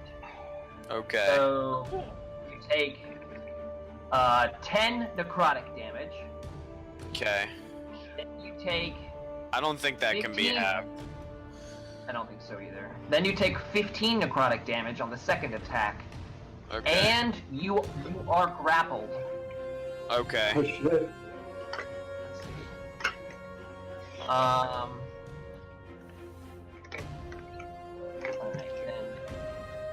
Alright, that is the Quake Spawn's turn. God, what is this thing? I don't. Huge I don't. up. You did fine. Alright, let's see here. My own baby. 30 feet to there. Good. You gotta look tiny next to these fucking Elias. And I will start smacking the shit out of it. Alright, 26. 26 hits. Lamo. 15 Damage. on. You're fired. And a normal one. 18 hits. Lamo. You're fired. 14 damage. And then Alright, I'm you do gonna 30 pop, damage as you whack this thing twice with your flaming Morningstar. And then I'm Action gonna pop surge? Action Surge. Yeah. The Yeah. 16 hits. 16 hits. For all the marbles, baby. Alrighty. Shit. That's 9 9. damage. Oh, I like it. You have Alright, inspiration. and Is your inspiration 6 or 8? It's 6. You don't know. 11. That blood's gonna be salty, man. 11 does not hit. Salted No. like these nuts. Alright, so you wail at the Kraken and you hit it 3 times. It is not bloody, dude. It is Code's mate Price's turn. Alright, so just going to...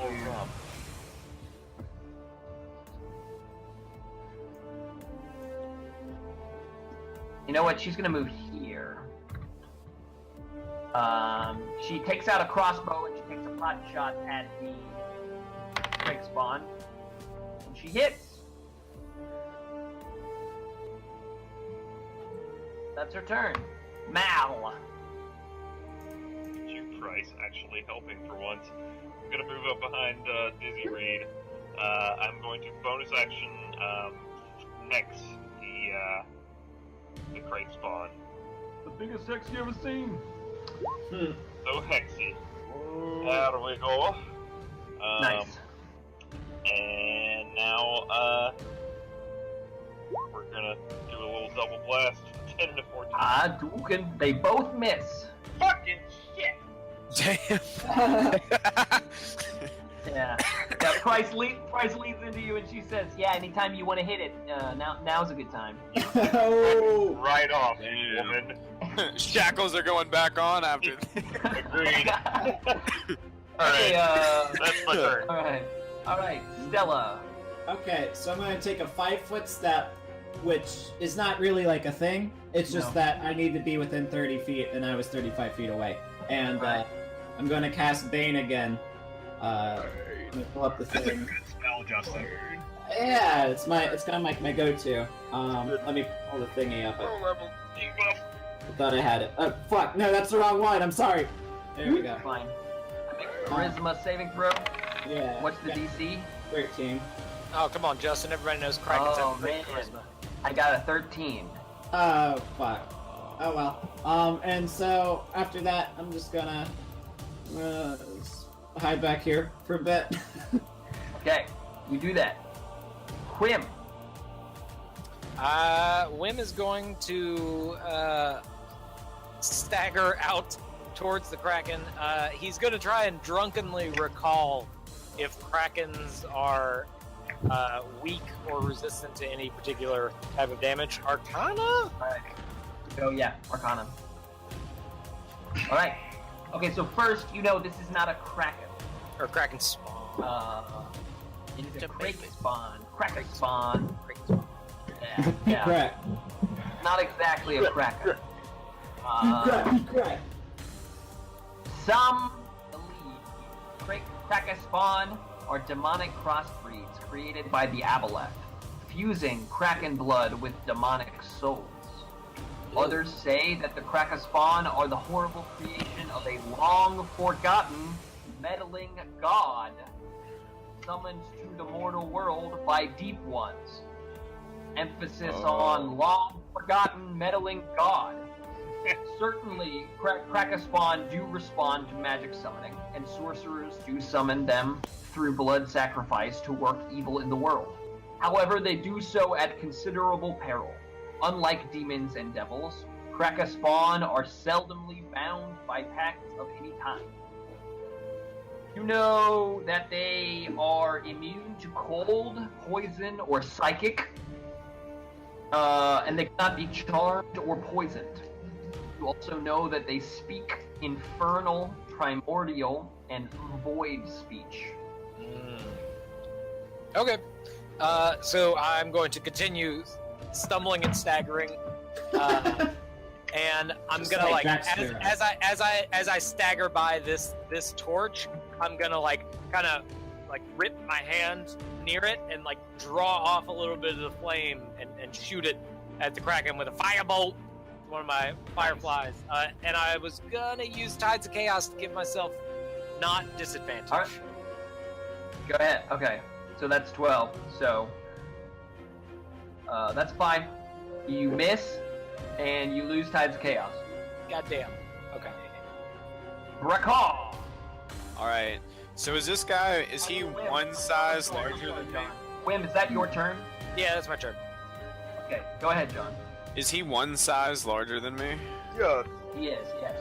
All right. Well, after careful consideration, I think I'm going to counter grapple him. Oh shit. Okay. Oh, wrestling right there. It's either that or try to push him away, but that wouldn't do any good. Clearly. We need him. All right. Let's see here. So I get an 18 for that one. I got a 13 plus 7. That's. Oh, fuck. This could be difficult. Okay. You are still grappled. This is what they call difficult terrain. I'm going to try again.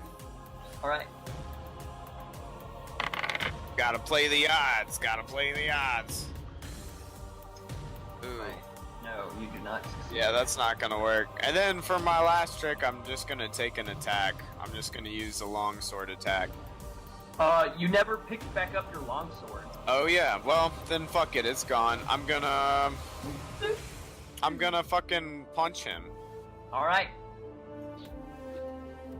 Okay. The 14 is not. That's not it. Well, My nigga. I gave it a good old college try. John, did you see the GIF I sent? Because that's completely inaccurate with your performance. Yeah.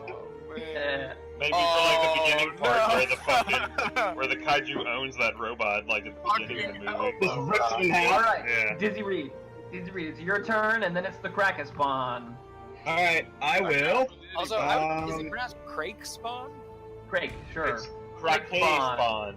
Kraken spawn. All right. Dizzy yeah, Reed. I think it's Craig spawn. Dizzy Reed will cast Phantasmal Force again. Phantasmal Okay. Thriller. Yeah, so B15. Phantasmal Jake Dilla. Mike Thriller. Where's my saving throw? 15. I fail. Woo! Yay! What happens? So let's see. You craft an illusion, blah blah blah. Maybe this time don't use The the shark. affected target is so convinced of the phantasmal reality that it even takes damage from the illusion. Well, I guess it tries to run away. It sees its natural enemy, which is like a. I'm assuming its natural enemy is a giant shark or something. Hold on. Let me read the spell real quick. All right. So you can't make it larger than a 10-foot cube. Yeah. Oh shit. It's a smaller. Oh, it's a smaller shark. But it's a really mean looking shark. It's a dogfish. It's okay. It's a street shark. Alright, where do you create the shark? I'm gonna create the shark right here. I'll draw it.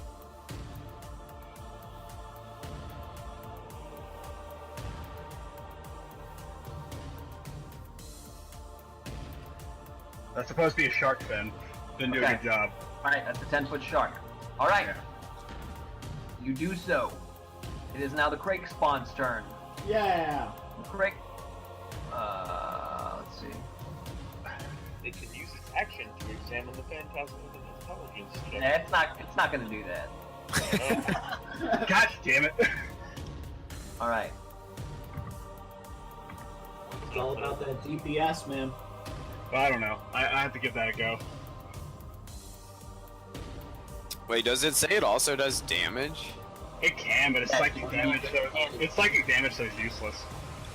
It's a 1d6 psychic on your turn.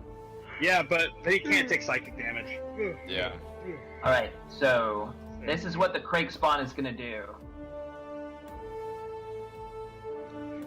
It casts Wall of Ice. Ooh, Oh fuck. that's no bueno. Well, I'll see the rest of you later. Let's see. You create a wall of ice on a solid surface. A flat surface made up of 10-foot square panels. Of 10 10-foot square panels. Each panel must be contiguous with another panel.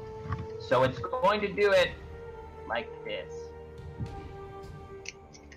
Where is ice color? White is ice. So, I wonder if it's gonna be yellow. 1, 2, 3, 4, 5, 6, 7, 8, 9, 10.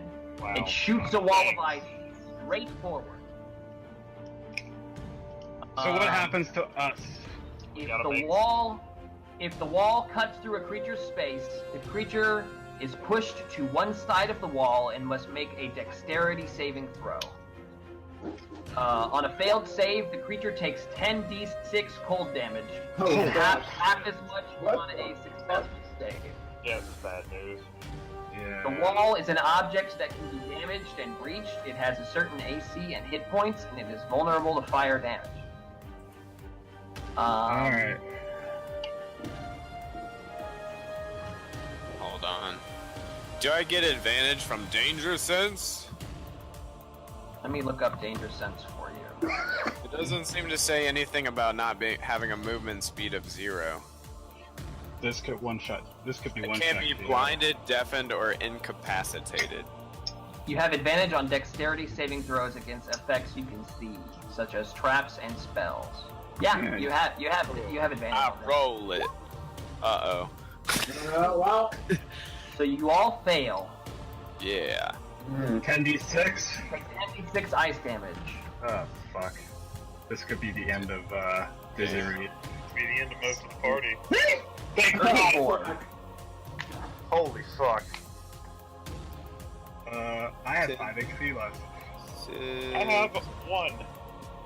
Oh, lucky. Yeah, that would have taken me to 1. That's 34 damage. And it shunts us off to like one side of the wall, right? Yeah, it shunts you to one side of the wall.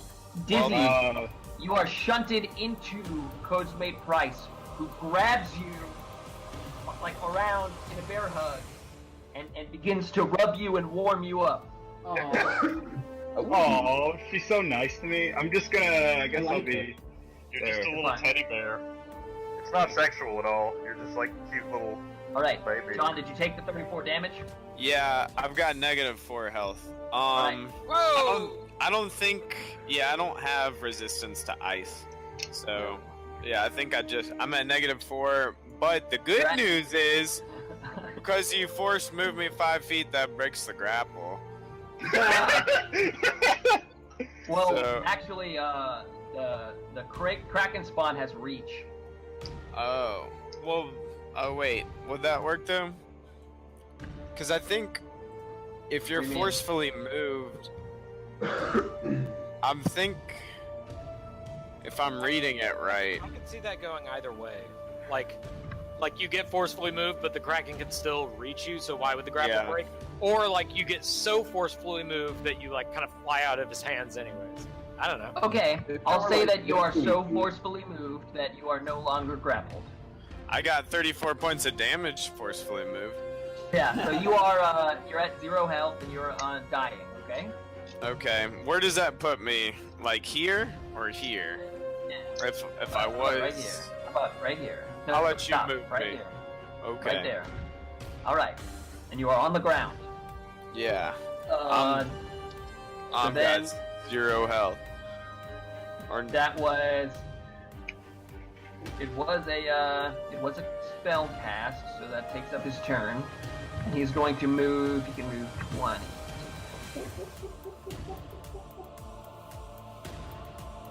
Actually, he's gonna move away from the shark. How about that? He's gonna go. Ooh, shark! No, shark! So, provoking attack of opportunity, right? Yeah, From huge mungus. yeah, I'm gonna fucking try to fucking Oh, attack. You can't, John. You're John, unconscious, man. you're dying, bro.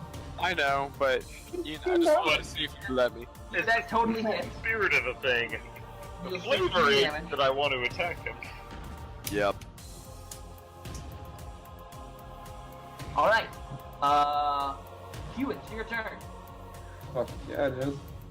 Well, I'm gonna chase that little lily white ass bitch. I'll make some room for my friends if anybody wants to step back there. Felt fucking out. And I will slap the shit out of this dude. 2 attacks. That hits. And then 17 damage. normal. Hit. Oh, hell 15 yeah. damage. Yeah, so it's 15, 17. I could 33. The Cracker spawn is bloodied. Oh, Yay! I was really hoping you were gonna say dead. It's bloodied. Code's Price is going to uncork a bottle, and she force feeds it to Dizzy Reed. this is real weird. My baby, you're my baby. Yeah, I got. Alright, cool. She's gonna burp you too. Right, you heal 7 health. Yeah. Oh, cool. She's the best. Mal, it's your turn. Step back 5 feet. Turn to Price. Can I have some of what you're having? Yeah, she hands you a potion. Okay. Can I drink that on my turn, or do I need to wait? Sure. Okay. 2d4 plus 2. Plus 2 or plus 4? I'm sorry, 2d4 plus 4. Yes, Oh. 10. Yeah. So I recovered 10 HP, and I suppose that's gonna be my turn. Yeah, and Price explains, if I had known that this was coming, I would have just had you kill me. Quick Stella. question. Can we Oh yeah, see, go ahead, Mal. Can we see through the so like this wall of ice that's still there? Like, is it blocked off like the our access to the other side? You see what I'm Yes. saying? Yes, it has. Fucking hell. It is an object that can be damaged and breached, Okay. and it is vulnerable to fire. All right. Well, thank God I'm the spawn of safety. But, till next time. Okay.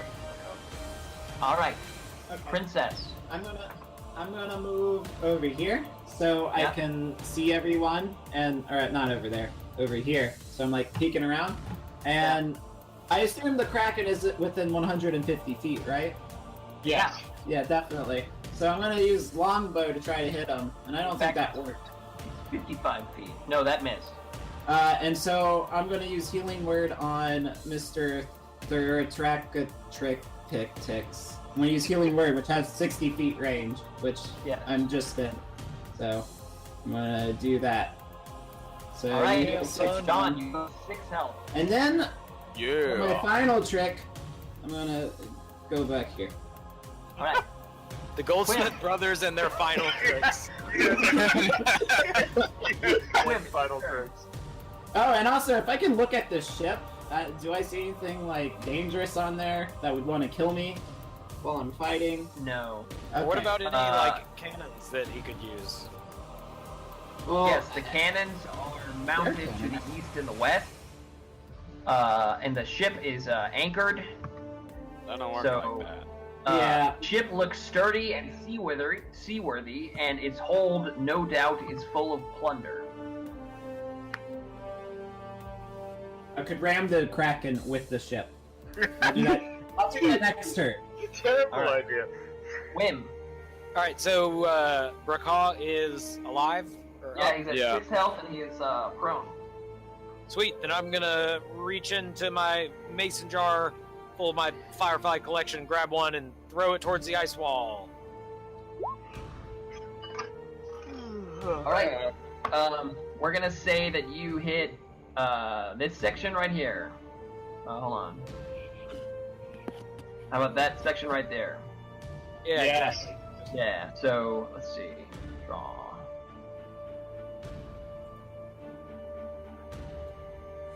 Oh, cool. The entire wall melted. Awesome. Great. Thanks, Thomas. I'm a great welcome. magician. Did a good job.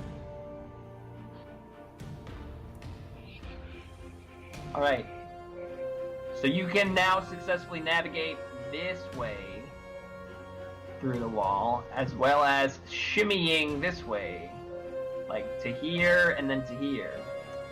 I will tell you, the destroyed section of the wall leaves behind a sheet of frigid air in the space that the wall occupied. And when you move through that sheet of frigid air for the first time on a turn, you will have to make a Constitution saving throw. And if you fail, or if you succeed, you will take some amount of ice damage. Cold damage. Well, no time like the present. Wim slides to the Crazy. Alright, make a Constitution saving throw. I'm sure nothing is back Hey. David. Nice. Alright, you take 5d6 divided by 2. Holy shit! I'm not going through that ice wall. You take 9 cold damage. No problem. Hey, easy. Alright. Okay. And that's How my you turn. doing? I'm gonna keep. I guess I can move. Let's see, 5, 10, 15, 20, 25. That's my turn. Alright, recall. Yo. This guy can reach me, right? Yeah. And you can reach him. Yeah. Look at you guys reaching each other. There's no retreating here, I don't think. Yeah. Let me see. I'm thinking about this. We gotta fight him. Okay. For my first attack, I'm just gonna try to grab him. And I think when I die, do I drop rage? Yeah. I guess so, yeah. So, Technically, when you died, yeah. you were not I would like to think I was still angry when I died. And Forget about it. maybe I was Lived angry, died angry. Okay, how about this? I will rule that you were angry when you died, cool. but you were not angry while dead. That's fair. I'm glad that you see things my way. Alright. Okay. All right. Well, I'm gonna roll an athletics check. I'm gonna try to grab him. I mean, I built the city on rock and roll. We built this city! Good idea, but I'm gonna do it. Ooh, that's not No. good. Unfortunately not. Well, I gotta try again. You know, you gotta call. Let's see here. I got a call. And well, you know, fuck it. If it's just gonna be a normal roll, I'm gonna just take an attack roll, and then maybe Alright. if I hit him, then I'll try to grab. You know Alright. how it goes. Yeah. All right. We're all over it. How about that? You like that? Nope, I don't like that. Shit. All right. Well. You All right. Well, punched I'm the not. hard outer shell of the Kraken spawn, and I'm nothing not happened. gonna. Would you Move. fucking stop posting Pacific Rim shit? I like it. No, it's very relevant. It's pretty Alright. cool. Recall, do you want to move? If I move, he will get how many attacks of opportunity against me? 1. Up to 6. No, 1. Up to 6.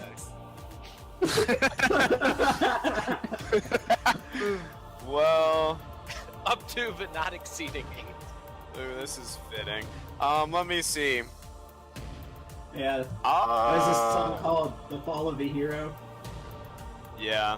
I'm gonna It's called Dark Times. dark times. Oh shit! D'Artagnan. John, you want to move? It seems like a bad idea. Alright, Dizzy, you're up. All right. Wait, my bad idea. I mean, I want to do it. I'm gonna take him 5. I'm gonna move to. Oh, Bad idea. Is this do out it. of the tentacle range? no. What's your end game with moving, John? Well, Hey, when it's one his turn, move. he gets like 7 attacks, bro. So I'm thinking like dodging 1 attack versus dodging 7. It's a little bit easier. Why don't you breathe fire on him? I haven't seen What? you do that all game. I used all my attack things. Oh man! I'm gonna move to here, cause yeah, like I don't think there's any way I can dodge 7 attacks in a row. All right. It's only one attack. As you move 10 feet away from him, he's going to use his bite attack. Classic. All right. You take 12 slashing damage. And he's back down. Yeah, So you're I'm laying down again. I don't understand why that just happened. Because when it's his turn, he gets 7 attacks a turn, and if he doesn't move, he gets 6 tentacles and a bite. Yeah, he might have gone for you with all of them. He gets 8 tentacles in a bite. Oh, he gets 8 tentacles in a bite. So you know It's that's an octopus, not a squid. You guys. chances of dodging 1 are better than. It makes sense to me. Okay. That's what matters.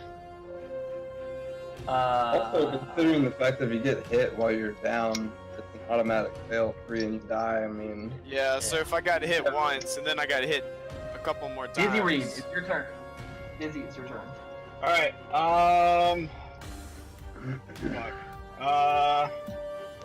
I am gonna cast Cure Wounds on myself. Alright. So, nothing too fancy, I need this. 1d... Actually... I want to cast Vicious Mockery. Alright. I'm gonna cast Vicious Mockery. Yeah, let's see how this goes. It's a 9. Cool. It doesn't do damage, but every one of his attack roll... Wait, Nick's attack roll. Oh. Wait, does it mean all of his attack roll or just one attack roll? One of his attack rolls. Oh shit, that's dumb then. Why does it not do damage? He's because he's immune to psychic damage. Oh, yeah. Because that's what. Yeah, He's Ashen. immune to puns. He All has right. no damage. Alright, Bracken. well, have you tried haikus yet? Alright. First tentacle attack is a 14. Next one is a 28. So, You know? That'll 2 hit. hits. Number 3 is a 12. Number 4 is a 12. Oh my, I just rolled 2 1s in a row. Wow. Plus 11, Five. okay. Dude. Is Live it to what? tell the tale, bro. Is an 18 hit? No. Right. What was that? Number 5? Number 6? Oh, it's a crit. Oh man. That hurts. Number 7. Oh, and Dano doesn't have 26. a lot of health either. Oh, he's dead. Number 8 is another 1. I rolled 3 1s out of 8. Dizzy Reed, Good. I'm promise glad me to you'll hear it. never die. Good. Alright, and then Maybe the he bite. uses those 3 tentacles to And the bite. I will never die. The bite, he gets a 21. So he hits you with 2 tentacles, a crit tentacle, and a bite. So Would I be able You to take- use a reaction before the bite? Or am I just kind of fucked already? what reaction? Oh, shield? Yeah, I'm gonna shield just to at least save me from that bite. Assuming that I weren't already passed out from having taken so much damage, question mark. Why don't you Of course not, bro. Why don't you Build use this city. shield? Shield work for like a whole round?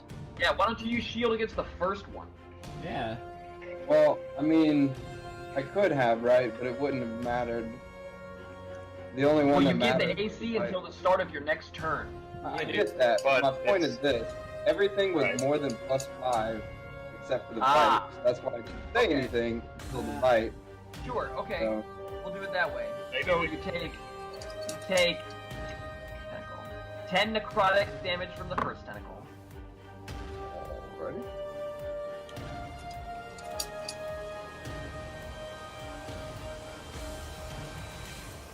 You take 15 from the second one, which is the crit. Oh, that's actually not that bad. 25. You take 10 from the third, So 35. Damn. and then the bite. Are you still up? 35 I think is one more than I'm actually... No, 35 is my exact hit points. So, I am on the ground. So you're at 0, and he bites you. So you fail a Our first TPK. death saving throw. Because he still bites you because no one else is nearby. Yeah, no, So I get it. so because of that bite, you fail your first death saving throw. Yep. Okay. Because Grakala ran away. All right. Well, Then since you're on the ground, Back it up, your man. Kraken's on. It's going to. And actually, it's just gonna move right here. Actually, it was here, right? It's gonna go 5, 10, 15, 20. It's going after Wham. no. Mungus, it's your turn. Why don't you make a death saving throw? God damn it. So I can't believe this is happening. I actually would prefer not doing that because upon, of course, seeing the distress and utter chaos into which his master has fallen, Yes. as a smart, intelligent, common-speaking bird often would, he's going to reach into my pack and grab out one of my potions of healing and just throw it on down my throat. All I right. believe it's 2d4 plus 4?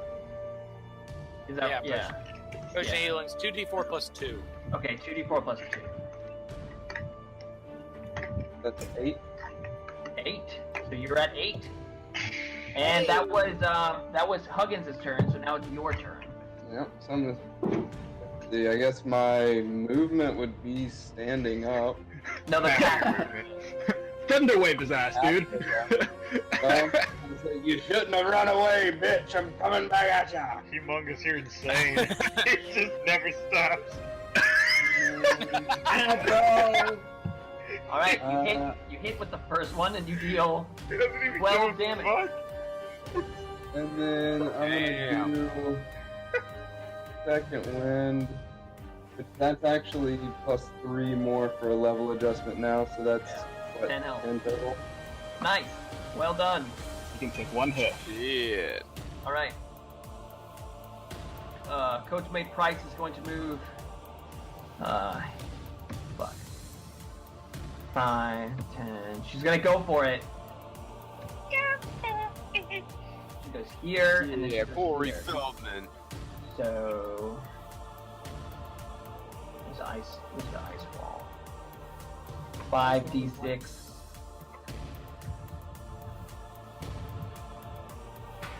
And she succeeds, so she takes 7 damage. So she's bloodied. Holy fuck, humongous. That's not what that is. I was testing it and that's bullshit. Okay.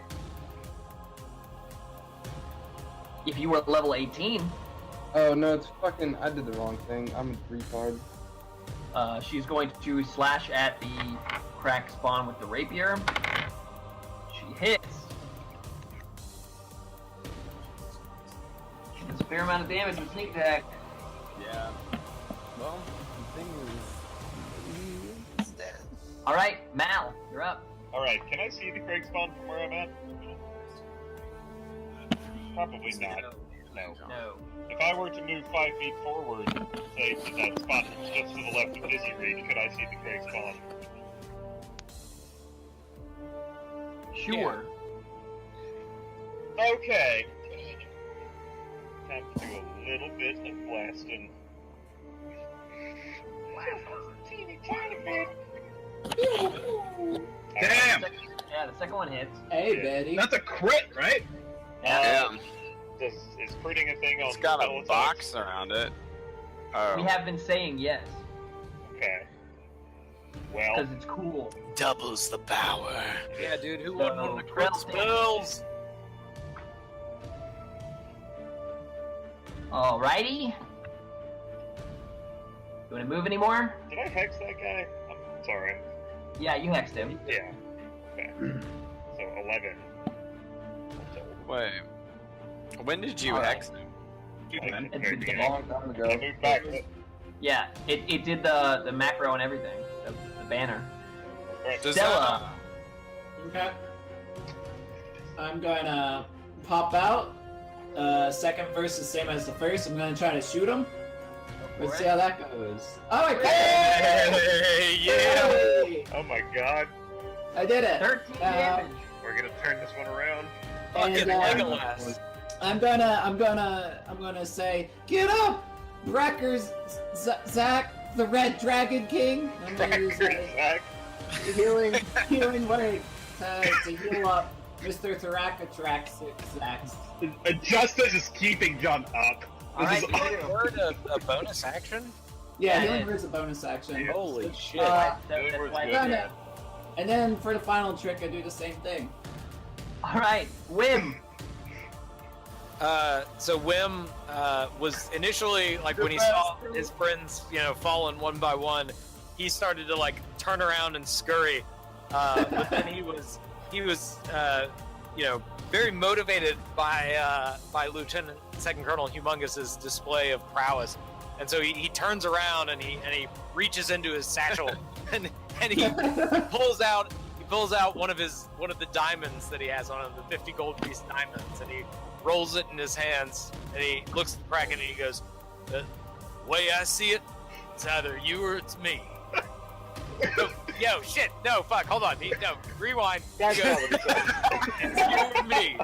The way I see it, might as well be you." And then he sidearms it and he chromatic orbs the guy. Oh, a sidearm, eh? It's a 15. Should have not sidearmed does him. not hit. I think it's you. Come on, man! I'm The last thing I do is I spend So my much last flavor. I spend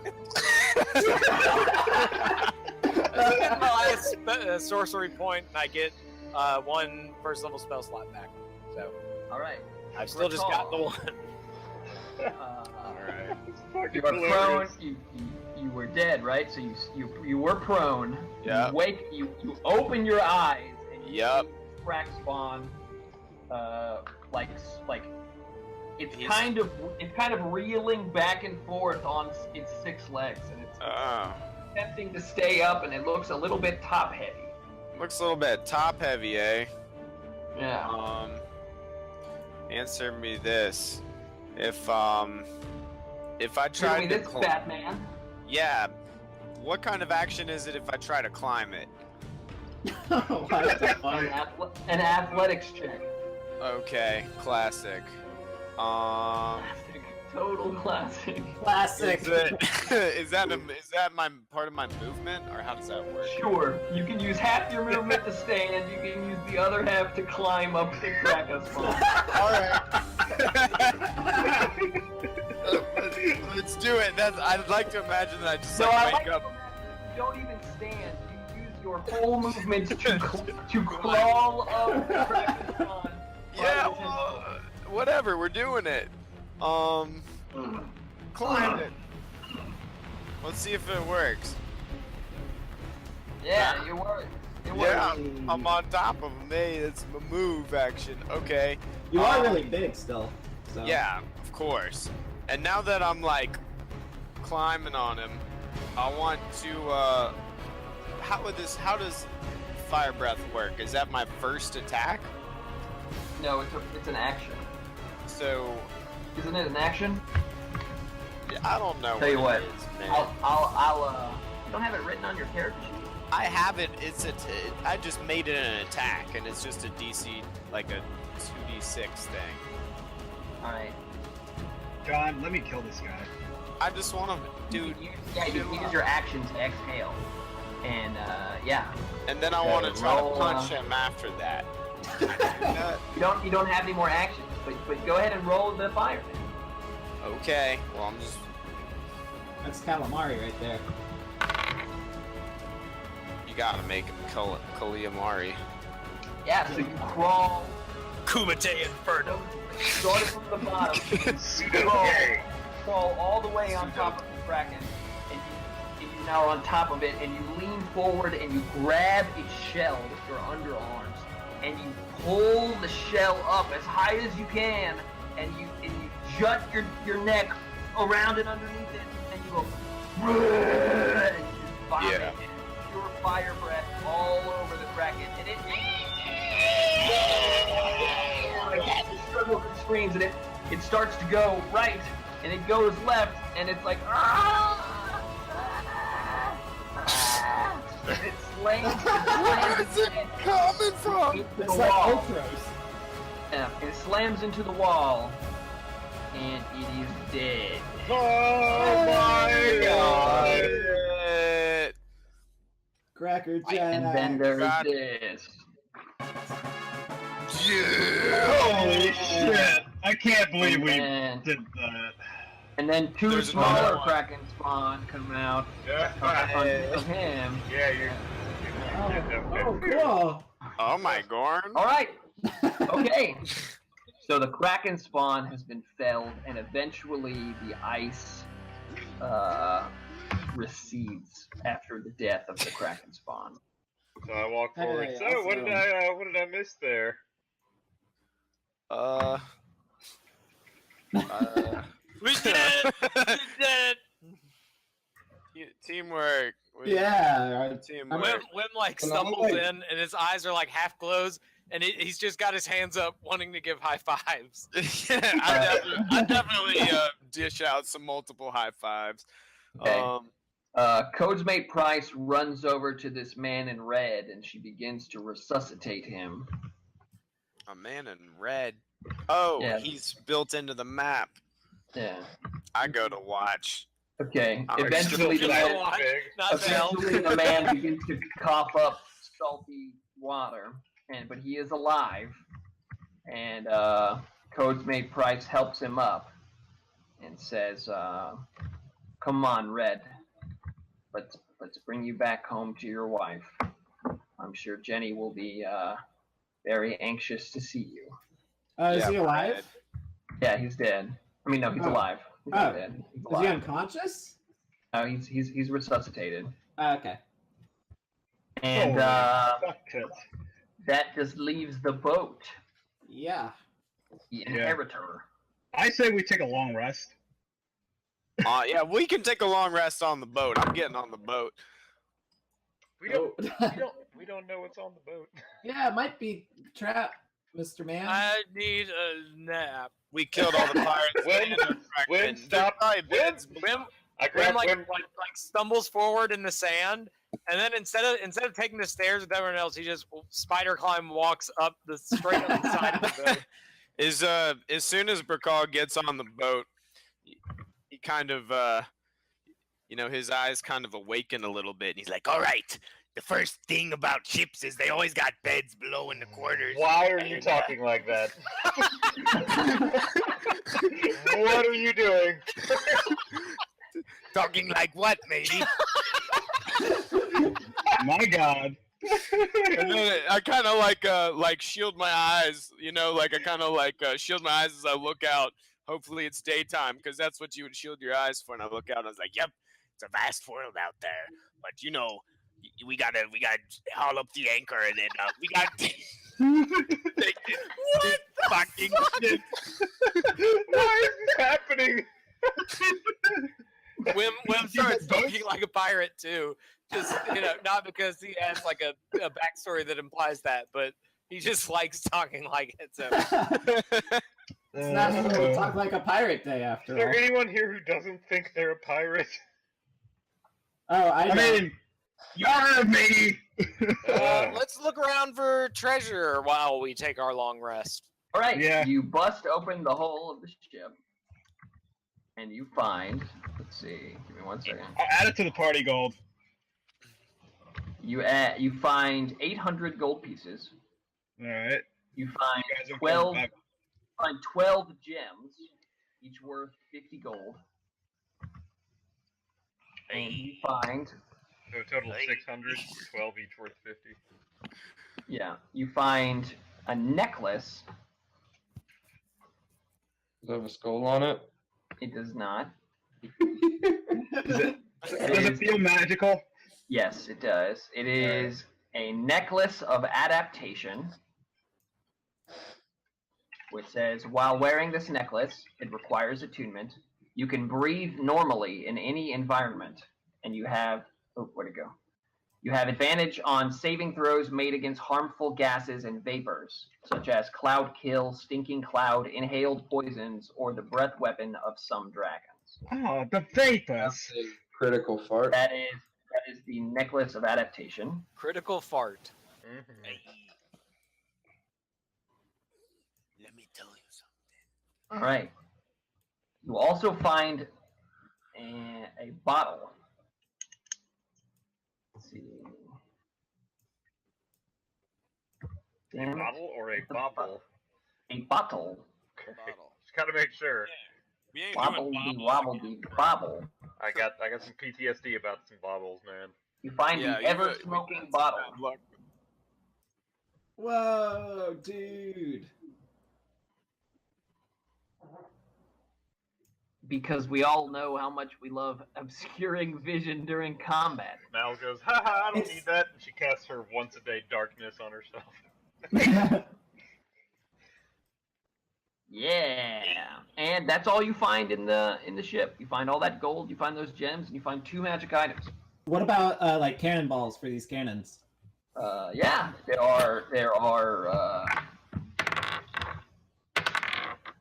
are 17 cannonballs. I'm gonna put one in my bag. I want to look for the All right. captain's log. All right, John, you go into the depths of the ship, and you go into the captain's chambers. And, You're feeling more and more at home. You find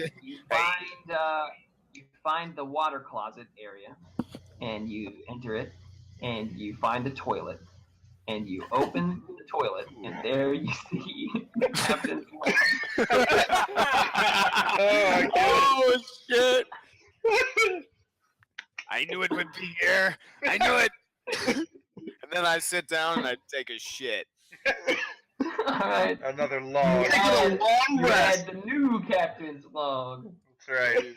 A log to go on top of the old one. All right. Good shit. So this is what we're gonna do. For now, we're just gonna have you guys take a long rest on the boat. I like that a lot. You guys aren't in Sigil. Anybody who can, why don't you guys roll Arcana checks to see if you can tell on what plane of existence are you? Certainly. Of course.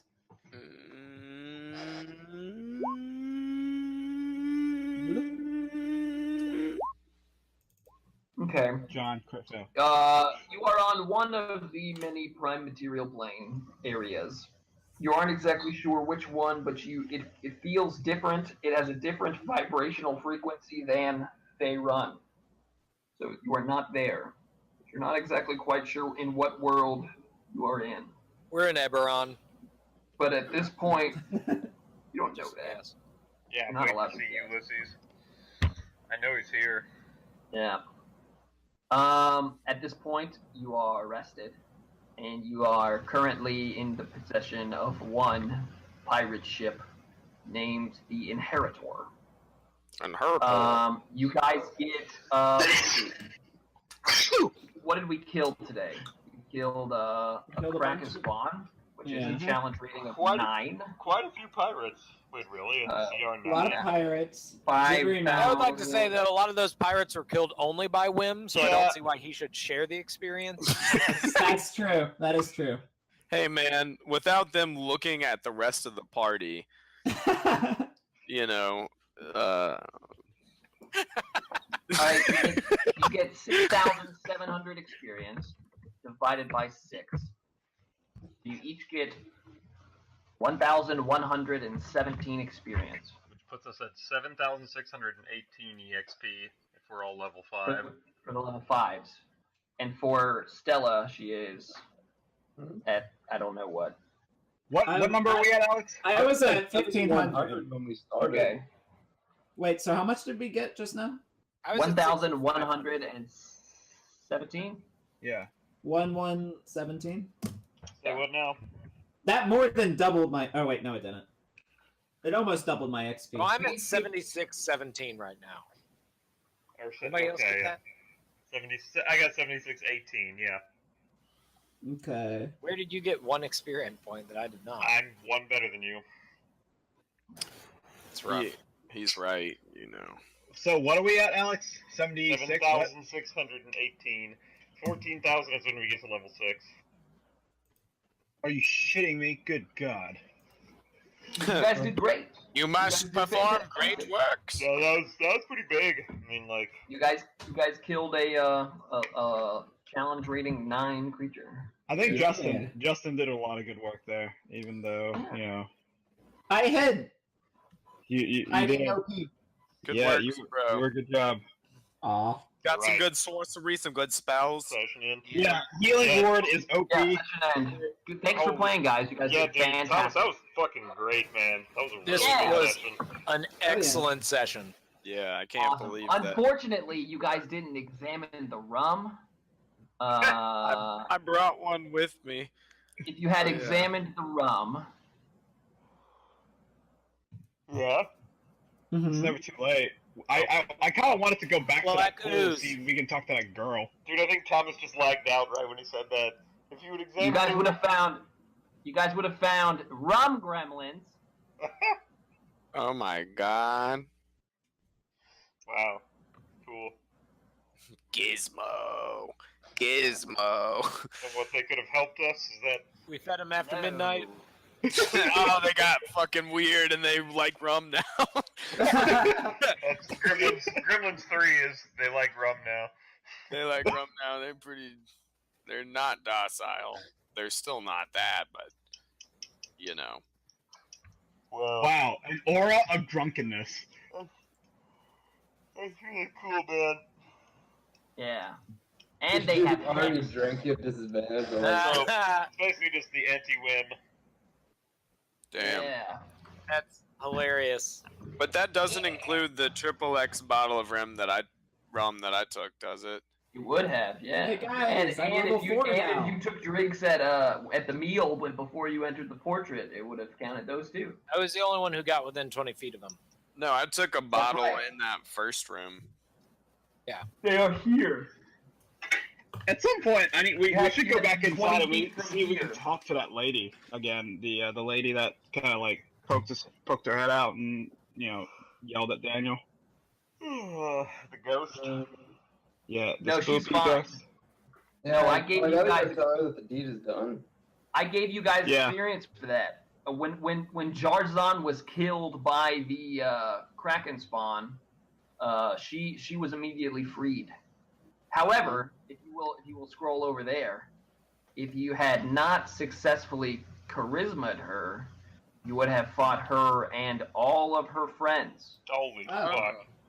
We should have done that. We would have gotten more experience, guys. No, I gave you experience for it. Oh. She was a drowned maiden. We could have used them against the fucking Krakow monster. She was a drowned maiden. Damn. Good thing we convinced her to go away. You know what would have cleaned that room up real nicely? I forgot to show you this. This was Sister Priscine. Oh wow. Okay, that's pretty cool looking. Oh yeah.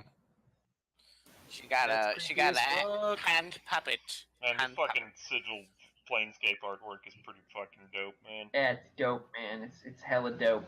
It's really cool. She The likes. whole fucking campaign is hella dope, and I like Wim so much. Yeah. He's the best. We got a good thing going here. I like Whip a lot. You guys are pretty lit individuals. Ooh, You are on fleek. so on fleek. All right, God guys. damn it, you guys are so white. Hey, did you? I don't know if I'm gonna be able to prepare a session for next week. Yeah, next we could week- probably. next- I'll have Friday off, so we can probably play Umbria. I'm Oh, hoping. that's- I will exactly be what I in. wanted to do. I'll be in California. That I won't doesn't be able to matter. I mean, I'm sorry you won't be here, but I want to play Umbria so bad. We could retroactively say. 3 incursion. Yeah, level We 3 could incursion. say retroactively the bird is still in prison for his fucking stupid bomb trick. Stupid. Stupid. Yeah, Thomas, did you catch the little thing that I sent to Oli way back when? I don't know if you're paying attention to If not, I can send you a message about it. Yeah. I saw the Awakened Mind thing. Yeah. Yeah, we can do that. Okay. Sounds good. Why don't you email it to me as well? Okay. Sounds good. If you email it to me, then I'll write something up for you. Sweet, dude. All right, guys. Thanks for playing. I'm going to bed. Thanks for DMing. Grab my dude. cat. Good session, Brad. Yeah, that was a good job, dude. I can't believe we had so many layers of obscurity in that one room. That was amazing. I like that a lot. And then we almost died again. We've had a lot of close calls, Yeah. this group. Yeah. I'm gonna keep making it harder until somebody dies. Yeah, because Ashton's never died. Yeah, until somebody like an important character dies. Yeah, never mind Ashton. They don't advance the plot at all or anything. They just endlessly walk into the meat grinder of a campaign. The Expendables. Wow. Yeah, you know what? I'm just going to Nobody DM paid my for own us to game. do a It's just going to job. be We me just playing all of my characters. Do a job. Nobody told me that when you got punched, you had to get back up and do the job. No, I like it. I mean, it reflects Ashton. It actually reflects your urge to, go back and make a new character. Yeah, whenever you Ashton. fucking reach Whoa, level okay, 5. this is this is getting that's a completely separate issue. That's When you- nothing to do with Ashton, when you reach didn't level even 6, die. you're gonna retire your character because Yeah. that's the same in EverQuest is just not logging in on them again. You're gonna be a new character. You know what the retired folder is going to be on Roll20? It's just going to be all of your fucking characters. Look at all these level 12 characters. I'm haunted by the ghosts of my character's past. That's not to say that they don't have storied pass. It's just the levels. Oh, okay, They Griff. retired. They retired. You're dead to me. Oh man. Hey, wow, cool. I job. really enjoy referencing Whim's actions with GIFs. Yeah, that's pretty Dude, funny. it's the best. Yeah, I really enjoyed the fucking movie. Inception. Yeah, actually, that kind of can be both of them. It can kind of be both Inception and Pacific Rim if you just. Yeah, it's your imagination.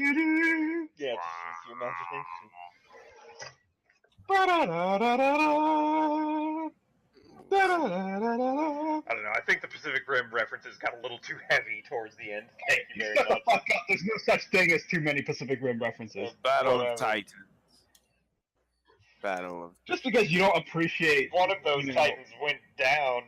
Yeah. Yeah. Dude, I'm sorry that I just got really shitty rolls as a Titan, Next time, I'm going to elbow rockets engage those fuck boys. Nah, I think next time just Hugh's gonna get enlarged.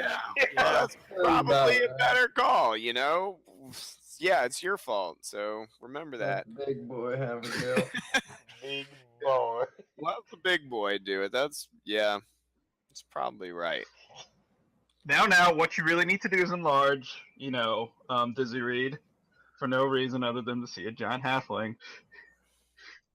You'll be a regular. Like fucking what was the EverQuest halfling god's name?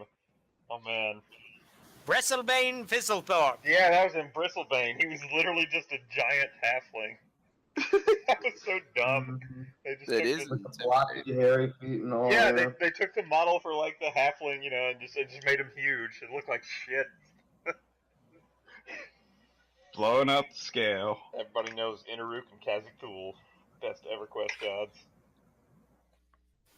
Yep. Slaystack Row, brother. Fuck. Yeah, he looked the coolest. Get the fuck out of here. Wait, what did he actually look like? He looked the coolest.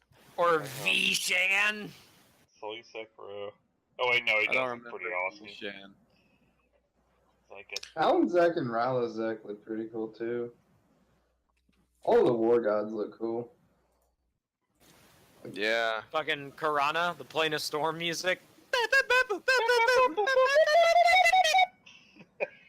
Oh no. Yeah, Ralzek, he's kind of his character model. There's some that look kind of fucking weird. The sleeper was kind of. Obviously, Quarm is the scariest. Quarm. What about Prexus, guys? He was cool, right? Fucking mermaid god. Mermaid. Oh God. yeah, I remember him. You remember Levith the Shark King, John? He was a legendary sea monster in that zone. In EverQuest? Yeah, man. Here, I'll send you a fucking picture. Man, I can't believe that Phantasmal Killer didn't do shit. I never. Immune to psychic damage, bruh. There we go. Well, it's like it wasn't never about damage. It was just trying to make him go away and just kind of like freak out and not do anything. That was the idea. It's Levitt, the Shark King. He's a legendary sea monster. What are those fucking eyeball things in the pic? Oh wait, is that a ledge or a boat? What am I looking at that he's like swimming around? I don't know, but we're still getting this on recording, so. Dude, I want to fight that guy. What zone was he fucking in? It's, I don't remember that one either. I don't remember that at all, and that seems like something that I would spend hours searching for. Well, I was gonna say like back when I was a kid, but it would still be now. So like. Oh, wait a minute. This is like a later expansion thing. Tale of Alaris. Haha. Zareth, City of Tides. Oh, yeah. That was EQ1? No, this is very recent, actually. I mean, it's EQ1, but, you know, it's like expansion number fucking 17 or whatever they're on now. Dude, no, 17 is an underestimate. They're on like 28. They have a lot. It's absurd. That's an overestimate. Maybe 22. I definitely reloaded Project 1999 like a couple weeks ago. I had They're up to 23. Yeah. Empires of Kunark. That's cool that they're still making them. I had no idea that they actually did that shit. Yeah, my dad's still a paying customer to this day. Holy shit. For 6 different accounts. Damn. 6 different accounts? That's like more than my multi-processing using MacroQuest, which is hacking. And he runs like AFK farming scripts so that he has one main tank that goes out and pulls stuff. And then like his wizards and his fucking cleric and shit are just sitting there waiting. He pulls it back and pulls it and yada yada. See, like, it's dirty. It's really cool because there's like a main screen that takes up like 70% of the height, and then the bottom strip is like 4 other screens, and he has a second monitor with one up at all times. You can like switch between all those screens. It's pretty cool, but it's fucking absurd. It's just the fact that no one fucking plays that game anymore. Like you have to do that because